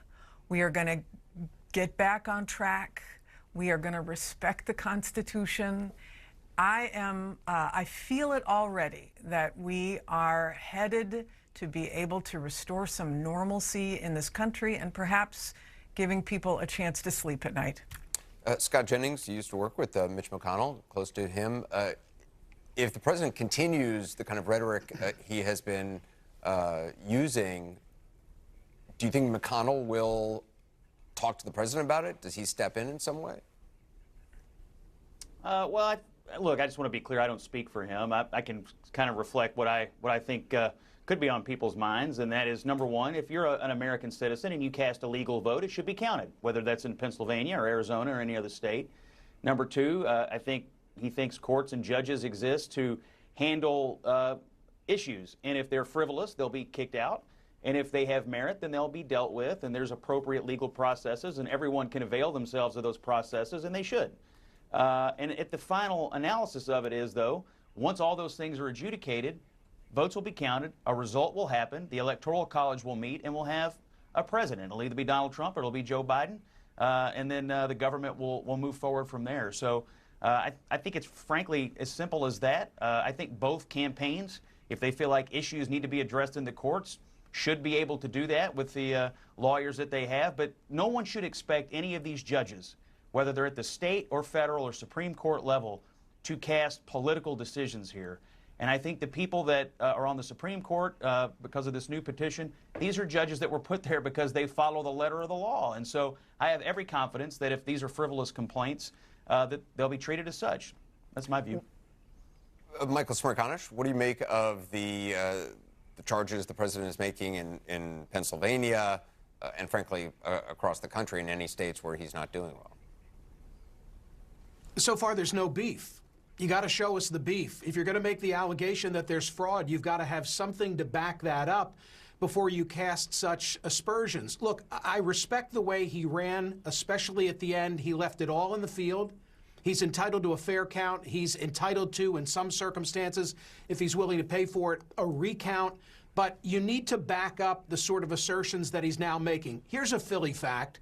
1.2 million requests were made for mail-in ballots in the city of Philadelphia and the surrounding southeastern Pennsylvania suburbs. Last Friday at 5 o'clock was the deadline for any challenges to those 1.2 million applications. Do you know how many application challenges there were? 0. There were none. So this is the sort of thing I'm talking about. Show us something if you're going to make these assertions and allegations. Otherwise, you just can't take them seriously. No, I think that's right. You know, the president clearly telegraphed what his strategy was going to be going into this, discounting the mail-in ballots, casting aspersions on some of the big urban centers that are yet to report, particularly in Pennsylvania. You know, we will see what somebody like Mitch McConnell does, but I think the problem is Mitch McConnell doesn't really have any standing with the people who listen to Donald Trump. He hasn't had any standing with those folks for a long time, with the sort of the core base of people who believe what Donald Trump tells him. And I think that's the real danger here, that there could be millions of Americans who believe Donald Trump, who believe that there is fraud that is going on in some of these cities in particular, in some of these Rust Belt states. It looks like Joe Biden is on the course to win. The other thing is Joe Biden looks like he did what he was hired to do, which is to get more white voters to vote for him in flip states, particularly those blue wall states. So in some ways, I think, you know, Democrats are looking at a victory here. It's yet to be determined, but Biden seems to be on course to win this thing. Totally agree with what Nia said, and I think 2 points quickly. Number one, the Supreme Court and Amy Coney Barrett, and when she replaced Justice Scalia, they are all about the letter of the law. And to Michael Smerconish's point, if the state courts, and the state courts are the ones, the state legislatures are the ones who decide these things, if they have made it clear what their scheme is for, not scheme, but their process is for counting votes, then the Supreme Court, we should trust that they are going to not write the law, to not be activists, but to follow the state court law. And second, you know, when Donald Trump does this, when he flails, when he makes allegations that are conspiracy theories, or I'm going to stop the count, or he looks weak. It looks like he understands that he is losing. He sees these numbers and he's flailing. And when you compare that with how statesman-like Joe Biden was just a minute ago, the contrast, I think, is stark. We can see where this is headed. Let the process unfold. We're going to have more on He Joe Biden's. outperformed the polls. Go ahead. Sorry, we're going to have more on. We'll be back with our team a little bit later on. We're going to take a closer look at Joe Biden's win in Michigan. We're also going to look at what is ahead. He's now even closer to 270 electoral votes. We'll show you the path forward for him and a path for the president. Welcome back to CNN's election coverage. CNN has just declared that, or projected rather, that Joe Biden will win Michigan and its 16 electoral votes, combined with the other states that we have projected Vice President Biden, former Vice President Biden, will win. That's 253 electoral votes to President Trump's 213.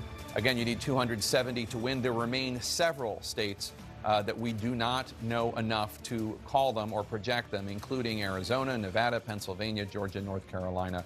Let's bring in Jim Acosta, who is with Team Trump at the White House. Jim, obviously, this race remains too close to call. We do not know who will be the president of the United States elected this year. What are you hearing from the Trump campaign? Yeah, Jake, talking to my sources inside the Trump campaign, they are starting to sound increasingly pessimistic about the president's chances. I mean, outwardly, they're saying we're going to win Pennsylvania. In fact, you know, you have the president's son, Eric Trump, and the White House press secretary on her personal account declaring victory in Pennsylvania. Obviously, that has not occurred. That is misinformation. But that is the mindset outwardly from the Trump campaign. Inside, though, I've talked to a Trump campaign advisor in just the last several minutes. They are pinning their hopes, I'm told at this point, on Arizona. They would like to see Arizona flip back to Donald Trump. Of course, here at CNN, we haven't called Arizona for Joe Biden. Other outlets have. Of course, they've been fixated on that for hours now, almost a day now since that occurred last night with other outlets. One advisor I spoke with about Arizona described that state as the OK Corral, a reference to the infamous gun battle in the Old West in that state back in the 19th century. And so, you know, at this point, what can the Trump campaign do? They can launch legal challenges. They're trying to take Pennsylvania to the Supreme Court over its counting of mail-in ballots after Election Day. They're talking about a lawsuit in Michigan to try to halt the balloting there because they say they don't have sufficient access to observe the ballot counting process. I talked to a couple of Trump campaign advisors about Wisconsin. And the Trump campaign saying earlier today that they would like to see a recount in Wisconsin. The campaign sounds like, Jake, they're already giving up on that option. Two Trump campaign advisors tell me that that recount is not likely to pan out for the president. There just aren't enough votes available in a recount process that would swing back to President Trump. And so it sounds like, Jake, that this map is shrinking for Donald Trump. He is running out of space on the map to somehow pull this out, Jake. Jim, as you know, there are in any campaign the numbers crunchers, the bean counters, and then there are the spinners and strategists. Obviously, the people that you just mentioned who are out there declaring victory in states where there remain hundreds of thousands of ballots to be cast are not people that we should be listening to or taking seriously right now. What are the people inside the campaign who are actually the experts on votes? What are they saying about Pennsylvania and Arizona? Because what I'm hearing from Democrats in those states is that they feel pretty confident. You talk to Trump campaign advisors, they will say they believe that there are enough votes out there in Pennsylvania that would hand the state, hand the Commonwealth to President Trump. They believe that as Arizona and all of those returns come in, because we don't have all the returns in from Arizona, that lead for Joe Biden will shrink just enough to put Donald Trump over the top. Of course, we don't know that to be the case at this point. It is a tall order for that to be the case.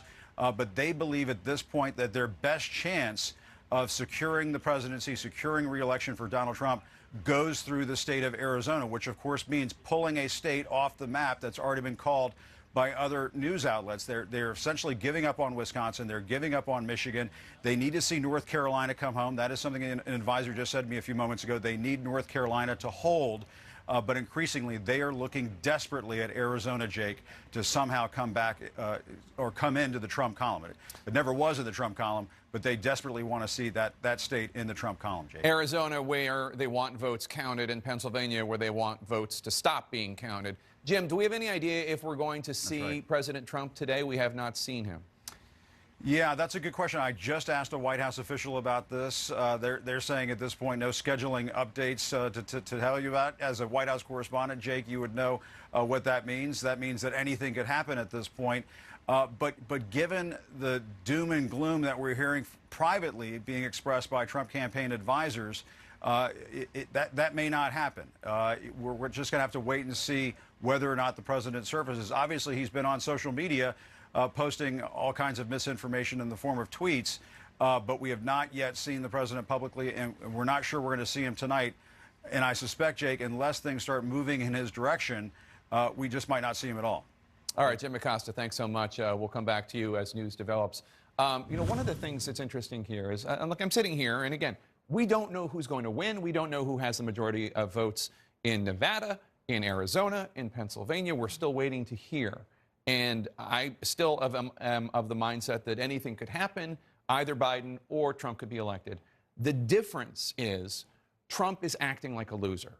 Trump is acting like somebody who expects he's going to lose, with the flailing and the count votes here, but stop counts here, and I want to recount here, and lawsuit here.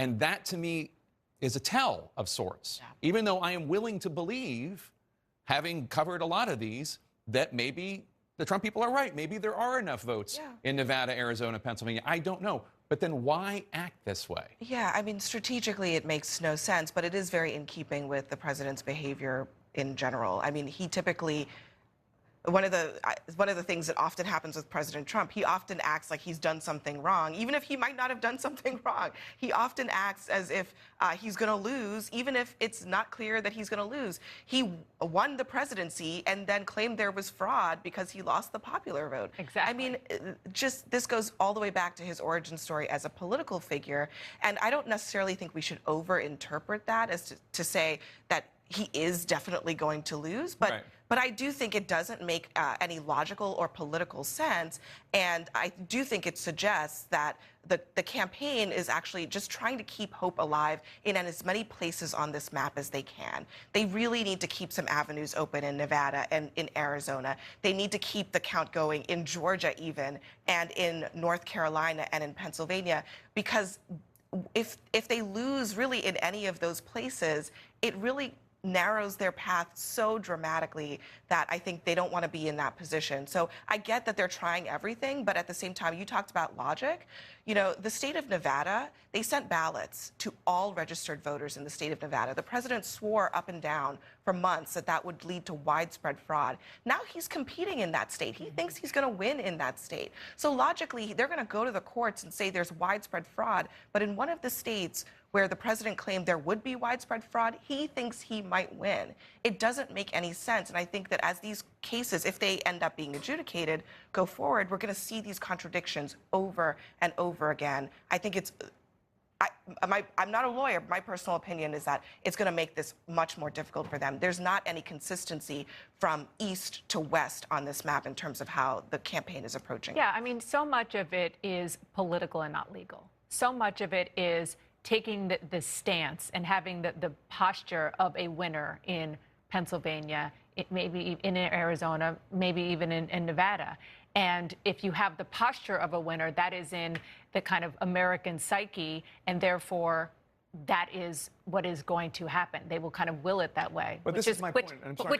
No, I just want to say, which I just want to finish is saying that is not how it works. Go ahead. Well, you talk about the posture of a winner. Yeah. But going on Twitter when there are still hundreds of thousands of ballots to be counted and saying, we won this state, even though that state has not been declared and they're still counting. That's not how winners behave. I agree. I agree. And I just heard from a Republican source saying, you know, if you know, who has been an elected official and has been on the ballot, saying, you know, generally speaking, if you feel that confident, then you let the votes be counted. And if you don't feel confident, then you scream and yell and say, we're winners. Having said that, this is not a typical politician, this is not a typical campaign, and this is not a typical group of followers that Donald Trump has, which we talked about last night, and I want to say it again. There are people who absolutely love this president, a lot of people, millions of people in this country, and they hang on everything he says. They believe when members of his family tweet out things like, "We won," which is just not true. And so they're trying to set up a situation where there is just, frankly, unrest if this false notion of him winning now, which he might at the end, a place like Pennsylvania, if it doesn't come to pass. And it's not good. But I know Pennsylvania Republicans. I'm from Pennsylvania. I know a ton of Republicans there, and the ones I've spoken to today think we need to count all the votes.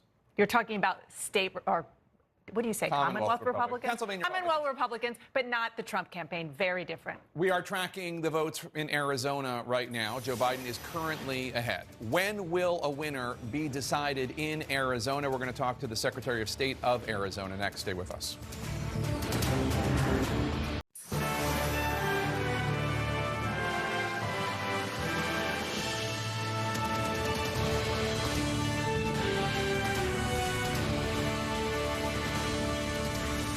Welcome back. Joe Biden getting closer and closer to the magic number of 270 electoral votes needed to win the presidency. As you can see, he now has 253. Trump has 213.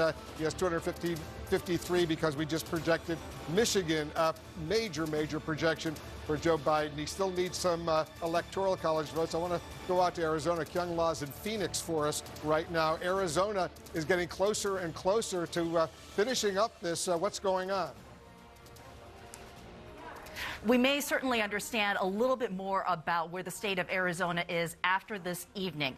We are now getting this update from the Maricopa County Elections Department that there will be 2 releases of ballot information tonight. It'll be at 9 p.m. Eastern Time and 12:30 a Eastern Time, sometime after that. So those 2 bits of data that we're going to get, and we're not getting any estimates of how many ballots will be counted and released to the public as far as those numbers, that will certainly give us a better picture of where Arizona is. This is Maricopa County, which includes Phoenix. It is the most populated county in Arizona. So you have to win it here if you want to win it statewide. What we are seeing here at the Elections Department is a very diligent and careful process. You can see these cardboard boxes over here. These are ballots that are already counted, and the hardworking people behind there who we saw working through the night, early into the morning, they are going through each of these ballots very carefully. How many are left to be counted? Statewide, we have about 615,000 to 635,000 that have yet to be counted. They are going through that as we speak.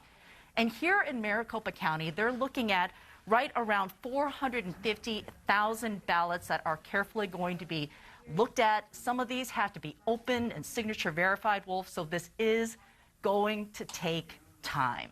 Wolf? That's very important. Let them do it, but let them do it right. Kyung La in Phoenix for us. Thank you very much. Let's go over to David Chelian right now. He's got a 93,000 vote lead right now in Arizona. David, Biden has a 93,000 vote lead. That's very significant. It is significant. Obviously, a state that Donald Trump won 4 years ago. That 93,000 vote lead translates to 51% of the vote for Joe Biden right now, 47.6% for Donald Trump. That's with 86% of the estimated vote in, Wolf. But we are taking a look at what is still left to be counted. And this is just a rough estimate, back of the envelope stuff. But we think there are some 600,000, roughly, ballots still uncounted. And so we're doing what both the Biden and the Trump campaigns are doing, trying to figure out what each candidate would need of those uncounted ballots in order to win the state of Arizona into their column. Joe Biden would need 43 to 45% in our rough estimate of those uncounted ballots to maintain the current lead he has and flip Arizona and keep it in his column where he's leading right now. Donald Trump, on the other hand, would need 52 to 55% of those uncounted ballots in Arizona in order to overtake Joe Biden's lead and hang on to Arizona like he had 4 years ago. But look, he's at 47.6% of the vote right now, the president is. He needs a lot more of that from this last share of vote, this 600,000 uncounted ballots. That could be a tall order for him. Wolf? very potentially very tall order. You know, John King, let's take a closer look at Arizona right now. Arizona and Nevada, those two states, if Biden were to win both of those states, he gets 270 electoral. If he wins both of those, he's leading in both of them right now. You see here, I just want to show to our viewers, if you're watching at home, you'll see some states on this map. We show you who's leading. They're not called yet. Nevada and Arizona are not called yet, but Joe Biden is leading right now, and Wolf makes the point. If Joe Biden protects that lead in Nevada, protects that lead in Arizona, he will get to 270 electoral votes, even if he doesn't win the Commonwealth of Pennsylvania. So let's look at what's happening right there. What did David Chalian just go through? 600,000 ballots still out, 600,000 and change. Kyung Yeol just told us 400,000 of them are from Maricopa County. That's consistent, right? It's 60% of the vote. So you're going to get about 2/3 of the vote coming out of here that they still have to count. Joe Biden's getting 52% in Maricopa County right now. If you come out, he's getting 51% statewide. You pretty much track Maricopa County. This is the biggest basket of votes. And so tonight, Kyung Yeol says we'll get 2 batches of those votes. That will tell us if there's is there a Trump comeback. When you get the votes, they'll come from Maricopa County. This is where the overwhelming number of the votes are going to come from. So if there's going to be a Trump comeback in Arizona, those votes will tell us. But David just went through the math, and at some point, you have to believe your eyes. We'll watch this play out. But the President of the United States right now needs between 52 and 55% to come back. You see he's getting 46% in Maricopa County. He's getting close to 48% if you round that up. So is that outside the realm? No, it's not what he's getting now. He has to well overperform where he is in the vote count right now as they count these additional ballots. But given the fact that 2/3 of them we know are here, it tells you if you're in the Biden campaign, you're confident and you're anxiously awaiting these results. And you come down here to Pima County just south. This is Tucson. This is your second largest county in Arizona. And again, Joe Biden running even stronger here. So you have some ballots down here as well. If you're in the Biden campaign, what are you looking at? You're looking at the metrics so far, your current trajectory, and then you're looking at it deeper in the places where you know more votes are. So you're getting 52 plus here. You're getting 60 plus here. All you need, Joe Biden doesn't need even to win the majority. He just needs to win about 44, 45% of the remaining votes. So if you're in the Biden campaign, you're incredibly confident now, Wolf, but you want to wait and see. You want to get more of those votes. And again, the Trump campaign has said, hey, we want them all counted, and that is absolutely the right position to be in. We want them all counted, too. The significance is when you come over here and just look. Now that we have projected Michigan and projected Wisconsin, 2 big pickups. Remember, Pennsylvania, Michigan, Wisconsin is why Donald Trump is in the White House. He cracked the blue wall that the Democrats had in the industrial Midwest. Joe Biden has those 2 back. If he holds Nevada and he gets Arizona, he's the next president of the United States. So what we learn from the next batch of votes we get out of Arizona is going to tell us a lot about the trajectory of this race right now is in Biden's direction. Will it continue? Arizona and Nevada will decide that. Give us a closer look at Arizona right now. John, you and I are going to talk to the Secretary of State of Arizona, Katie Hobbs. Sure. She's joining us right now. Secretary Hobbs, thank you so much for joining us. Can you first give us a little bit of a concrete idea where Arizona stands right now, how many outstanding ballots are left to be counted, where those outstanding ballots are from? Yeah, well, I'm glad to hear that your math matches my math. There's about 600,000 outstanding ballots. The bulk of those are in Maricopa County, around 400,000. So we will have a better sense tonight after they release more ballot totals, kind of where those votes are headed. The bulk of those votes are early ballots that were dropped off or received Monday or Tuesday. So that's what we're looking at right now. I think we don't know how many vote totals are going to be in those ballots that are released tonight by Maricopa County, but once we know that, we'll have a better picture of how long it's going to take for them to complete their tabulation. Madam Secretary, it's John King. I just want to go through the map as we look. As you know better than we do, Maricopa County will be 60% or more of your vote. Our Kyung Yeol on the scene there just said she believes about 400,000 of these outstanding ballots are from Maricopa County. Is that correct? Yes, yes, that's what we're hearing too. Okay, so you're looking at that. That will tell us, essentially. Those ballots will tell us whether Joe Biden protects this lead. I'm wondering just if you feel any additional political pressure now that Wisconsin has been projected and Michigan has been projected. This could very well come down to your 11 electoral votes in the state of Arizona. Kyung Yeol says we will get votes later tonight. Do you feel any pressure on your office to try to speed some of that up or do it in spurts and give us more votes earlier? Well, look, we've said from day one that this is going to take time. And so, no, I don't feel pressure to do it faster. We want to do it right. We want to make sure that every vote is counted. And that's what we're focused on right now. And if I could jump in one more time, because the President of the United States came out last night, he's talking about other states in the East, but he was trying to get them to stop the count, saying counting after, the polls close, you should get this over with on Election Day. I'm just wondering, in terms of your interaction, have you heard from either of the campaigns about this? And could you explain to people, because especially on social media and in the words of the President, there's all this talk about, nefarious things are happening. Just explain in the room to us. I believe your state is like other states, and we've seen this on camera in Philadelphia, on camera in Detroit, that both campaigns, both political parties have people in the room to keep eyes on everything, and it's perfectly normal, and that's how it works out. Yes, and not only are there observers in the room watching the process, but there's cameras, and anyone can go to the Maricopa County Elections website or any other website of the county elections departments in the state and watch the tabulation as it happens. And so we never have all the ballots counted on election night. That's just never going to happen.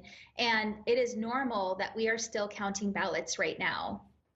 You say normal, and it is normal. And again, the American people just need to have patience with the process as you go through it.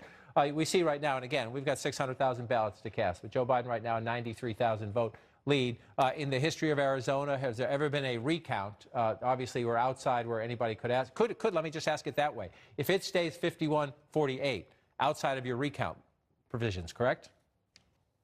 That is outside of our recount provisions, yes. You're pretty upbeat that there's not going to be any major legal challenges from the Trump campaign or from Republicans, conservatives in Arizona? Yeah, there really is. They don't have a legal pathway to challenge. We are legally counting valid ballots, and there's not a way to stop that. Because some conservative leaders, Secretary, they've been using social media to push this claim that voters in some of the Republican-leading precincts in Arizona were given Sharpies to fill out their ballots so that their votes would not necessarily count. Have you heard about that? Is there any truth to that claim? Yes, I've been talking about markers all day today. Certainly, I want to validate voters who have concerns about their ballots being counted. There is no concern about ballots being counted because of the pen that was used to mark the ballots. All of those ballots are being counted. And even if the machines can't read them for some reason, a marker bled through to the other side, we have ways to count them. They're going to be counted. There is absolutely no merit to saying that this was some conspiracy to invalidate Republican ballots. There is no there at all. Well, that's good to hear that. And thank you so much, Secretary Katie Hobbs of Arizona. I know you got a lot going on. We're grateful for your time. Good luck tonight. We'll be watching the count as it comes forward. Thank you. John, let's talk a little bit about Georgia right now. We're going to go from Arizona to Georgia right now because take a look at the count there now. 68,000 votes. Trump is ahead of Biden. 94% of the estimated reporting is now in. But it's gone down. It was a few 100,000. Now it's only 68,000. Trump is ahead of Biden.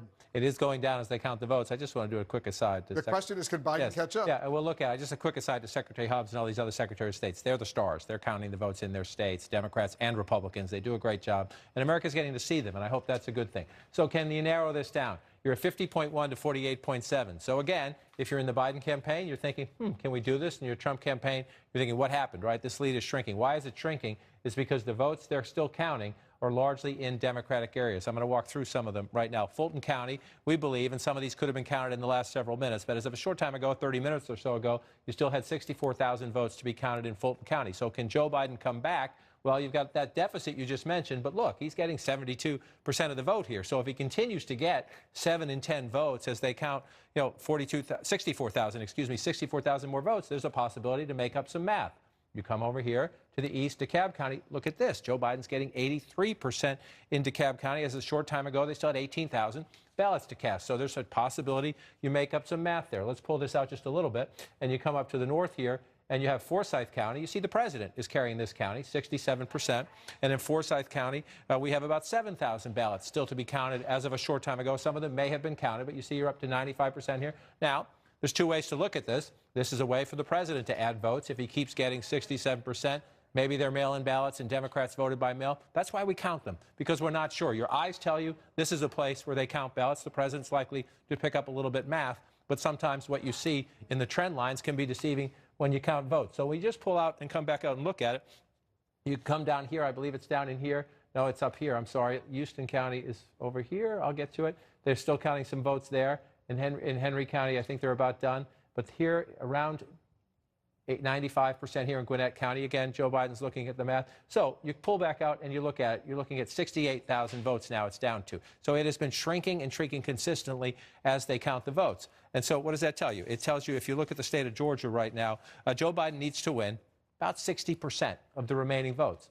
So you tell that's a steep hill, right? You've been getting 49%. Now you need to get 60. So on the one hand, you would say, oh, that won't happen. And that would be the logical bet. But again, remember that where the bulk of the votes are in Democratic areas where he, in fact, is getting around those metrics. So that's why you have to count.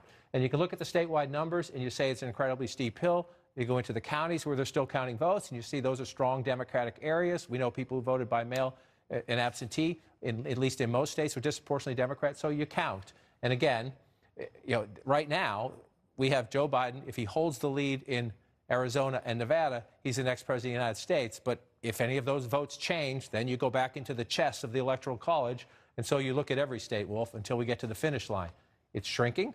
We'll keep counting. Yeah, it's been shrinking dramatically over these past several hours, and I'm sure the Biden people are encouraged. 94% of the vote is in, so 6% still remains outstanding. 6% still outstanding. Again, we think it's somewhere in the ballpark of 400,000 votes, or at least it was a short time ago. And you just come around and you walk through them all and you go through, see 99%, so you're counted there. You move down 95%. You're looking for places. I just showed you Democratic areas, and we want to be fair to the president. Are there votes in Republican counties where you can find them? So you keep looking around. Upson County, you got 95. You come down here, 95. So it's possible. These are much smaller counties, but the bulk of the votes here are going to be in the Atlanta metro area. If Joe Biden is to mount a comeback, it will be because as they get to the finish line, 95% now in Fulton County.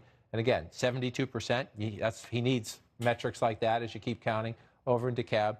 We'll see. We'll see. Again, when you're behind like that, you think the hill is steep. But if the votes are in predominantly Democratic places, you can change the math pretty quickly. Can we take a look at where Trump is underperforming in the state of Georgia compared to what he did 4 years ago? Let's take a look at it. This is underperforming, and these are the counties. And again, you see it right here. Right? It's not a lot. If you look at all these counties, it's not a lot. But where is he performing? Underperforming. I mean, you see underperforming his own performance in 2016 by 5 percentage points or more in the suburbs outside Augusta, in the suburbs surrounding Atlanta. Right? And in these, as you move farther out, we just pop this one up. This is Henry County out here. They're at 95%.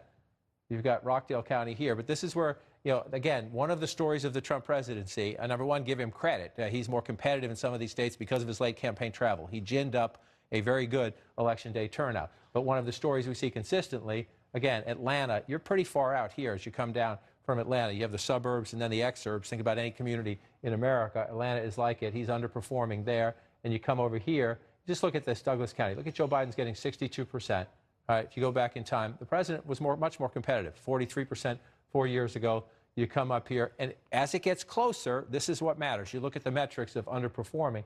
You pull back out here. I just want to see if we can do the flip side of this, Wolf. So that's where Trump is underperforming. Let's see if you look in the same area, right? So what's going to decide this? We're not sure if Joe Biden can mount a comeback, but look at where he is overperforming Secretary Clinton from 4 years ago. Joe Biden is doing better in the area I'm talking to you about right here, in the suburbs, Gwinnett County. This is further out, Forsyth County, where they're still counting some votes as well. And you come around Cherokee County, and then you come down here to Cobb County. In the metropolitan Atlanta area, this is one of the growing areas in America, demographically diverse, and the suburban revolt against President Trump. If Joe Biden can come back in Georgia, it'll be because of just that right there. Yeah, and it's getting closer. Once again, 68,000 vote lead for Trump over Biden with 94% of the vote in Georgia. So we'll watch Georgia very, very closely. We'll, of course, watch Arizona and Nevada very closely as well. Anderson, over to you. Thanks so much. Gloria, so much now focus on Arizona, both from the Trump campaign and certainly for people who want to see Joe Biden elected. There's now concern about Arizona. How do you see it? Well, and concern about Maricopa County. The Biden people will say to you, these are our people. These ballots are coming in. They're going to be counted. There are a large number still to be counted. And the Trump people are saying just the opposite. So what we have here, and we haven't talked about what we saw with Joe Biden yet either, is we have a president of the United States who keeps tweeting that he's winning. You know, last night, or early this morning, he said he was winning in Michigan. And, of course, now we know that he didn't win in Michigan. And, you know, keeps pushing these theories about how the election is fraudulent and he's winning in states that currently we don't know the answer to where he's winning. And yet you have Joe Biden coming out there saying every vote must be counted. No one's going to take our democracy away from us. He said, not now, not ever. It's coming down to the wire. I just spoke with the Biden person while we were off the air. They seem very confident about where they are headed right now. And the Trump people are just kind of throwing everything up against the wall. One thing about the Biden, I thought Biden made an excellent statement today. It was a great counterpoint to Trump. It was smart strategically. He seized the real estate without going overboard in what he claimed. I thought the president would come out very quickly with some sort of statement, but perhaps he wants some distance between sort of stateliness of Vice President Biden and whatever he's going to say. But I will say this, at the end of it, he said, you know, what I think we'd all like to believe, that there are no blue states, there are no red states, there's just the United States, echoing President Obama. But this is the exit poll, and this tells a different story. We are a deeply divided country, and that's why it is really important what the president does and what Republicans do in the next 48 to 72 hours. The president seems to be into incitement, and at some point, these states are going to be declared. And it's going to be incumbent on other Republicans to say, it is over, let's move on. Because I worry about the tenor of the country and the atmosphere in which the president is playing into. It's going to be pretty transparent to everybody whether there are grounds for fighting this. And there may be legitimate grounds. I mean, the idea that Donald Trump isn't going to fight if there's ground to fight on, or Republicans aren't going to fight if there's grounds to fight on, we should. I mean, if there's legitimate reasons to go, if there are problems somewhere, then we should. We have every right to do so. If you're but down if there is 100,000, down 100,000. No, I understand that. I get that. But I'm just saying. I think fair enough. When I'm talking about Republicans, we're gonna assess the landscape, and we're gonna do what's in the best interest of the country. Period. But this race isn't over yet. You know, we look at Arizona, you look at Nevada. I want to talk about Arizona. It's not so matter. It's not over. It's not as much as to where those votes are coming from as to when the votes are coming from. In other words, when were they cast? Because as we know, the votes that were cast at the election were heavily Republicans. The ones that were cast early were heavily Democrat. And what we're hearing is in Nevada, and you've reported actually here on CNN, that most of these votes, or at least a big chunk of them, were voted late, which is good for Republicans. That's why there's a mystery. That's why the people aren't concerned. Probably why it hasn't been called yet. But I just want to say, why are we talking about Arizona at all? We're talking about Arizona because the Latino and Latina community stood up and did something extraordinary. And you know, we've spent a lot of time this year, thankfully, talking about African American issues, et cetera. We got a new force on the field now, the Latino community, Latina community, and you got to look at the relationship between the Democratic Party and this community now. I think what I'm hearing from a lot of people on the ground in Arizona, they feel overgeneralization, underrepresentation, underinvestment across the board for Latinos. Overgeneralization. We got to stop acting like all Latinos and Latinas are the same people. A Cuban is not the same as a Puerto Rican, is not the same as a Guatemalan, and that is demonstrated now. We've got to be much more sophisticated about this community. Underrepresentation. Name a single prominent Latino or Latina throughout the Democratic Party in this past race. It's very hard to do. And lastly, underinvestment. You got groups, Lucha, Mi Familia Vota in Arizona, Poder Latinx in Florida. They didn't get the support they deserved until very late, and some not at all. So all I want to say is the reason we're talking about Arizona is because there's a community of people that was being picked on and mistreated, anti-immigrant attacks against them that forced them to organize themselves. Yeah. And it's their strength that's actually brought this state across into the blue column, and we're going to have to reevaluate our relationship to that community. The other reason we're talking about Arizona is because Maricopa County is 60% of that vote, and it is one big suburb essentially. Phoenix is a piece of it, And one of the things that happened in this election is that the suburbs shifted. Donald Trump carried them last time. There was a 7-point shift against him in this election. Biden carried the suburbs. And so a place like Arizona, where the suburbs are so dominant, becomes a much more competitive Put those two forces place. together, you got something there. You got those two forces. Can I get back to what you were saying, Rick, which is we have to decide what we do, what we challenge. It seems to me like the speech last night. We challenged the president's speech last night. I think every Republican stood up and said, but the president no, has already we're not made doing declarations and continues to make declarations that the results that have, for example, that have been counted and ratified by the states, et cetera, about who's the winner and who's the loser, that he's not accepting. You know, he said it last night, we won Michigan. That didn't happen. So the question that I have is, the president will say what he wants to say. What exactly will the legal challenges be? For example, in your state of Pennsylvania, if the margin, let's just say, this is a hypothetical, if the margin is large in Biden's favor, 50,000, 100,000, you know, pick your number. The challenges that I see that the Republicans are making here are not about large numbers. They're about it's, you know, in one case, I think it could affect 97 votes. Another one. So the question is it just going to keep happening, how do you look at it? To the point that I think everyone will validate here, if there is no theory behind why that vote isn't what it should be, just saying we're gonna fight this thing, but there's no theory behind why you're fighting it. I mean, I don't.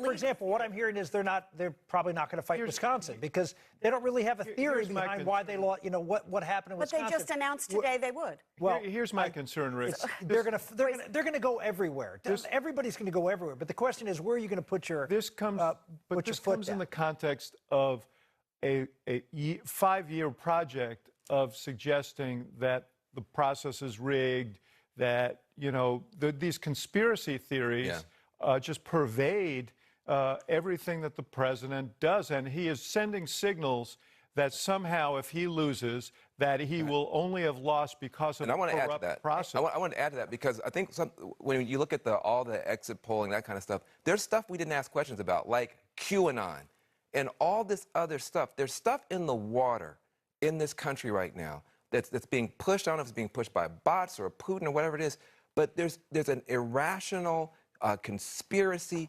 fear on the right. Let me just finish. I don't. You can ask a new member of Congress all about it. Yeah, we have two. We have two QAnon members of Congress. Listen, you say that it's a fringe, and maybe it is a fringe, but it doesn't seem to be a fringe to me. In that, if you listen to what's getting out there now, is this conspiratorial on the unreal social media, which is unreal. The fringe has been amplified by the president. And has sort of praised them as being, pedophile. You asked me what I think Republicans were doing. I will tell you what they're going to do. If there's a legitimate reason to go out and contest a state, Republicans will stand with the president to contest the state. If there's no legitimate reason, parties, there are two different. There are people like yourself who have proven to be incredibly responsible, and I'll put Marco Rubio, Chris Christie. There's a bunch of people that are holding the line, and there's something else happening in our country, and that's what we're afraid of. The president is speaking to this other force that seems to be completely off the rails, and they've got lots of people right now showing up, challenging and intimidating people who are counting votes and everything else. And it is very dangerous for the president to be throwing matches on that pile. With all due respect, if Donald Trump would be ahead right now, they boarded up places in New York City not to keep Donald Trump supporters from looting. Okay, let's just be real, Van. But about where the threat. Biden is Biden is not stoking that, and Trump is stoking his. Where is the real threat here? I don't see Republicans. From white I don't see any people storming around, burning buildings, and crashing through. Well, actually, I wouldn't say. First of all, how do you know that why they're putting up buildings is because of? I assume you're thinking Black Lives Matter. Well, I mean, really, those caravans of armed Trump folks driving around in big trucks blocking traffic. That's not a concern. I mean, I don't think you'd find too many in Manhattan, but I could be wrong. Well, actually, you did. They shut off the bridges to Manhattan. Well, this weekend. In fact, 4 of them. I guess that's not with a police escort. That's not what we, at least from our perspective. Right. Yeah, white people aren't. Yeah, as a white Republican, you're not scared about like white armed Trump supporters meandering around cities that they don't live in. I'm scared of any armed people who are doing things. Okay. That are Well, the president doesn't seem to be because he likes it when they show up in the Michigan State House. Is what Van is saying. There is no doubt, is there, that the president is playing to this, that he's lighting the house on fire and walking out the back door, right? That he is saying they're stealing the election is rigged. If I don't win, the reason will because it's a corrupt election. Yeah. So and you you've throw heard out Republicans, these lawsuits. just to be clear, Republicans have uniformly condemned the president for his speech last night. And so let's just right, be, let's right. Just be And you did too. Yes, and I think I was the first person because I did it right after the speech at 3 o'clock in the morning. Right. But the bottom line is, don't say, well, we're not doing anything. The Republican Party is not going to stand by and let the president, go on a quixotic adventure and support him in doing things that are going to delegitimize the election. So is it about the margins? Is it about, in other words, you say Republicans won't stand by. Will you be looking at the margins in a state like, say, Pennsylvania and say, well, the margin's large, Mr. President, don't do this. We have a point to make about the way this election was, done, and that next time we have to fix this. But would you say to him, continue this right now if the margin is large? I think I said that at the beginning of this conversation. We will look at the situation, what's being claimed, and whether that defect is sufficient to make up for the difference in the vote. And if it isn't, if it's late votes that came in, and there are 2,000 of them that came into the Pennsylvania. How does it work, though? Then we're not going to obviously contest the election on 2,000 votes that came in between today and Friday. But how does it work? I mean, if the president wants to continue to contest the election, even if responsible leaders in the Republican Party think, okay, this is not a good idea. He has the right to do that. He has the right to do it. Right. Sure. I mean, but is there anyone in the Republican Party who would go to the president and say,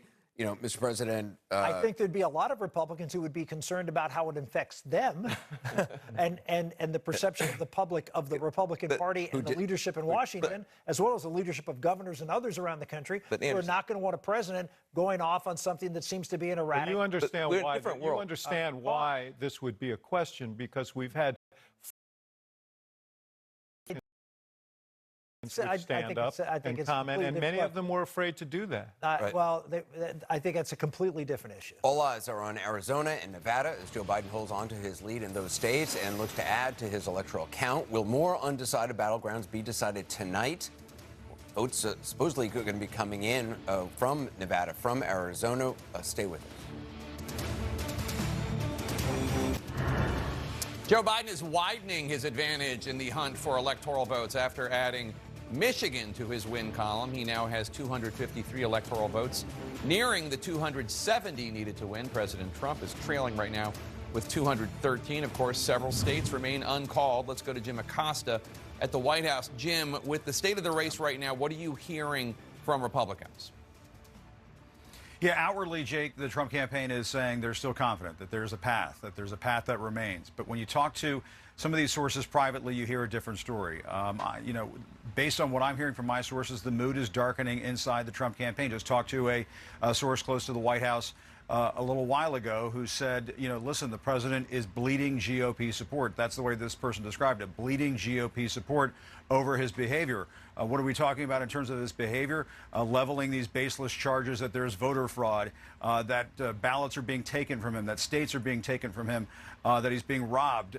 Just a short while ago, the president tweeted that he hereby claims the state of Michigan. He can't hereby claim anything. I can't hereby claim a ham sandwich, if I want to. But the president is engaging in that kind of reality challenged behavior at this point. And according to this source close to the White House I spoke with just a little while ago, these tactics where they're going into these individual states and mounting these legal challenges that are, really being called into question by some fellow Republicans. This source close to the White House described that as a quote, ambulance chasing routine. To continue with the words of this source close to the White House, to make matters worse, Rudy is on the case, meaning the former New York City Mayor Rudy Giuliani, whose credibility really throughout all of this has just been shattered as he has made just one reckless and baseless accusation after another. So, Jake, you know, they're still looking at this map. They still feel like there's a path. I talked to an advisor just a short time ago who said if the president can't win Arizona, it's over, but they still feel like there are some reasons there to feel optimistic that perhaps Arizona could be pulled into the president's column, despite the fact that other news outlets have already called that state for Joe Biden. Jake. Yeah, Rudy Giuliani had a press conference in Philadelphia. It was like something out of a Coen Brothers film. Thanks, Jim Acosta. Let's go to Jeff Zeleny now, who's in Wilmington, Delaware. Jeff, obviously, we still need to hear from Arizona, Nevada, Pennsylvania. What are you hearing from the Biden camp?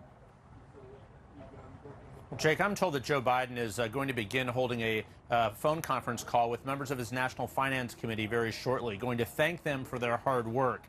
And that really underscored what was a dramatic advantage the Biden campaign had over the Trump campaign that no one expected a year ago. That was a financial advantage. So I'm told the former vice president is going to be speaking with his National Finance Committee, thanking them, but also urging them to play this out, as he's been doing all day, as he's been talking to supporters and taking phone calls from senators and governors and others, urging them to, keep an eye on Pennsylvania, keep an eye on Arizona and Nevada, and do everything they can to monitor what is going on. Now, Democrats have an advantage in several of these states. They have Democratic governors, certainly in Pennsylvania, in Michigan, and Wisconsin. That can matter. They don't in Arizona, but that is something that he's talking about. But, Jake, one thing that will not happen here, you can see behind me, the lights are still on at this rally. He was hoping to have a victory rally here tonight, ending in fireworks. That will not happen this evening because the former vice president is not declaring victory. They have to see this through. Jake, one other thing that is not happening, I'm told, is any talk of what's next for a transition. Yes, the Biden campaign has been working on a transition, as all presidential campaigns are required by law to do. Many things are in place for possible cabinet positions, possible other things, but I am told the word has gone out here in Wilmington to not talk about the transition, to play this campaign through until he is declared a winner. So that's the mood here right now, but certainly a better mood as the sun sets here for the Biden campaign than it started earlier today, Jake. Certainly true, although, of course, he has not won, so no need to declare victory yet. We're still waiting to count all the votes in There's no Pennsylvania. victory to declare, as he knows, right? Yeah, exactly. Jeff Zeleny, thanks so much. Obviously, several other races were going on at the same time as the presidential race. There are a number of Senate seats up. Democrats were hoping to win the Senate back from Republicans. How did that work out for them? Let's go to Dana Bash now, who can tell us more. Well, Jake, let's look at the balance of power right now in the U.S. Senate. Democrats have 46 seats. Republicans have 47. There are 7 seats that remain to be called. Let's look first in Arizona. The Democratic challenger, Mark Kelly, has been ahead there really since the beginning, ahead of the incumbent Republican, Martha McSally. He's ahead right now by over 144,000 votes. And Martha McSally is trailing there. Now let's look at Michigan. This has been changing back and forth. Right now, the incumbent Democrat, Gary Peters, is ahead by just a little more than 14,000 votes at 49.2%. The Republican challenger, John James, is trailing there. North Carolina, let's look at that. Also very, very tight, but the incumbent Republican, Tom Tillis, is ahead by 96,000 votes at 48.7%. The Democratic challenger, Cal Cunningham, 46.9%. 94% of the estimated vote in there. And in Georgia, David Perdue, the incumbent Republican, is ahead by 157,000 votes, 50.5%. John Ossoff, 47.2%. That 50% is really key because, remember, Georgia, they have to get that in order to avoid a runoff. Let's look at Maine. Right now, CNN has Susan Collins at 50.3%. Her Democratic challenger, Sara Gideon, at 43%. We can say that Sara Gideon has conceded the race. CNN is not yet ready to call it. Alaska, the incumbent Republican, is ahead there as well. Dan Sullivan, by 53,000 votes at 62.9%. The Democratic challenger is trailing in a big way, 31.8%. So what does it mean right now? Right now, there is one Democrat leading in a Republican Senate seat. Democrats must pick up 4 Republican seats in order to flip the balance of power to the Democrats. And Jake, that 4, that's exactly where Democrats started before Election Day. So they certainly, as you mentioned, have not gotten the kinds of gains that they were hoping to get, particularly since so many Republicans were on the ballot. So many were considered vulnerable, but many of them have won or are still very much in the hunt. All right, Dana Bash, thanks so much. And, you know, you have to, I mean, the Democrats had a bad election day when it comes to the Senate. We're still waiting to hear about a number of House races as well. And as we've learned from the past, we need to let those races play out, although it looks as though Republicans have knocked off a bunch of House Democrats. But they had hopes to take the Senate, Democrats. Those hopes are dashed. Yeah, it's really hard to see it right now. There were so many Republican senators who were incumbents who were in really tough races, and they're either hanging on right now or they're likely to win their seats. And in a year, again, I keep saying this was a bad year for Republicans to run. We're in the middle of an economic recession with an unpopular president, and yet Democrats were not really able to advance the ball much in terms of the Senate majority. And the House picture we'll get a little bit later, but there were some pretty significant tight races that Democrats are really worried about in places like Miami, of all places, that they really never expected to be potentially losing seats. This is the kind of thing that tells you this is a really polarized country. These Republican states, Trump has such a strong hold on them, and when he's able to turn out his supporters, it's easier for Republicans to hang on. It's tougher for Democrats to pick off the vulnerable members. You know, Republicans who worked on the Senate campaigns thought that Senator Susan Collins of Maine, Republican, was going to lose. Yeah. There was not one poll that showed Susan Collins in the lead. And she overperformed Trump. Yeah. And it might be a little bit of a different story because she is someone who is, as some people say, very well suited to her state, understands her state very well, and really tried to navigate that race in a unique way, but may end up significantly outperforming President Trump, who we've called the state of Maine for Joe Biden, is going to lose that state. So Susan Collins is one thing, but that was such a race. Democrats spent so much money on that race, and in South Carolina, and in Kentucky, and in Texas. Speaking of money, I think a lot of liberal Democrats who sent money to Jamie Harrison in South Carolina and Amy McGrath in Kentucky are wishing they had not sent that $200 million. Joe Biden is on the cusp of 270 electoral votes tonight, but with key states undecided, the contest is not yet over. A presidential historian says we're at the tipping point of our democracy. We'll talk with Doris Kearns Goodwin next. Stay with us.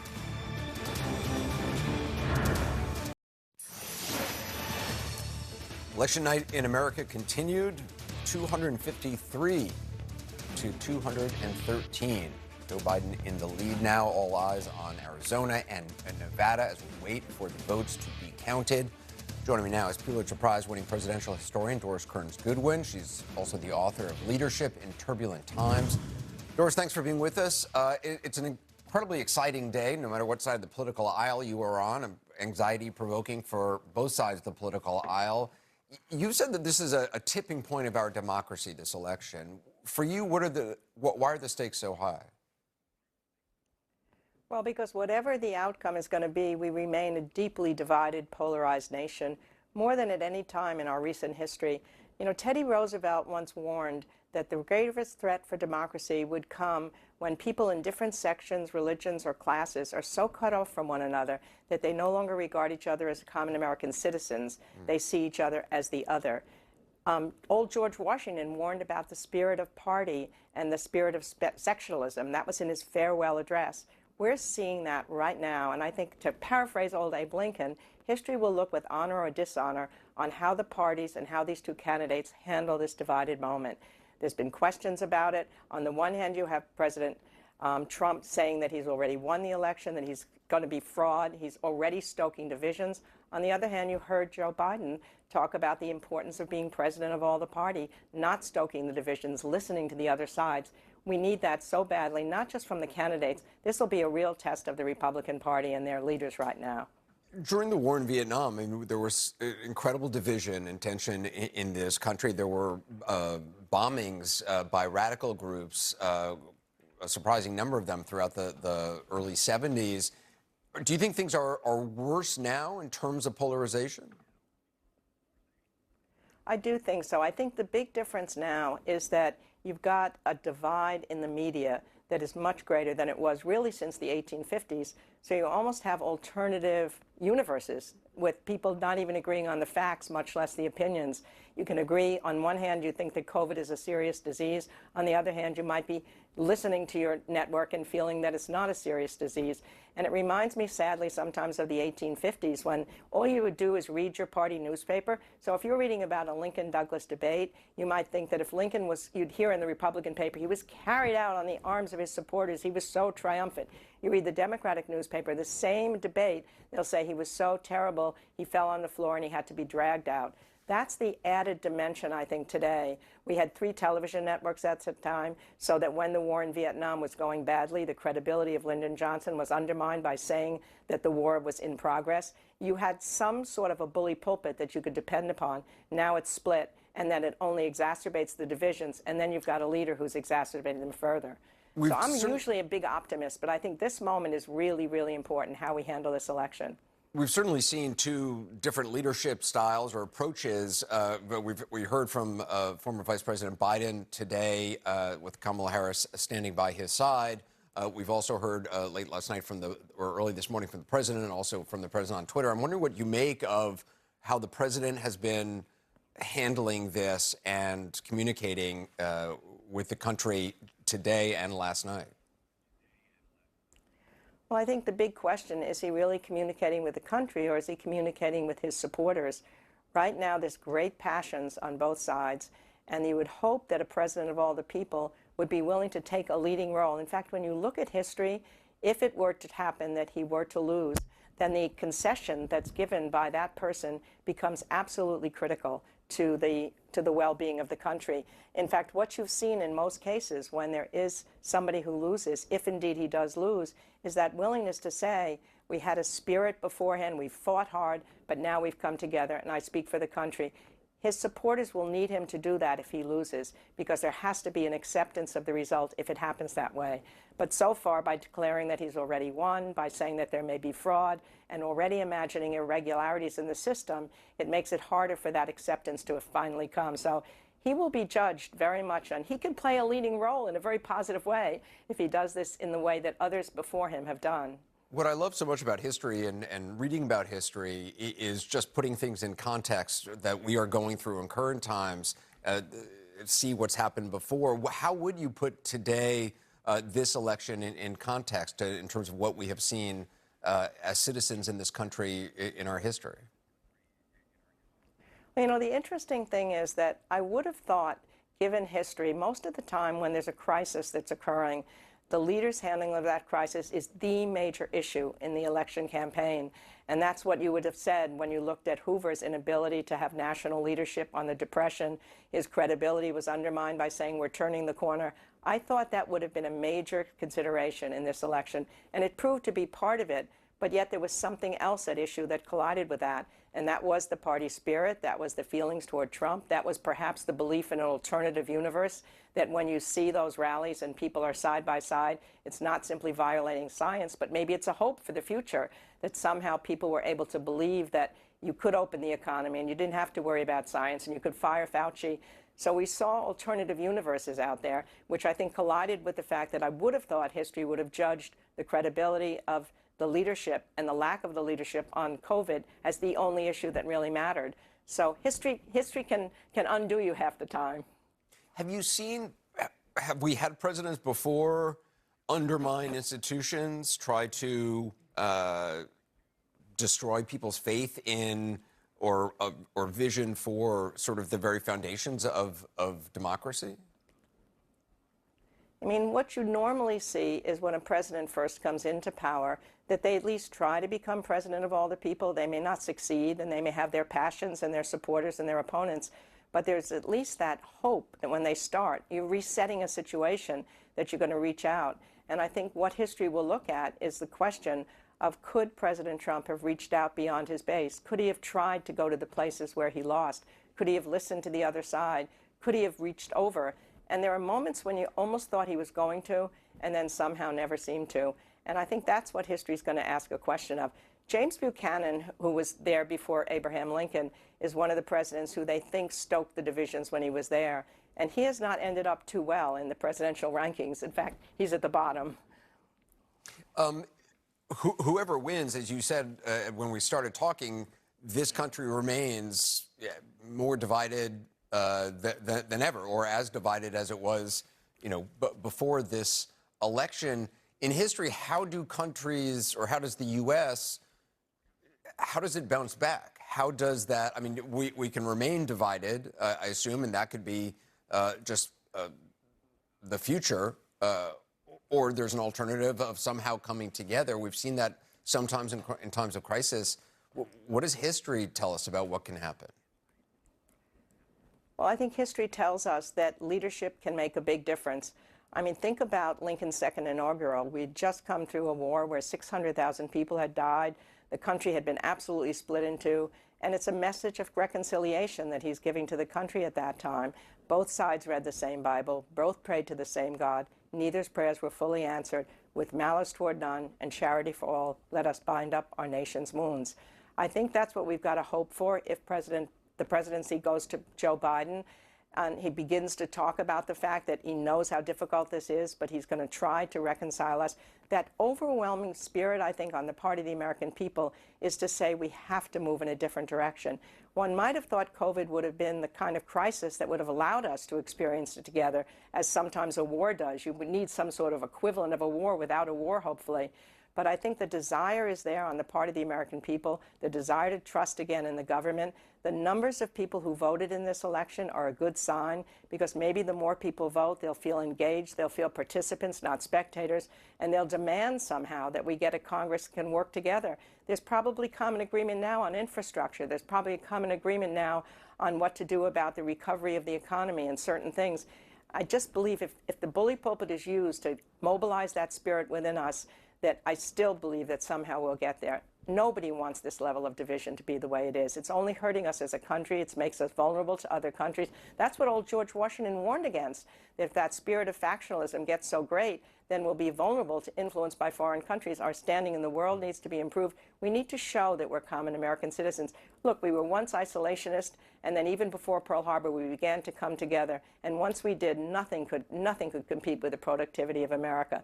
Business and government came together, a plane every 4 minutes, a tank every 7 minutes, a ship every single day. What we can do, what we could do in getting the vaccine distributed, getting it to everybody, getting therapeutics, if that common element comes back together again, we have to envision a different way from what we've lived in the last couple decades. And we can. I think we can. Doris Kearns Goodwin, it's really a pleasure to talk to you, author of Leadership in Turbulent Times. Thanks so much. You're so welcome.